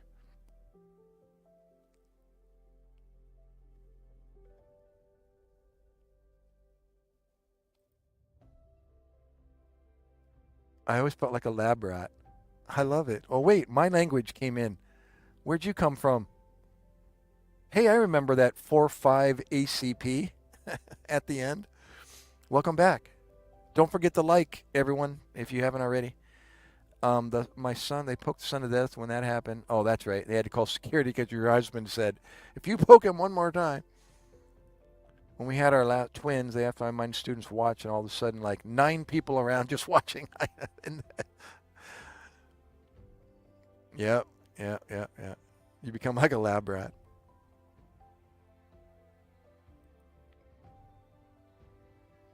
Well, that's interesting. Yeah, my son upstairs, my 19-year-old, he was born dead looking. His APGAR score was 3. He didn't have any tone, any color, any breathing. He was blue, black, flaccid. He looked dead. Gave him over to the NICU unit, the team that was waiting for him, and they resuscitated him. And as I walked over there and watched, but been there, done that, and it's awesome to watch a blue, non-breathing person whether they're a baby or a elderly person, all of a sudden become pink and dry and breathing on their own and awake. Or maybe not awake, but their skin color go from one drastic condition to another. Or to go from no heart rate to a pulse with a blood pressure. It's like bizarre that you can actually, go from one extreme to the other. Not always, but every now and then you get to watch that, and it's wild. It's like real life right there in front of you.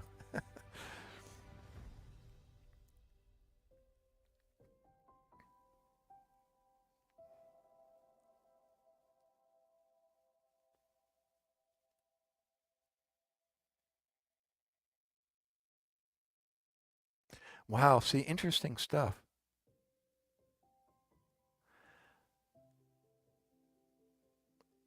So you still live with that even today? I don't know about open heart surgery. Don't they already tell you? Can't they intervene with uh, thoracoscopy or through a cath procedure? They do that now. They use a cath lab, and go into your heart, into your valves that way. I wonder if they can perform mitral valve repair through a cath lab.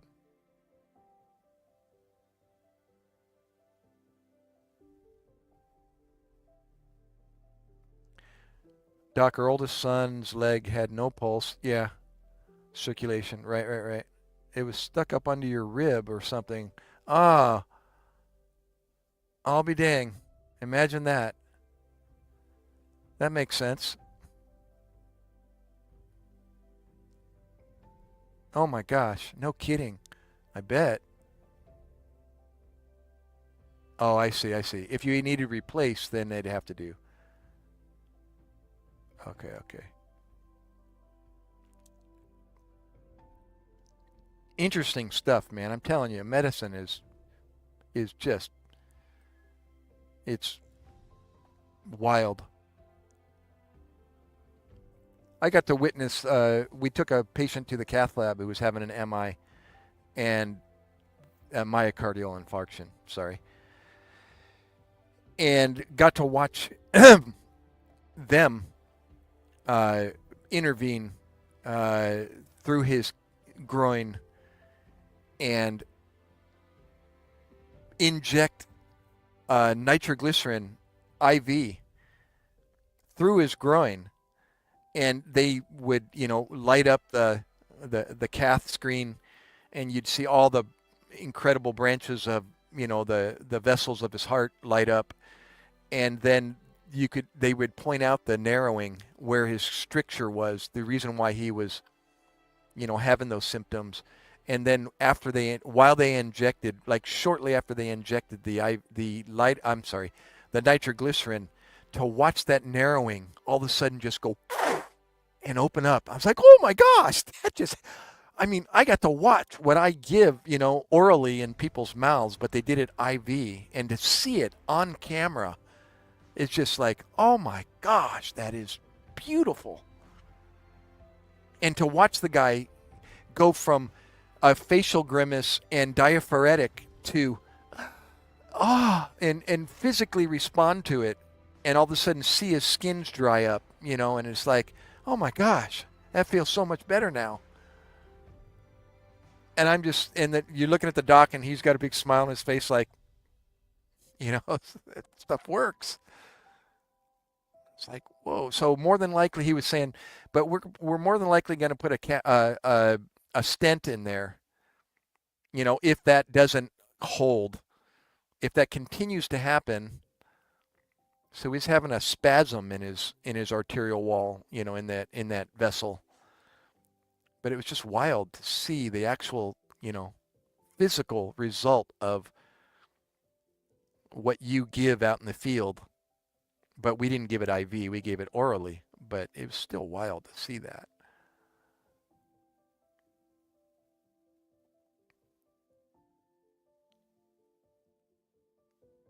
Yeah. And how did you get your results back? Is everything your ejection fraction and all that is okay? Are you the one with the? Who's the one with the mitral valve? Is that you, Selena, or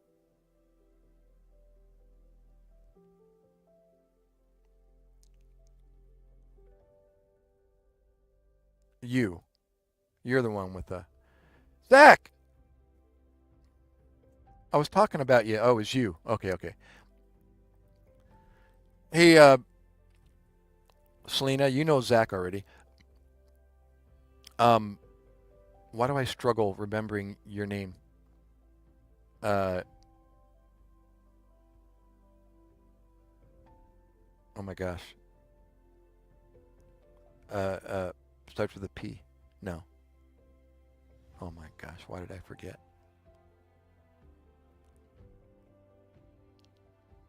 Sabrina. Oh my gosh. Some stick, some doesn't. It's like Selena. Why don't I just remember it? Selena, Sabrina. Zach, meet, or Jekyll's, meet Sabrina. Briccoli.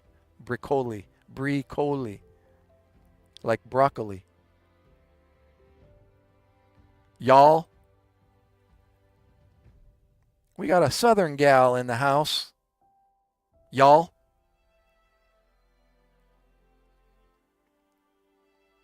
Well, how cool.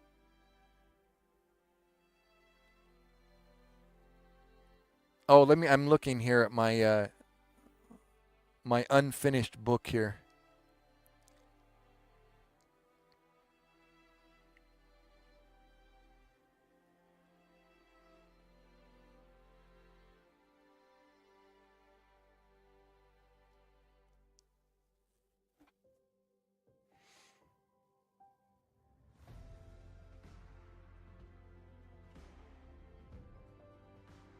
Oh, look, I even told about when I joined the Navy Reserves.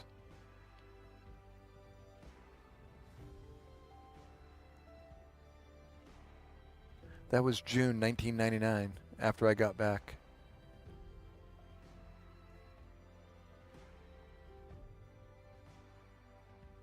Weird, I wrote about everything.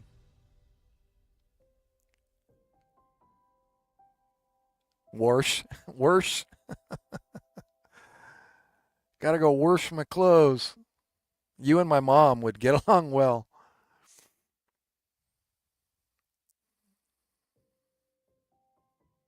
No way, dude.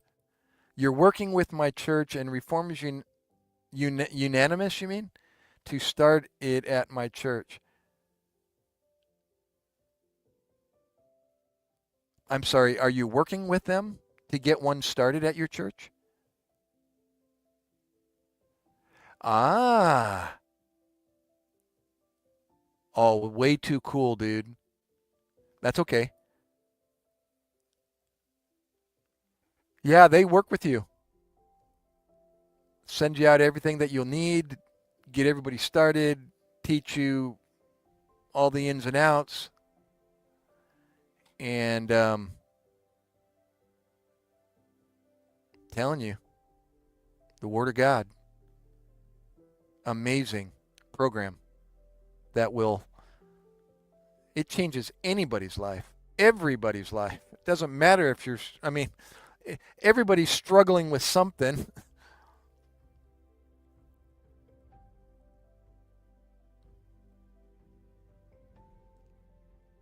You're gonna they're you're gonna be the director,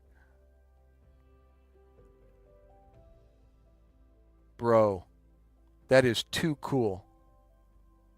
I'm telling you, just do your homework. Just follow the program. The program works on its own. You know what? You don't even need to be a preacher. I was a director, and they've got a play by not a play by play. They've got a director's itinerary. It's a timeline from 7 o'clock until the end of the program, whether it's at 9:15 or 9:30 or 9 o'clock, however, it's usually two plus hours from start to end. And it's just you just follow it. And as long as you follow it, the program works. All you are is just you're like the manager, to make sure that all of the aspects of the program are working and in place. Don't cut corners. Do it as it is designed to be, and work it. Man, let the Word of God work. It's just an organized way to introduce it to people. And it's incredible.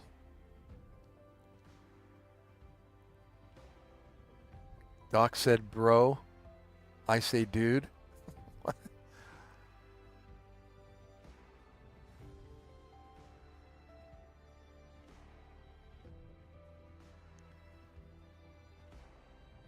A what fan? What?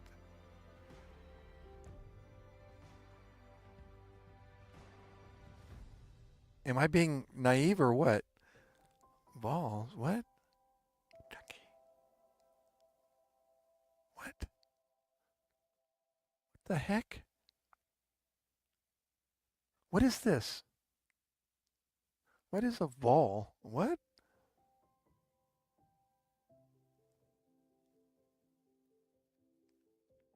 No, praise God.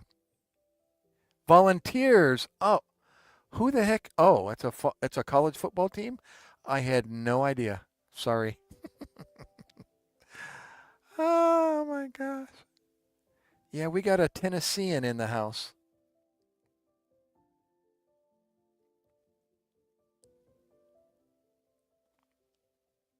Can't call her a Georgia peach, but she's close.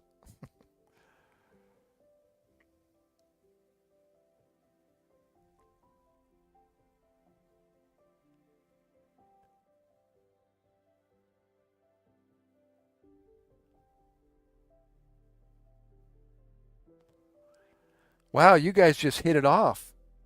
Who would have known, Selena? You came back and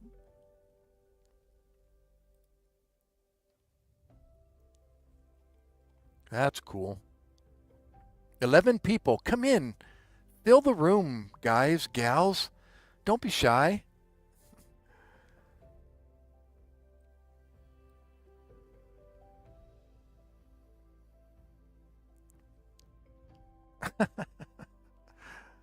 uh, the volunteer fans? The volunteer fan?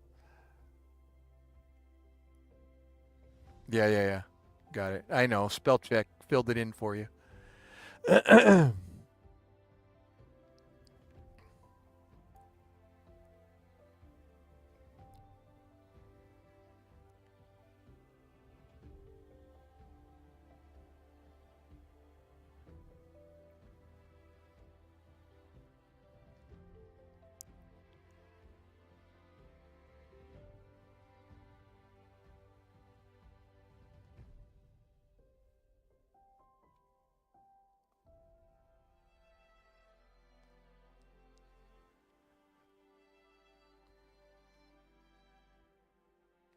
Oh, Zach, months ago I was close to suicide. Just randomly, accidentally found your live.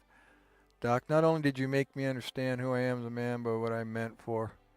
Ah, well, the Word of God did it. I'm telling you, what are the chances, right?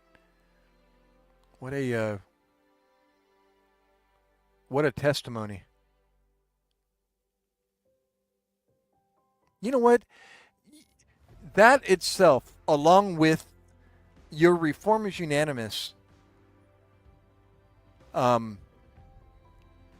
career, we'll call it. I mean, wait till you get to share that with people.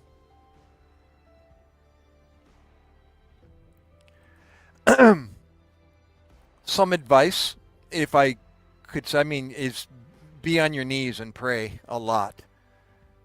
as far as what to do, but as well as work the program yourself. Get familiar with the program. The director of the program that fed me in San Diego, he did just that. He did a lot of homework and implemented the program to himself. And he started the program and worked it. And the more you know about the program, the better director you're going to be. That way, you're not just introducing it for the very first time to yourself as well as the people that are attending it. Work the program. Or keep the group small, maybe some of your fellow church members, and do it as a Bible study or something, and work it together. And get through it. Work all of it. Graduate yourself.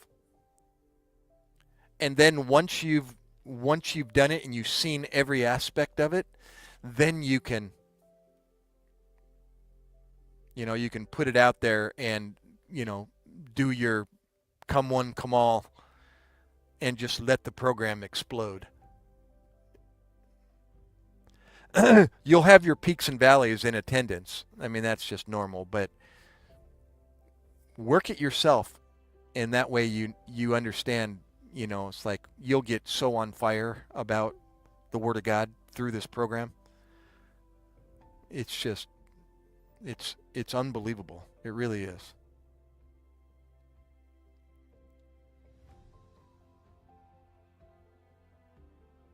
Oh,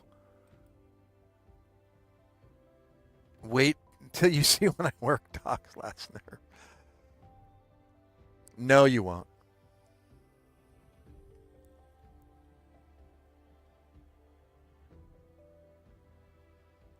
Well, I have my downfalls there, Miss Sabrina.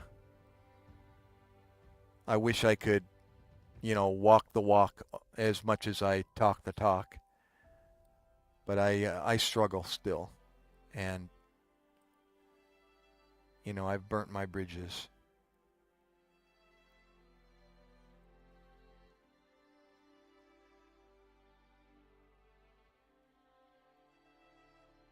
But you know what? The more I'm involved in this, it helps me get away from, my struggles that I still struggle with. And yeah, like I've mentioned before, you're going to learn this, Zach, is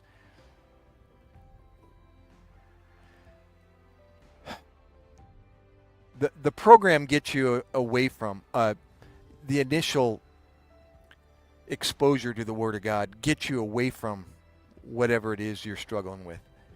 And what keeps you away from going back to is sharing it with others. It's the 2 great commandments. It's what it is. Imagine that.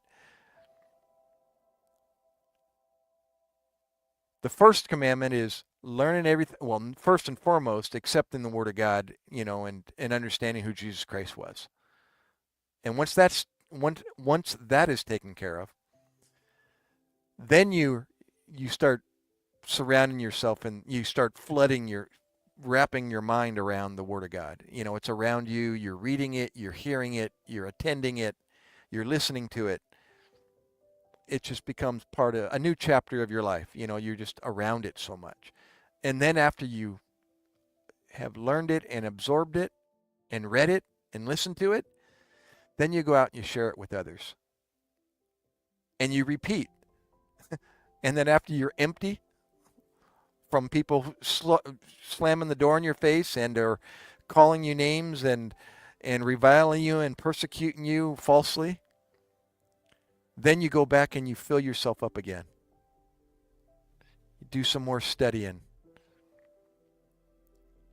Work the program. Get involved. And then go out and share it with others again. And you just keep doing that. You just keep doing that.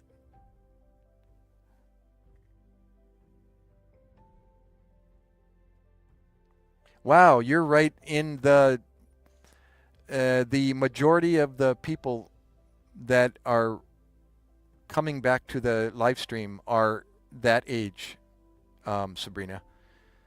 We wait till you meet what's his name from New Zealand. He's in his 30s, and then there's Zach. He's also. And is the illusion email yours? Yes. Yes. Did you see it in my channel description? It's illusion dweller at Hotmail. That'll get to my Gmail. It automatically forwards it. So I'm just using that one. Okay. Very good. Did you just send it like just now?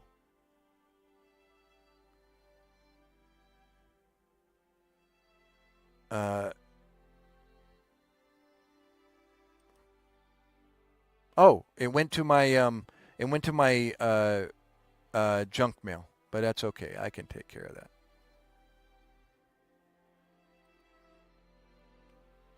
Not spam. There we go. Got it. I'm looking to see if anything else went here. Nope, not yet. Okay.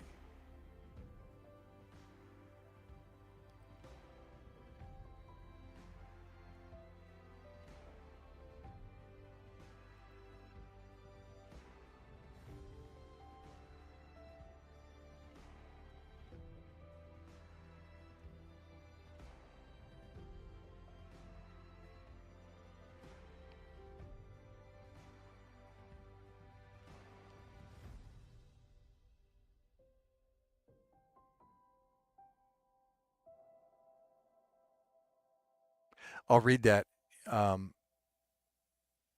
bit later, or I'm going to be head deep in missing the live stream.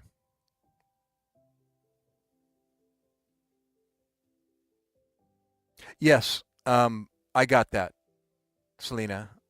Thank you. Talking about other pray during church. When we do that, we are going to war. What? I heard a sermon once talking about going to the altar to pray during church. When we do that, we are going to war. Say what?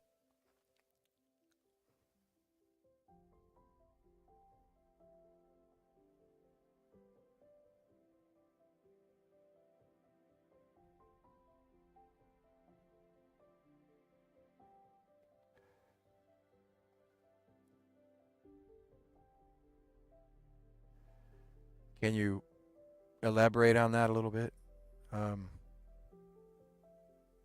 Sabrina?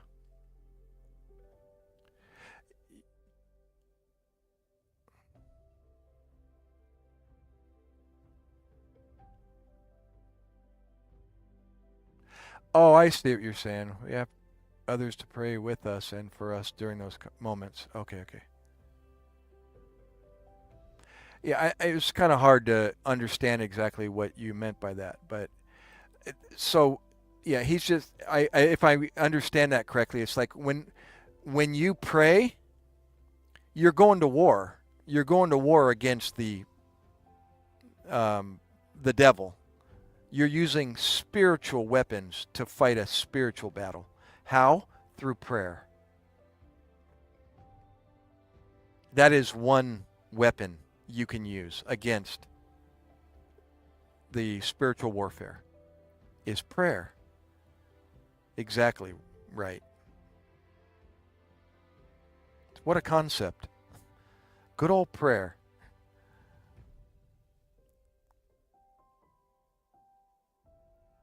That's it. Yeah, I bet. That was a good one. Yeah, wait till you work the program, dear. And you know what? Do what I did. you're not familiar with the program, so I was kind of leery as to, it's like, wait a minute, how's this work, and is this legit? And you test this program as much as you can. You know, be be careful. It's like we all should be.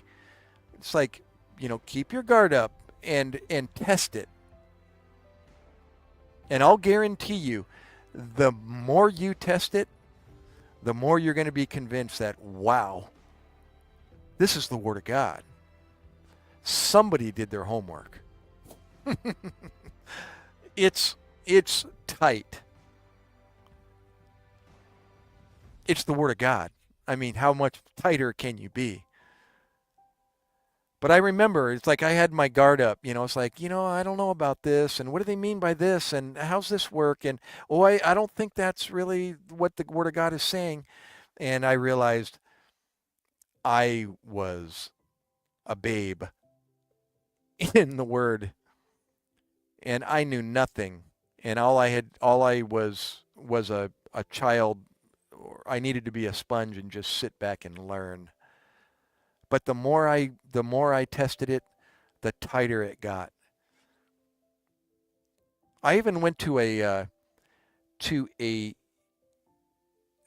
Greek language class that was being given at a church because I was wondering about the Reformers Unanimous program. What about, did they do their homework as far as the Greek interpretations? I mean, the correct definitions of the Greek, language.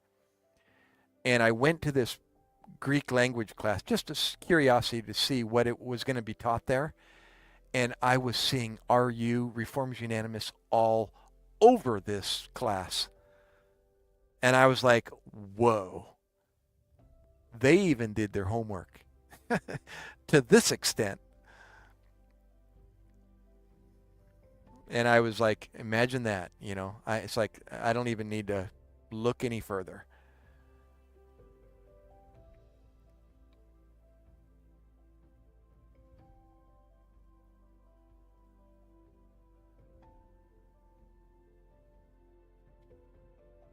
Well, Selena, if I may comment on that, um, you may not have understood what you were seeing, and you developed your own interpretation of what you were seeing. I don't know for a fact, but my experience, to this day, I wear my best to church because I've learned why I'm doing that, and it makes total sense to me. And it's not about me that I'm doing that. Although I love to get dressed up in good clothes. It's very comfortable, especially when it's fit just for you. I learned that actually years ago. I finally got actually fitted for a suit. And I realized, oh my gosh, this is super comfortable. No wonder, when it's quality material and actually cut for you. So anyways, not only is it comfortable, but it was put this way, and that is, who else do you wear your best for? What do you put above and beyond your Creator? When do you wear your Sunday best? And I realized, well, I wear it when I go out. When I go out on a date, or I go out on a special occasion, or if I go to a funeral, or if I go to and I. But never once did I wear my best to church. Why not? Who deserves the best? Who deserves your best? More so than the God that created you. Who deserves your best? Your wife? Your girlfriend?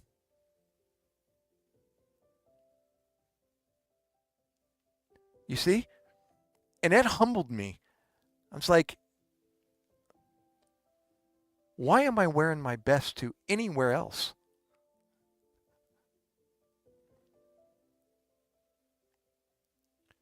And I realized, you know what? I'm going to, here, I shared this testimony to you already, and I'm going to share it again because this was a perfect example. I unfortunately was involved in a complaint by my own brother-in-law who brought me to court and filed a simple assault charge against me.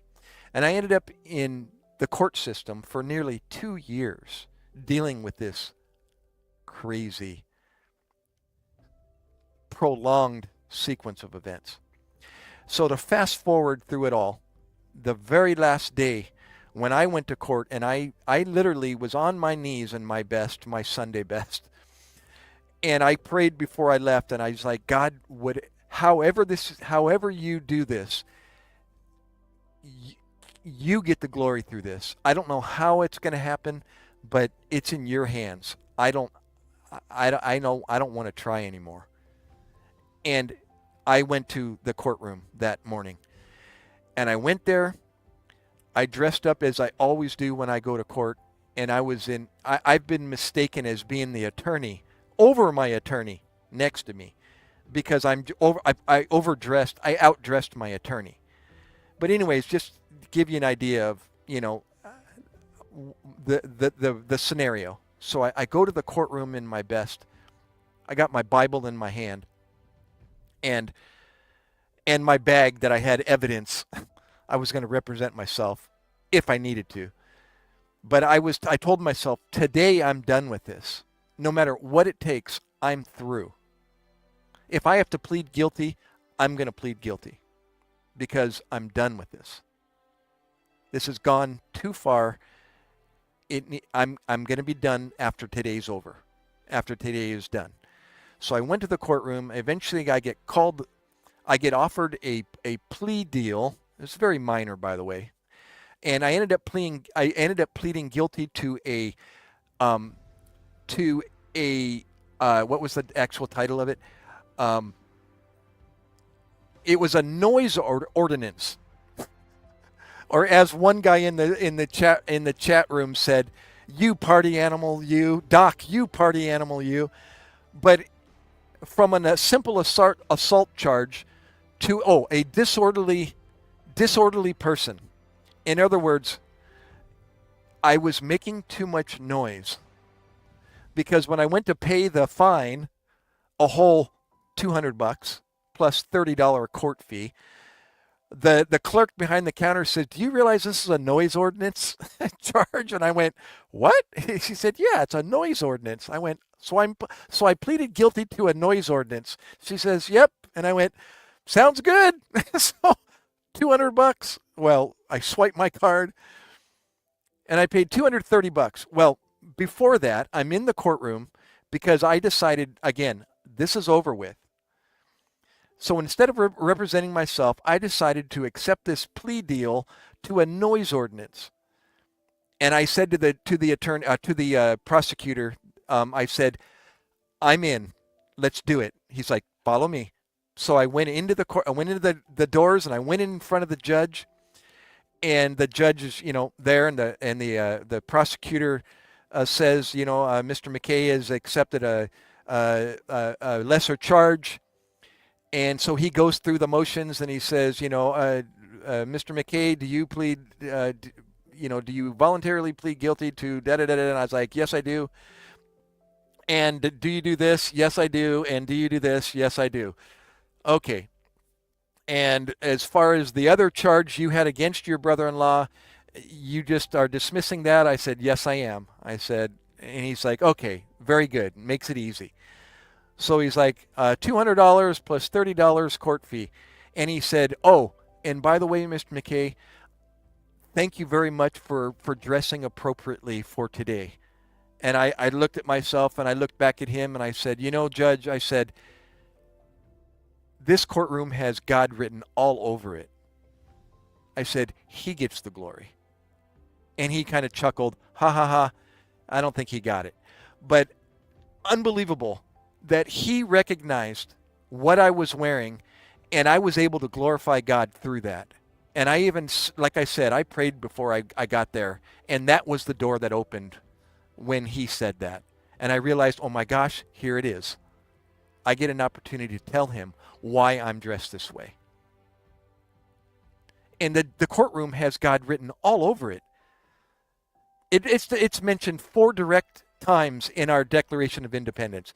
God, Creator, Divine Providence, and Supreme Judge. Our court system has God written all over it. Our United States of America has God written all over it from the beginning. And I got to share that to a judge. And after that, I walked out of the courtroom. My brother-in-law was sitting there with his attorney outside the courtroom, and I walked right up to him. The attorney actually stood up. He's like, whoa, whoa, whoa. He thought I was going to, assault him again. I was like, no, no, no. I said, he's my brother-in-law. It's okay. And I said, bro, I said, all of this fiasco, I said, it's done.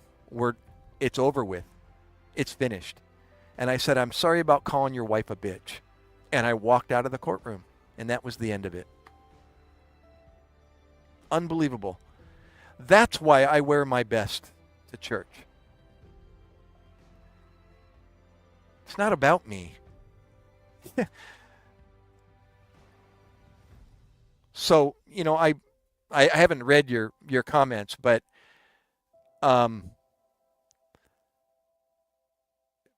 my experience with wearing my best is kind of how you described your experience with. I grew up in a church where what you wore was more important than the reason to be there. That to me, and again, I might be wrong, is how you observed it. And what others were saying about that as well. Because unless you went up to a person and said, why are you wearing your best? And they said, because it was more important to dress up than it is to be here. Unless they told you that, then, how does anybody know that's why people wear their best to church? So anyways, I might have missed your comments after that, but that's my experience with, people that choose to wear their best, to church. It makes more sense to me. It's like, why would anybody else deserve my best that I have, than God himself? It made sense to me. It's like, you know what? He deserves my best.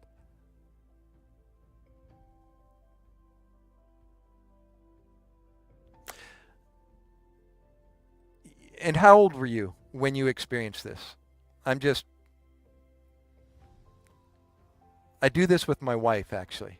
When she makes comments, I'm like, where'd you get your source? She gets mad at me when I do this, but. How old were you?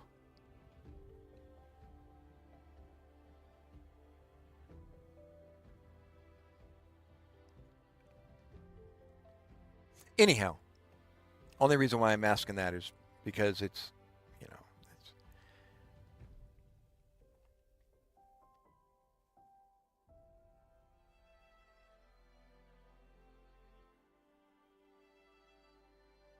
Well, you know what? Here, and I'm not defending those that said it, but guess what?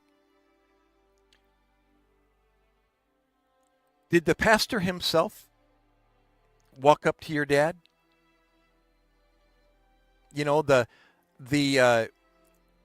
shepherd himself, of his sheep. Did the pastor walk up to your dad and say, and make a comment about his Levi's? Or was it somebody in the congregation that said that about your dad's Levi's? See what I mean?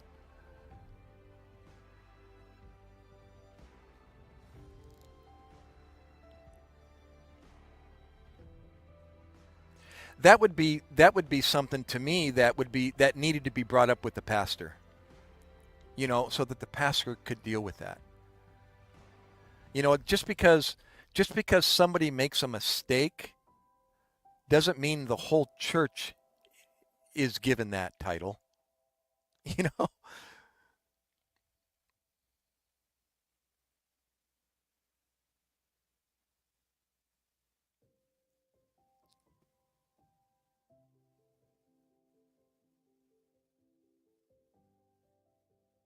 Anyways, my whole point for bringing that up is usually it's it's the chismis, as they call it in the Philippines. It's the rumors that go wild. It's like Facebook. I call it that. It's Facebook chat. Everybody's a keyboard warrior, professional on Facebook. And it doesn't, it's no different than in real life. Sometimes people just can't control their mouth and they say things, and next thing you know, it pisses you off. And then you don't want to have anything to do with people like that. But yet it was just one individual or something to that effect.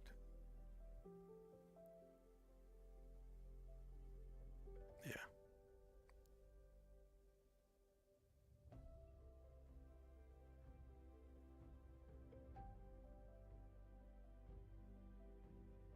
Oh, you told me that once before. Right.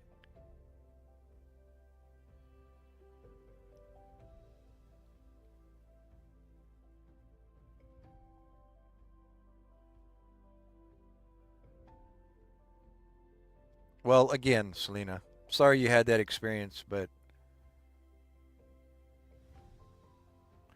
more about socializing as opposed to what? And I'm asking because, what do you expect people at church to do?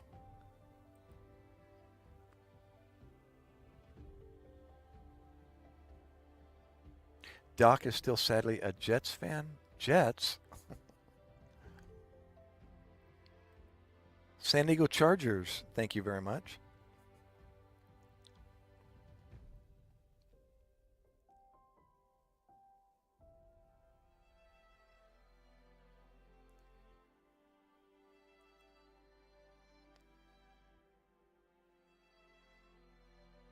What is it, Selena? I'm curious.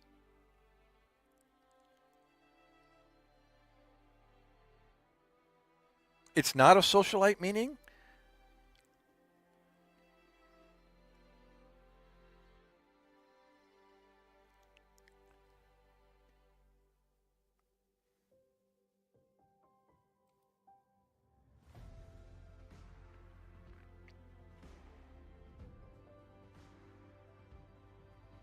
What I'm sorry, what do you mean it's not a socialite meeting? Gosh, we would go out after church over to at a family's house and we would socialize for 2 hours and have coffee and drinks and share the word of God with each other. It's called fellowship. It's a chance to be with people that are speaking your language, that are studying and talking about the same thing you are once a week. Instead of being around people that have no idea what you're talking about and or are, you know, you can't share the word of God with them because they have no idea what you're talking about. But a Sunday is an opportunity to be around people that are sharing the same thoughts and reading the same things you are. And, that's usually after church or before church starts.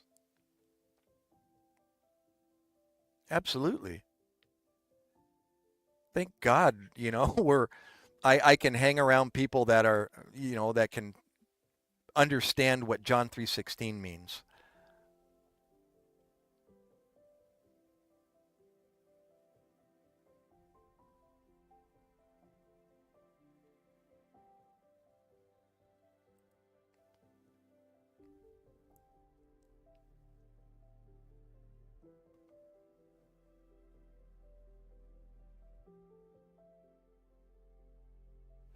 Well, you know what? Here, and I'm not defending people that do this, but it's like, are you, are, do I expect everybody to be perfect? You know, and if you stand around somebody long enough, you know, if you critique somebody close enough, you're going to find fault in pretty much everyone. And once you do, what do? I don't want to have anything to do with that church. You know, that person is a hypocrite because he did this. What do you expect? See, that's God's word when he says, basically in so many words, you know, and remove the log in your eye before you know, if somebody else is erring, you know, it's very simple usually to just get away from them and or correct them, you know, and just tell them.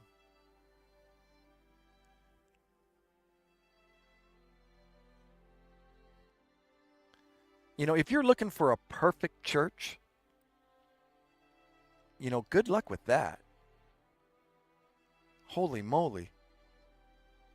Pray. Get on your knees. Go up to the altar and pray for them. Pray for them. Get involved in the Reformers Unanimous program. It'll change your whole outlook on people and their faults, even if they're Christians and they're exhibiting faults.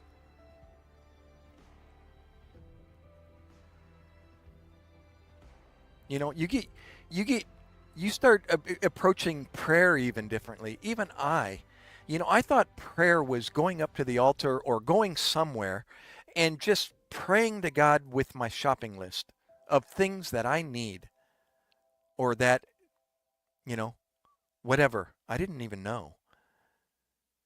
And I learned after a while that when I went up to the prayer, when I went to pray, I was praying for others, praying for that person that said something that was hurtful, that they find Christ one day.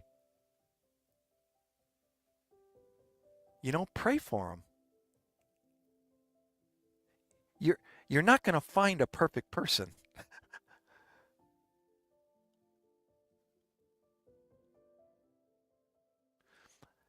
Get involved in the Reformers Unanimous program.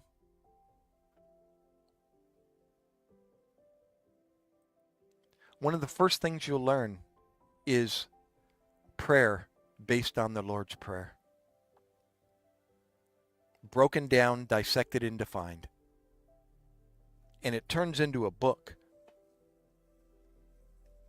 called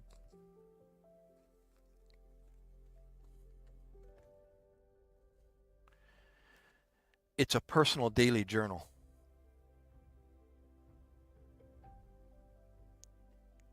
Okay? That's the founder of the program, Steve Currington. He's dead now. He died of a heart attack in an airport waiting for a flight. This book is based on the Lord's Prayer. Every aspect of the Lord's Prayer. Praise, that is, Our Father who art in heaven, hallowed be thy name. Thy kingdom come, thy will be done, on earth as it is in heaven. That's praising the Lord, bragging on him.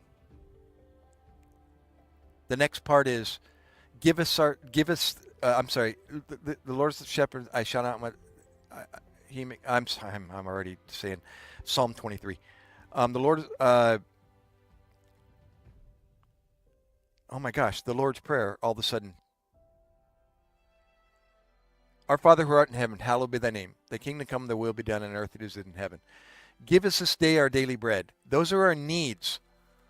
The next part of the personal daily journal is needs. Needs.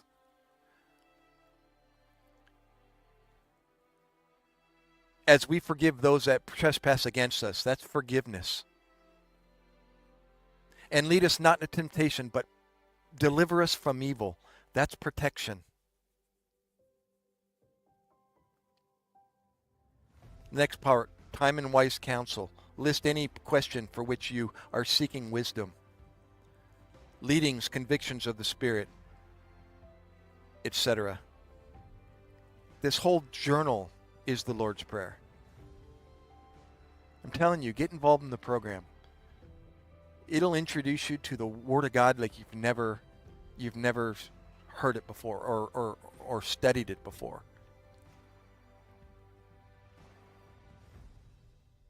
This is just a large, actually, version of the personal daily journal. The journal, the one that fed me is kind of like the size of this Bible, the dimensions of the outside of that Bible. This just happens to be, as you saw there, a commemorative edition of it. It's a large, more space to write and take notes and so on. It comes with a CD even. The CD's missing on it in the very back. And it explains the journal and how it's and why.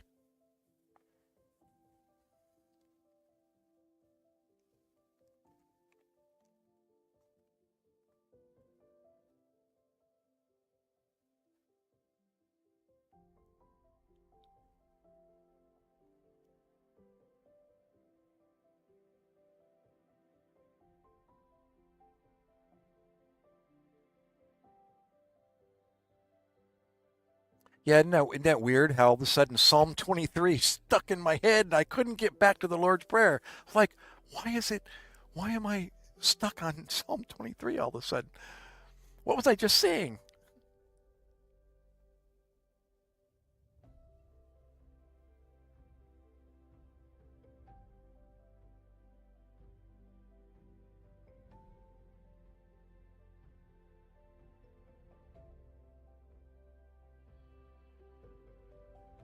No, it's not what he expects. How about you? What do you think about the Lord? I never said anything about God saying you need to wear your best. It's what I think he deserves. I think he deserves my best.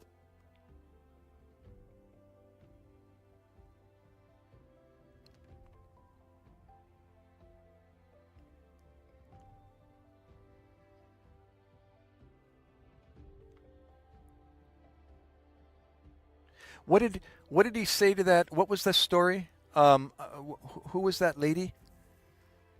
The story in the Bible about she was giving.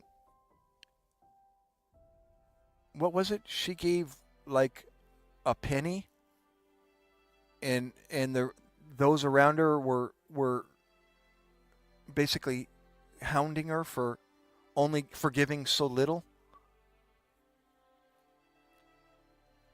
And come to find out that she gave all that she had, where the others were just giving a portion of what they had. But it was a lot more than what she was giving, but yet she was giving everything that she had. You see? She felt God deserved everything she had. Where those that were making fun of her for giving so little were only given a portion of what they had.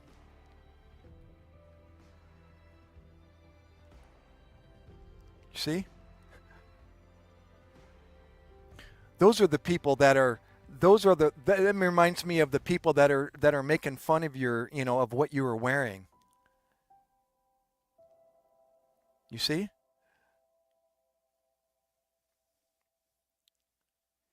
Maybe that was your best. Maybe that's all you had. See?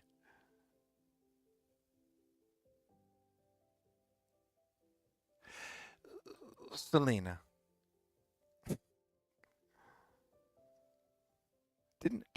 Didn't you say that once before when I first met you? It was how you responded.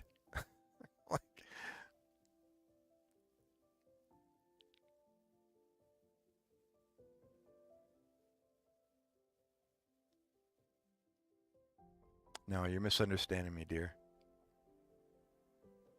That's okay. No, I know what I said, and if it came out any other ways, it was misunderstanding.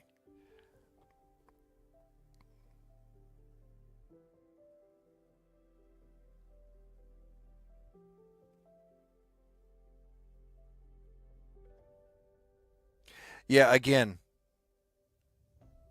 my best advice is go to reformu.com, plug in your area code, and actually, sorry, here's the Zach's done it before for me. Here's the actual website, the more current website. Oops, sorry. Oh my gosh, it didn't work. The direct link to the chapter locator.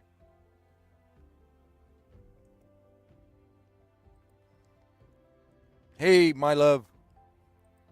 There's the direct link. And start attending. Some of the RU chapters have kids program, teen program, and the adult program, all in one. And it's a family affair. If you have kids like I did, like you do, some of us do, it's very convenient in that you can leave your children, in good hands, and they can actually work the program as well as you. The children's program is from 4 years old until 12 years old. And then the teen program is 13 to 19. And then the adult is after that. But not all churches have the staff, and the resources to have all of those different, the kids, the teen, and the adult. The church in San Diego was a big church, and they were able to have the staff to start all three of them. So they had all three of the programs running at the same time. So I could bring, at the time my little boy was 4 years old, and I left him in with the children's group, and they had teachers, and while mom and dad went into the into the adult program, and we eventually came back together at the end, and yeah, it was a good opportunity to bring the whole family. She didn't have to find a babysitter and so on and so forth.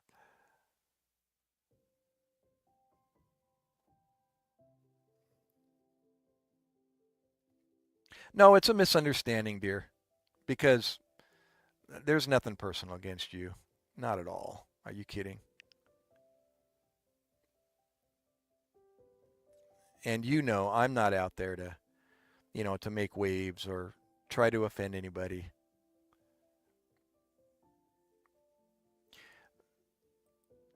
I was telling you my personal experience. And if you took that personally, well, it was my experience. My experience is that when based on what you experienced is my experience. In my experience, I'm going to say that again, that people are misunderstanding and or they just don't realize what somebody said, and they took it wrong, just like you said how you took it when somebody did that. And so it's like that was a perfect example of my experience. Many times, not always, people are misunderstanding what somebody else has said. Maybe they did. Maybe their intention was to hurt you, and they did just that. But my experience is many times it's usually the other way around. For me. Does that help at all?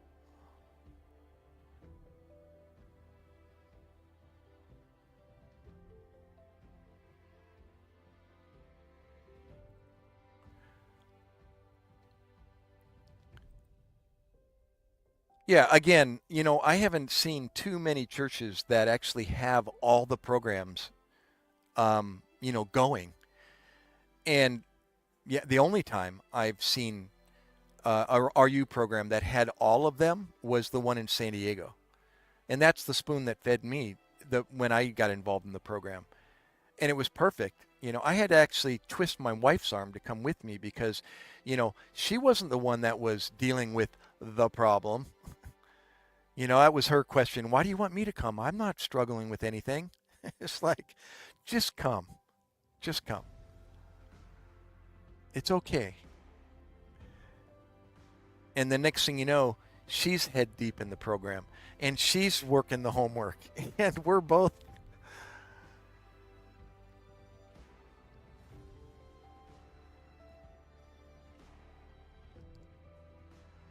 yeah.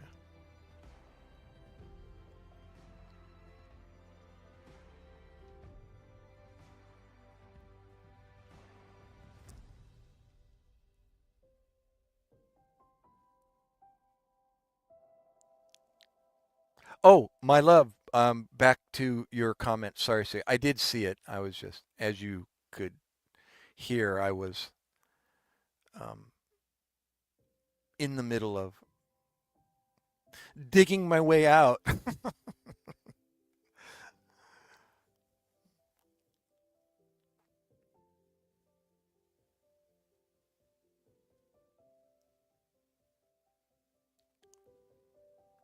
Well, I'm just like Zach said earlier.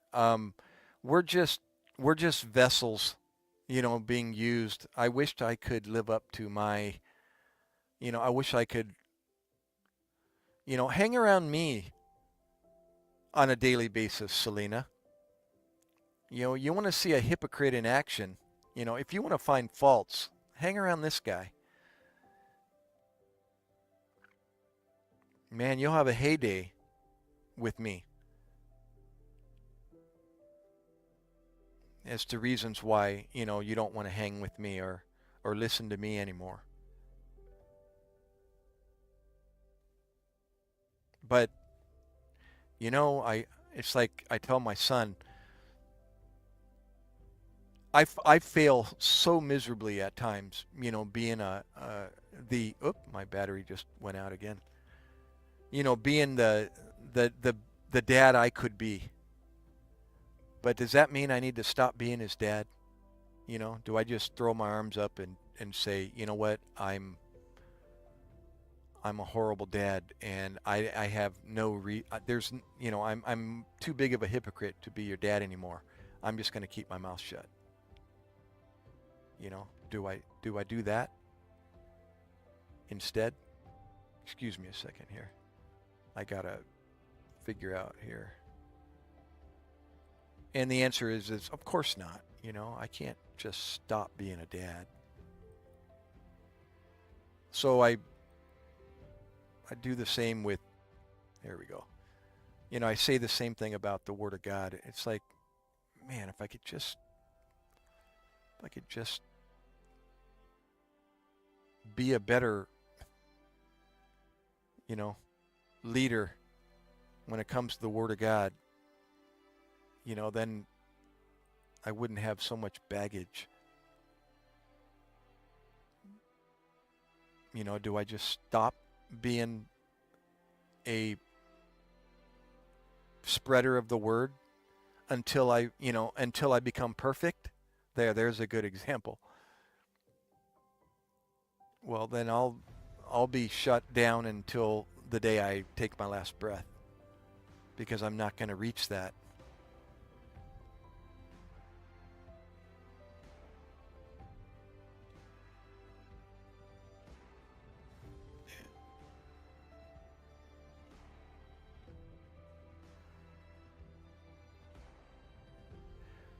That's right.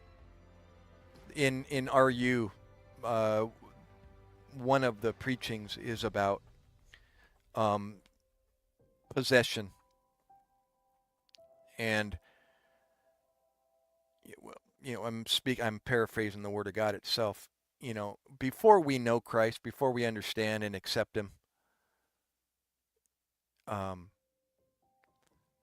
we are possessed by the devil. He owns us. He's the father of lies, right? He is our little f father. That's who owns us. We can't have anything to do with a holy God because of the sin that's in us. Right?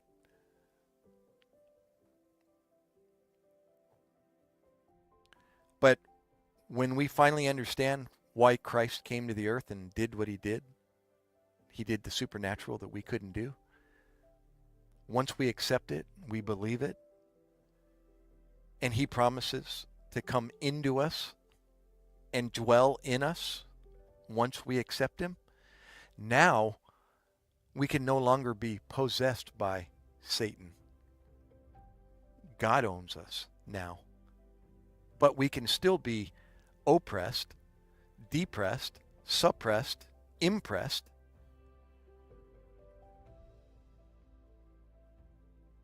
See there? Oh, Jeff! Oh my gosh, are you really? Ladies, gentlemen, Jeff Sasso from the UK, Special Forces in the SAS, hence his Sasso name. He's currently in the United States at Camp Pendleton, the Marine Corps base, hanging out. I thought you were catching a flight out of here, going to somewhere.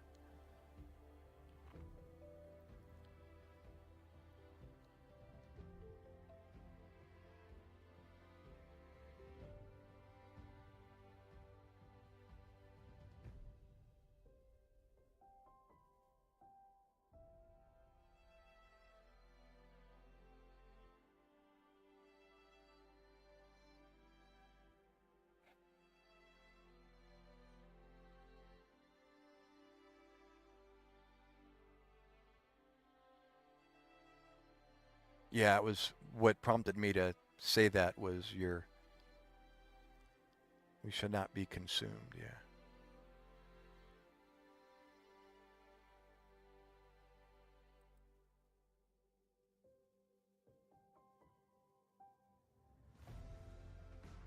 I know, ain't that the truth. I didn't know. I didn't have any concept of that growing up. Nobody ever taught me that. None of my teachers in school ever taught me that. None of my peers ever talked about that. I never had any influence of or any teaching on that we're fighting a spiritual battle. Man, you need to get involved, Sabrina. I keep thinking of Selena's name to remember yours, and it helps. Selena, Sabrina. Because of your prior background in the Word of God, you'll become a group leader. Who knows? You might even become a director or an assistant director in the program, asked to lead certain parts of the program because of your background. You'll be able to help people and guide them, and make sense of, the homework assignments and be able to, you become a teacher. It's exactly as the Word of God is just sharing it with people.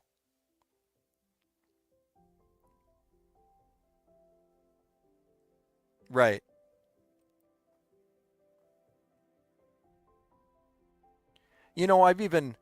I've even shared with my wife's aunt. She lives here, Tita. My wife's from the Philippines, by the way. Sabrina, most people in the chat know. And Catholicism is surrounds me because of their history in the Philippines. But thank God my wife was exposed to missionaries growing up in the Philippines, and her dad was a Christian. So she kind of got tugged by both sides of the coin there. And oh wait, I'm looking at Kawi. You're back. What's up, brother?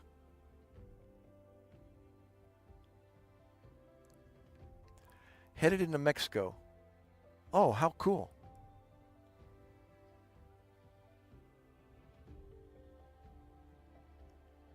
I didn't know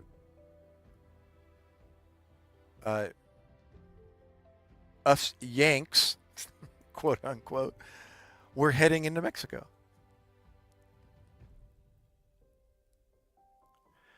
Oh, anyways, that I was because of that, I have an opportunity to share the gospel with her aunt, even though she's diehard Catholic, as she said, for the rest of her life. You know, I do have an opportunity to get in conversation with her, and she knows that, and she's actually respects that. But we kind of butted heads, you know, at times through the years. And I've told her, because of that very thing you were saying, you know, that people don't realize how much of a spiritual battle that we live in. I've told her that. I said, do you know how much influence that Atlantic City boardwalk down there, those casinos down there? I said, do you know how much of a spiritual cloud that puts over where we live today? Oh, no, she said. No. She didn't have a clue what I was getting at. No. And I was like, really? I said, doesn't that make sense to you? That a place like the boardwalk, you know, the Trump Plaza, the Trump Casino, poor Trump, being associated with that, but it's true. You know, he owns the Trump Plaza casinos down there on the boardwalk, a couple of them at least. But anyways, you know, that whole aura of that gambling, you know, centered over there. Said, how much do you think that effect that has on the way people are around here? The attitudes, their thinking. Makes total sense to me. Totally.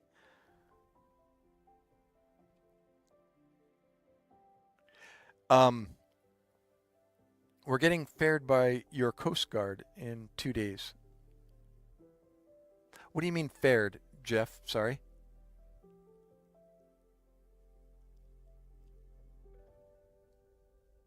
Kawi, Leonard, better than I deserve, bro. How about you?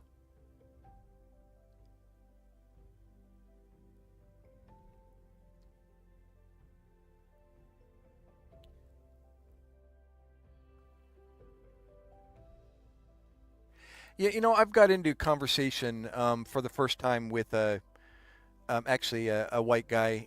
Speaking of Tennessee, where's Kuya Joey from? I'm mentioning the name of a YouTube channel. He's from Alabama, I think.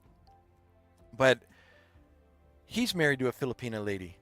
And we've gotten to some pretty in-depth conversations about, you know, the Catholic faith, which he is a member of, as well as his wife and his family. And, you know, he was defending it not in a, you know, confrontational way, kind of like trying to clear up the rumors. And he was talking about this, you know, idolatry and you know, he was defending himself. It was, to be fair, you know, sounded legit, but then again, you know, he would later come back and say, you know, I do see though how people think that, and I was trying to get him to look at the, you know, the church doctrines. You know, not just telling me what he thought or how he interpreted, and look where, what the doctrines are actually, what they're saying, as opposed to what the Bible is saying. And he was agreeing, that there are kind of a history of not, he was actually being tugged at from both sides. He had a father-in-law that was a Baptist and living down in, the Bible Belt, kind of getting pulled from, and he's like, that's a good question. I'm going to have to talk to my father-in-law about that. Ask him what he has to say. Because he says, what you're saying is what my father-in-law says also. And I'm like, imagine that. It's because he's reading the same Bible I am, the King James, and nothing but the King James. So you'd be surprised. I was telling him what this says as opposed to what the Catholic Church says. It's like, so why does this say one thing and yet Catholic doctrines say not only this, but in addition to? Like, there's nothing else that needs to be added nor taken away from this. Anyways, so I've lost touch with him recently, but he was being tugged at, from both sides. And I kept encouraging him, you just keep sticking with your father-in-law. You keep running your questions by him. I think he's a good guide for you.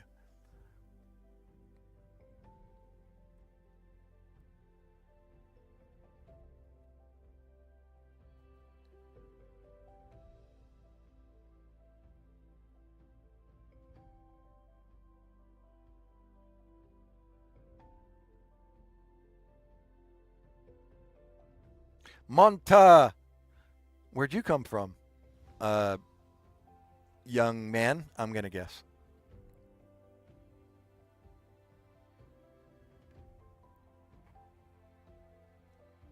Oh, sorry. We got border talk here.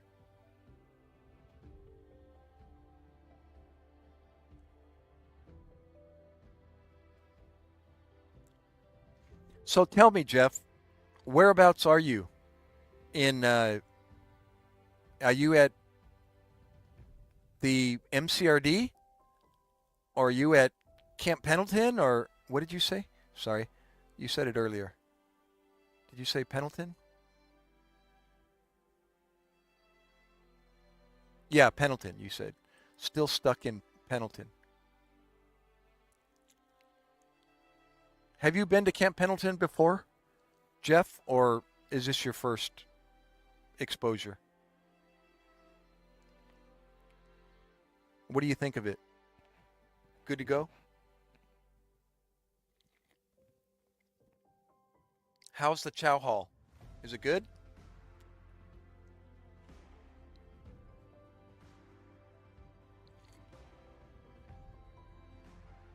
Oh, your third time. Okay. So you've got more exposure than I do there. I just went to a school there for 2 weeks. That was the beginning of my. That was the beginning of why I was paired up with the 123 Marines out of Houston, Texas.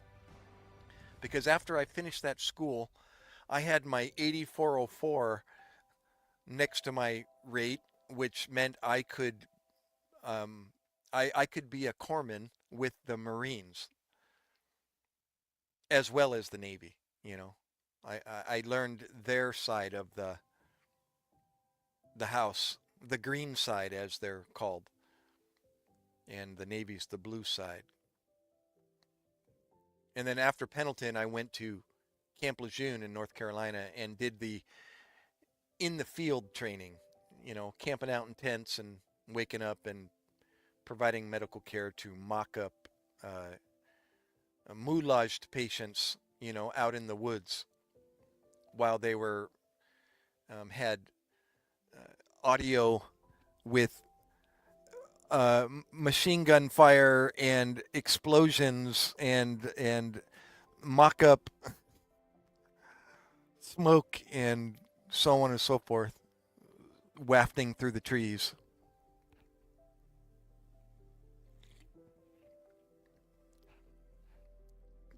I didn't know. Do you shoot a Barrett?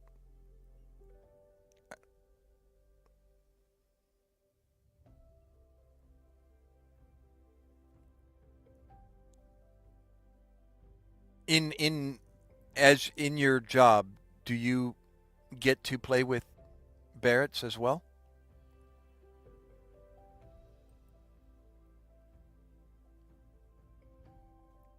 I would imagine you would.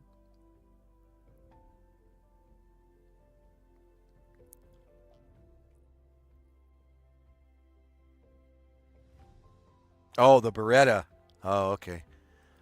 It's like a Barrett. Well, that's a big purchase.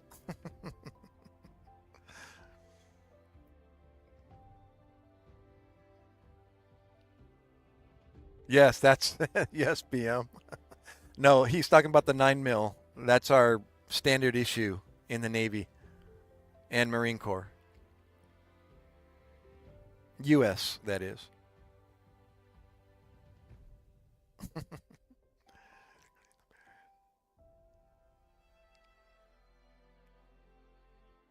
What did you say? What? Hey, issued to clean the Barrett. What? BM, who are you? Where'd you come from? Wait, you've been here before, haven't you? BM?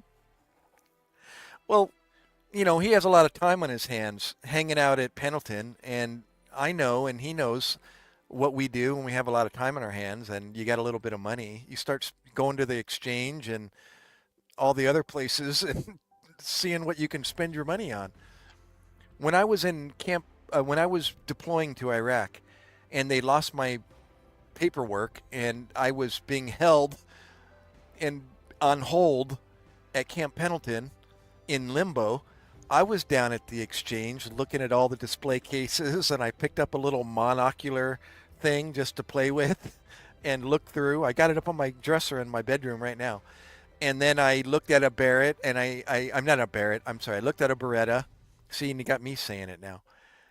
And the what is it? The Eagle. That's the Beretta, right? But it's a what Eagle is the Golden Eagle? No, it's the signature. Isn't that the signature Beretta? The something Eagle. What is that? Wait, who would you see with a Desert Eagle? Yeah, yeah, yeah. Now, isn't that a Thank you, both of you guys. Isn't that a 9 mil or help me? I remember seeing that in the case, and I was tempted to purchase it.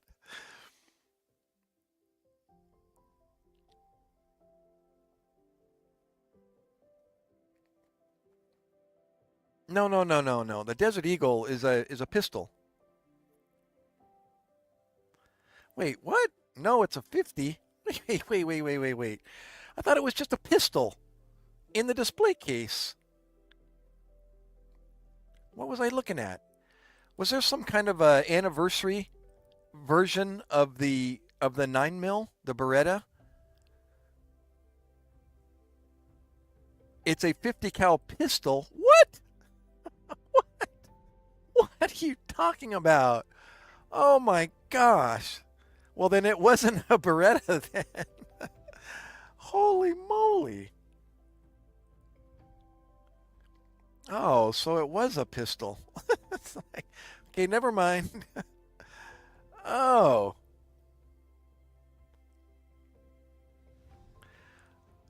what? You mean the 1911 Beretta is what? The anniversary model or something that they were. This was in 2004 when I got deployed. Anyways, I didn't buy it. So, oh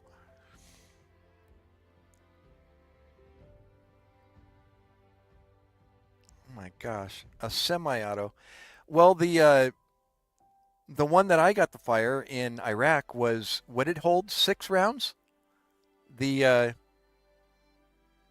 the magazine held 6.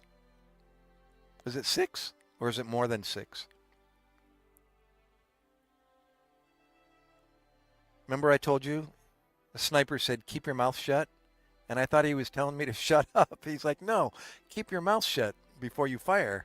And I thought, am I going to scare someone? Am I going to spook something away if I don't keep my if I have my mouth open? I didn't understand what he meant. What do you mean keep your mouth shut? Okay. Roger that. And as I pulled the trigger, whoa! My mouth filled up with mud, and I was like, "Oh my gosh!" And I looked over at him. He said, "I told you to keep your mouth shut." I was like, "Oh my gosh! I didn't know that's what you meant." He says, "I know. I just thought I'd tell you."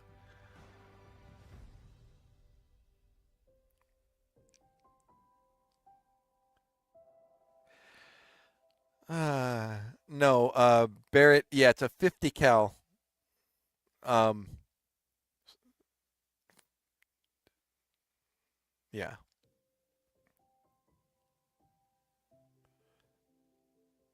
It's America. That's why, Logan. Where'd you come from? America. You got to say it right. America. Merica. America. Oh, is this England? This is in England. Oh. Facts. Yeah, have close relations with the military.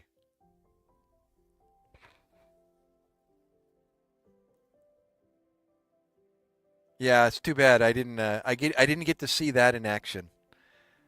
They brought it with them when I went on that patrol. I told you about it when we were just observing an intersection while they were doing a traffic stop. It never came out of the case, but the uh, the M4 and the M16, they were actually, I think they both were using M4s.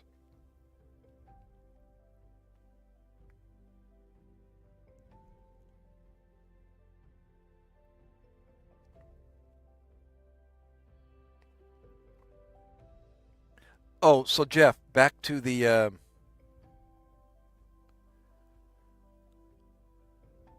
what are you eating at Camp Pendleton? So what's your routine? Yeah, since you're just hanging out there, what are you doing? Sleeping, eating? How are you passing time?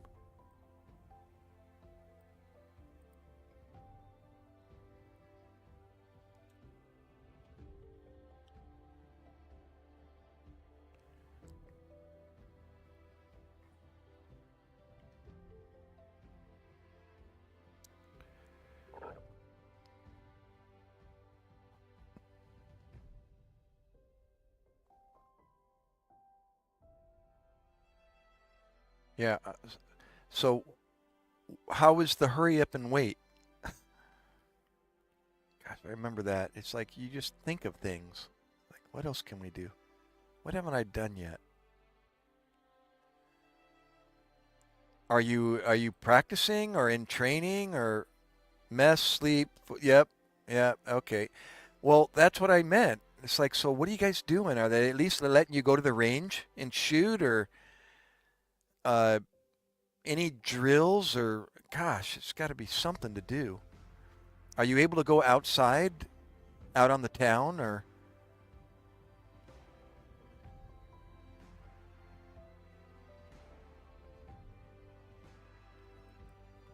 see this type of stuff? People, the lay public, I didn't even know. It's like, so what do you do? You know, like, so what do you do while you hurry up and wait? You do exactly that. You just hurry up and wait.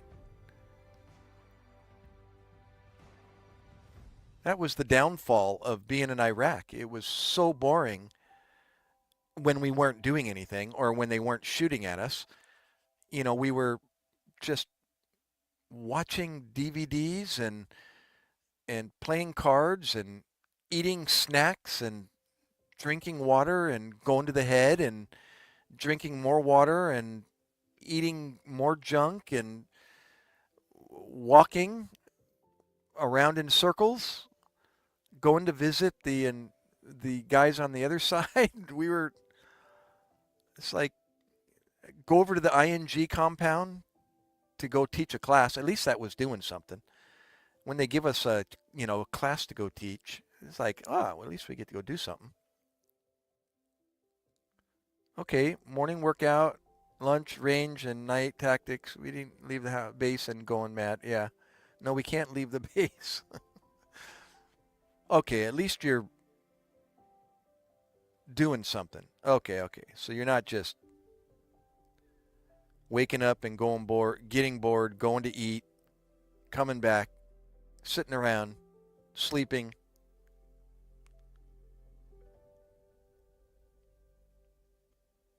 Yeah, give me someone to chase already.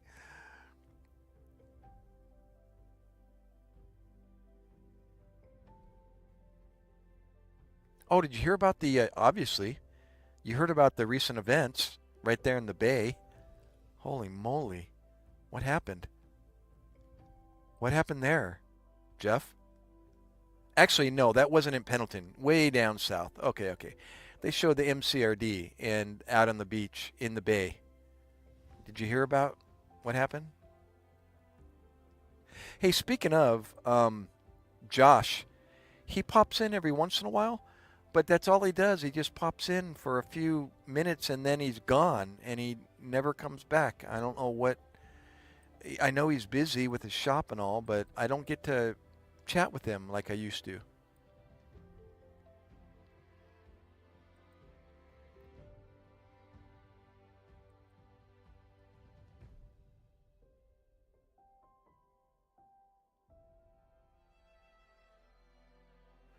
Oh my gosh.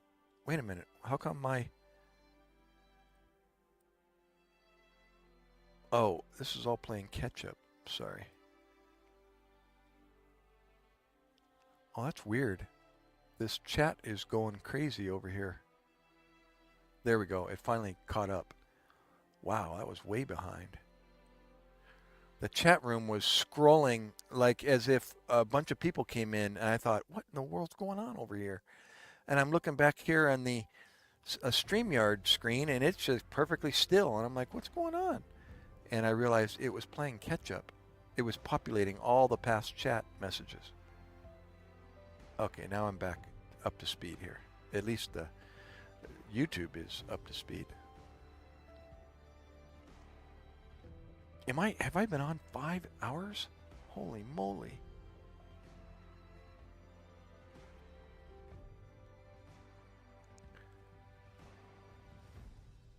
Oh, BM, whereabouts are you? Are you in England?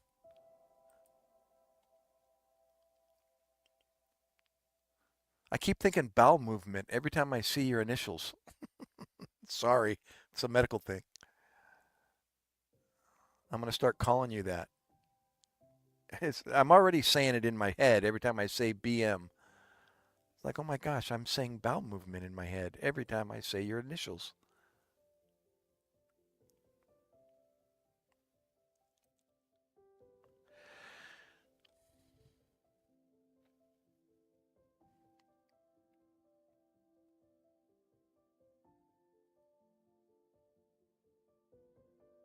Jeff, whereabouts are you again?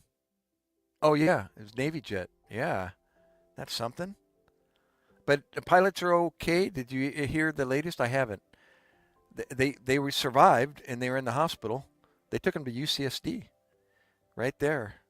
I used to transport UCSD. That's the gay capital of San Diego, Hillcrest. I ran some calls actually in that gay community. I told that story, I think. Yep.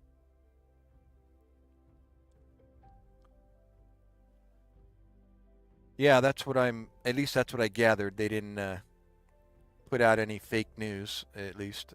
Sounded like they were trying to tell the truth about the condition of the pilots and the whoever else it was.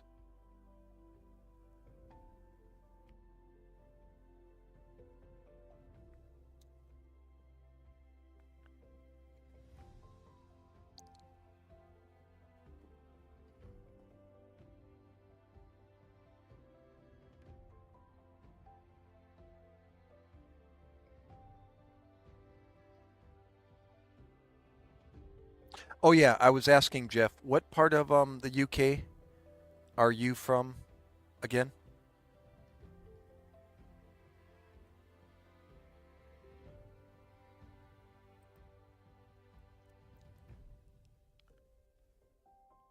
It's been such a long time, I forget what you shared with us way in the past. Manchester.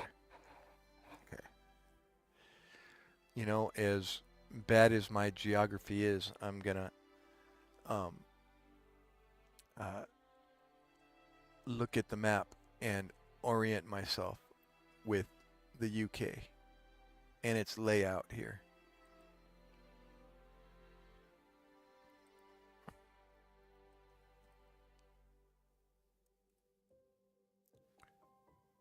Okay.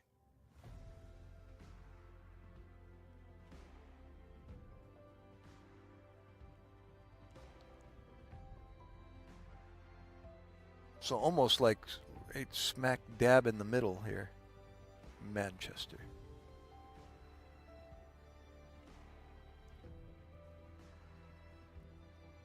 Yeah, we got another a new man in the house. He's not here now, but he's from the Isle of Jersey. Are you familiar?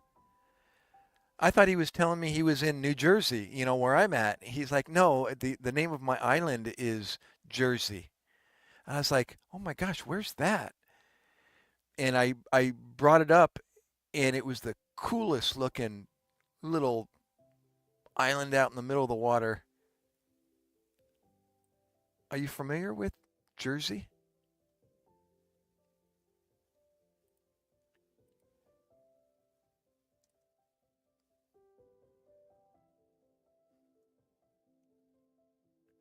Oh, there it is, south.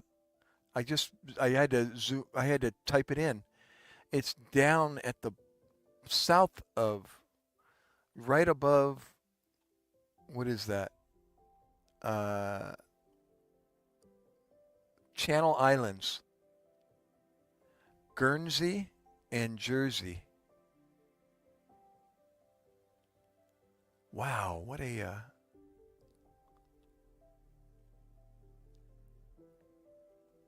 what is that? Is that France? North of France? Is that France? Yeah. Yeah, that's what it is. Is that considered part of the UK? Jersey? It looks more French, or at least it's real close to France. But what under whose rule is Jersey and Guernsey? Oh, is that what it's known for? Oh, it is the UK.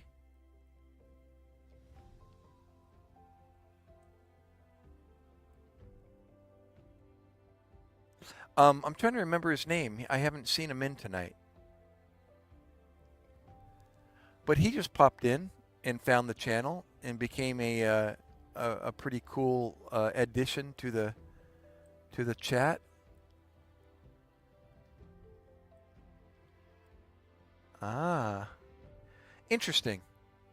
How the the pieces of land and how they became, how they retained, or England retained, or these. What about St. Anne? That's even a smaller one there. That's part of the Channel Islands. St. Anne, Guernsey, and Jersey. And there's one smaller one there called Herm, H-E-R-M.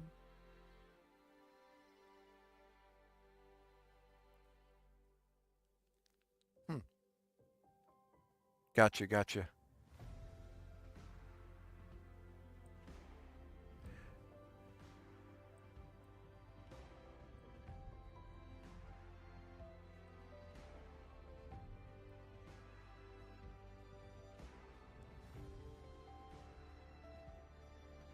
Yeah, so anyways, yeah, just more spots of the world that I'm getting people popping in from.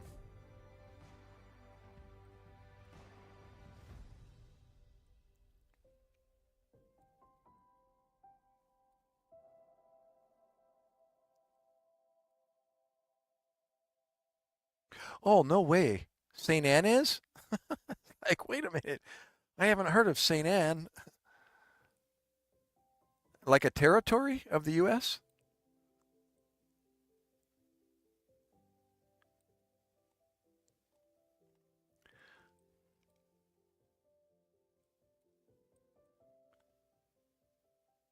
Oh, there's the other one. It's boy, it's just nothing but French names.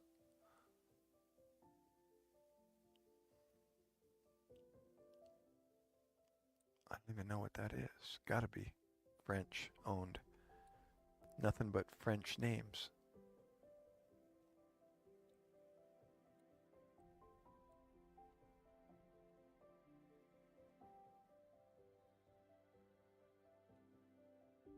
Hmm.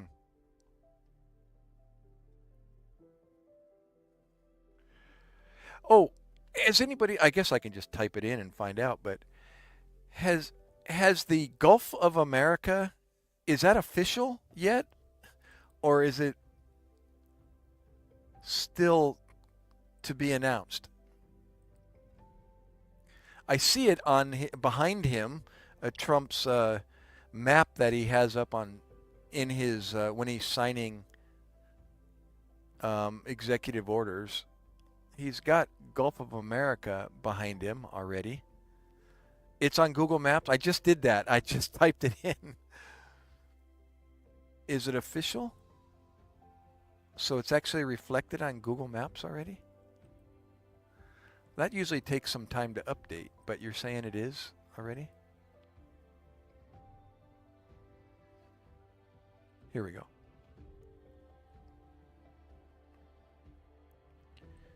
Let me come over here. Gulf of America. There it is. What? Wow.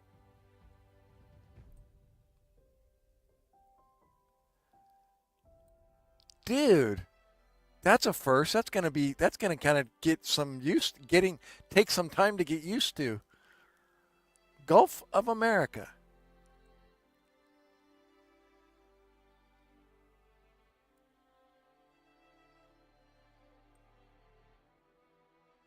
Wow. Interesting. No, I know. It's awesome.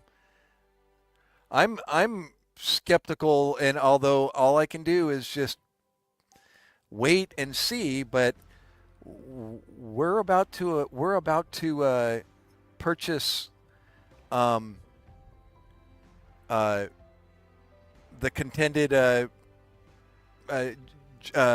Israel and Palestine. What is the name of the Gaza Strip? It's like I'm, dude. I think your job security has gotten even. Well, it's pretty awesome. Stay safe, obviously, but if you want to get busy, I think I think we're going to be pretty busy here in the near future when it comes to the United States military. We're going to be involved in quite a bit, including Mexico.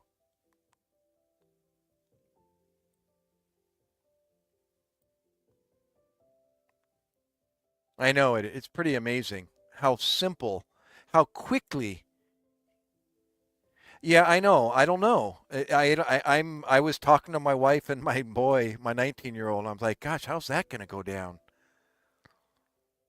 But he said something. It kind of makes sense. Is it sounded like he was saying, before this happens, we've got to do something about, the terrorists and Hamas, and we got to do something about that.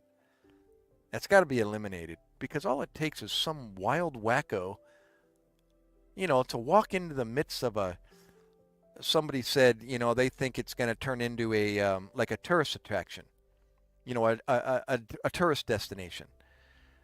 But can you imagine just some whack job wearing a vest, walking into a crowded place and blowing people up, whether it's American or not?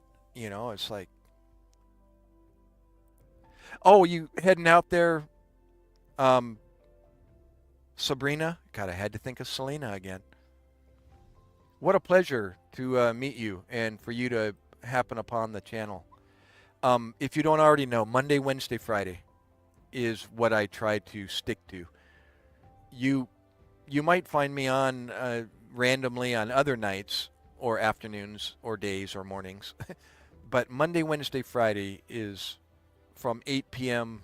Eastern time to midnight. Okay, and as you can see, it's 2 o'clock in the morning, so much for midnight. But that's, if you want to, get the notification, then subscribe, and you know the drill, and you'll get the notification. So, bye, dear. Thank you so much.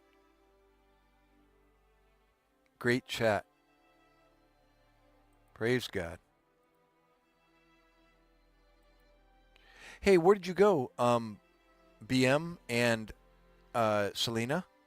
Are you still out there?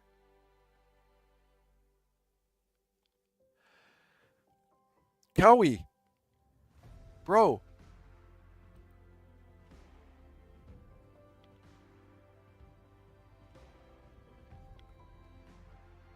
I'm zooming in on your profile picture, Cowie, and trying to get I can't zoom on this. I can do it on my Xbox on the TV, but I can't zoom. I can go to your channel if you've got any content.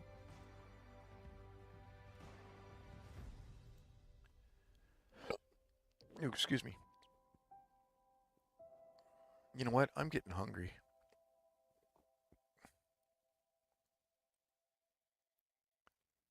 Oh, there you go.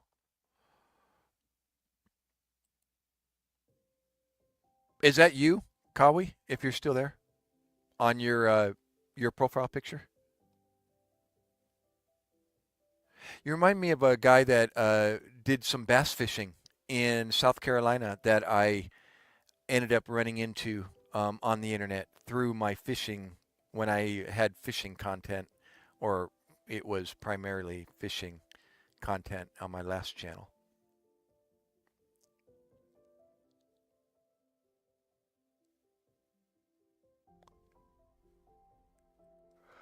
Oh, excuse me.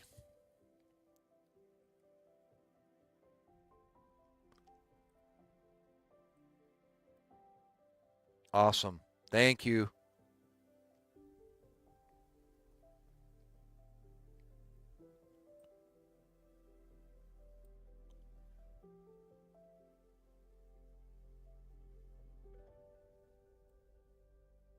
Oh, you're going to head out, Jeff?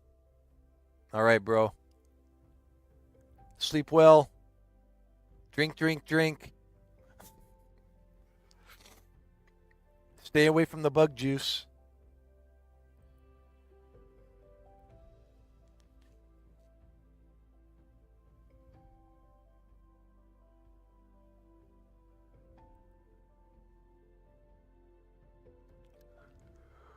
Oh my gosh. You know what? That yawning, I think, is a telltale that I need to get off this thing and go find one more something to snack on, and then I'm gonna end up retiring myself. So let's do that, guys. It'd be a good note to end on. And again, anybody, I apologize if I said something that offended anybody. I didn't mean to. I'm just. And Selena, wherever you are, dear,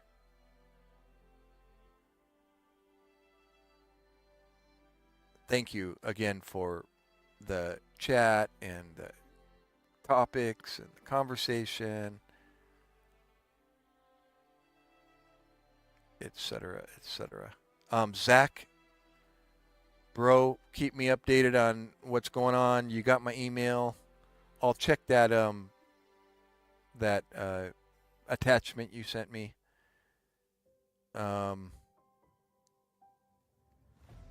BM, thank you, brother, for coming back. Good night. Sleep tight. Don't let the bed bugs bite. And Manta, whoever you are, thanks for finding and stopping. Kawi, my love.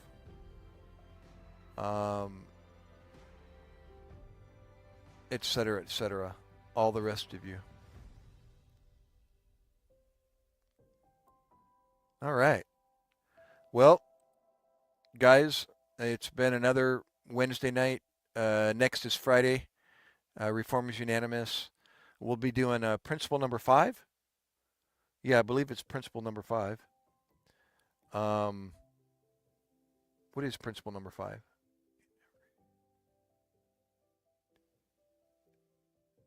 I don't remember, but we'll find out Friday night. So later, guys. It's been real. Let's end this on a rock and roll note. If anybody, who is it that plays the guitar whenever I head out? Somebody files that, but let's do it. Ready? You see?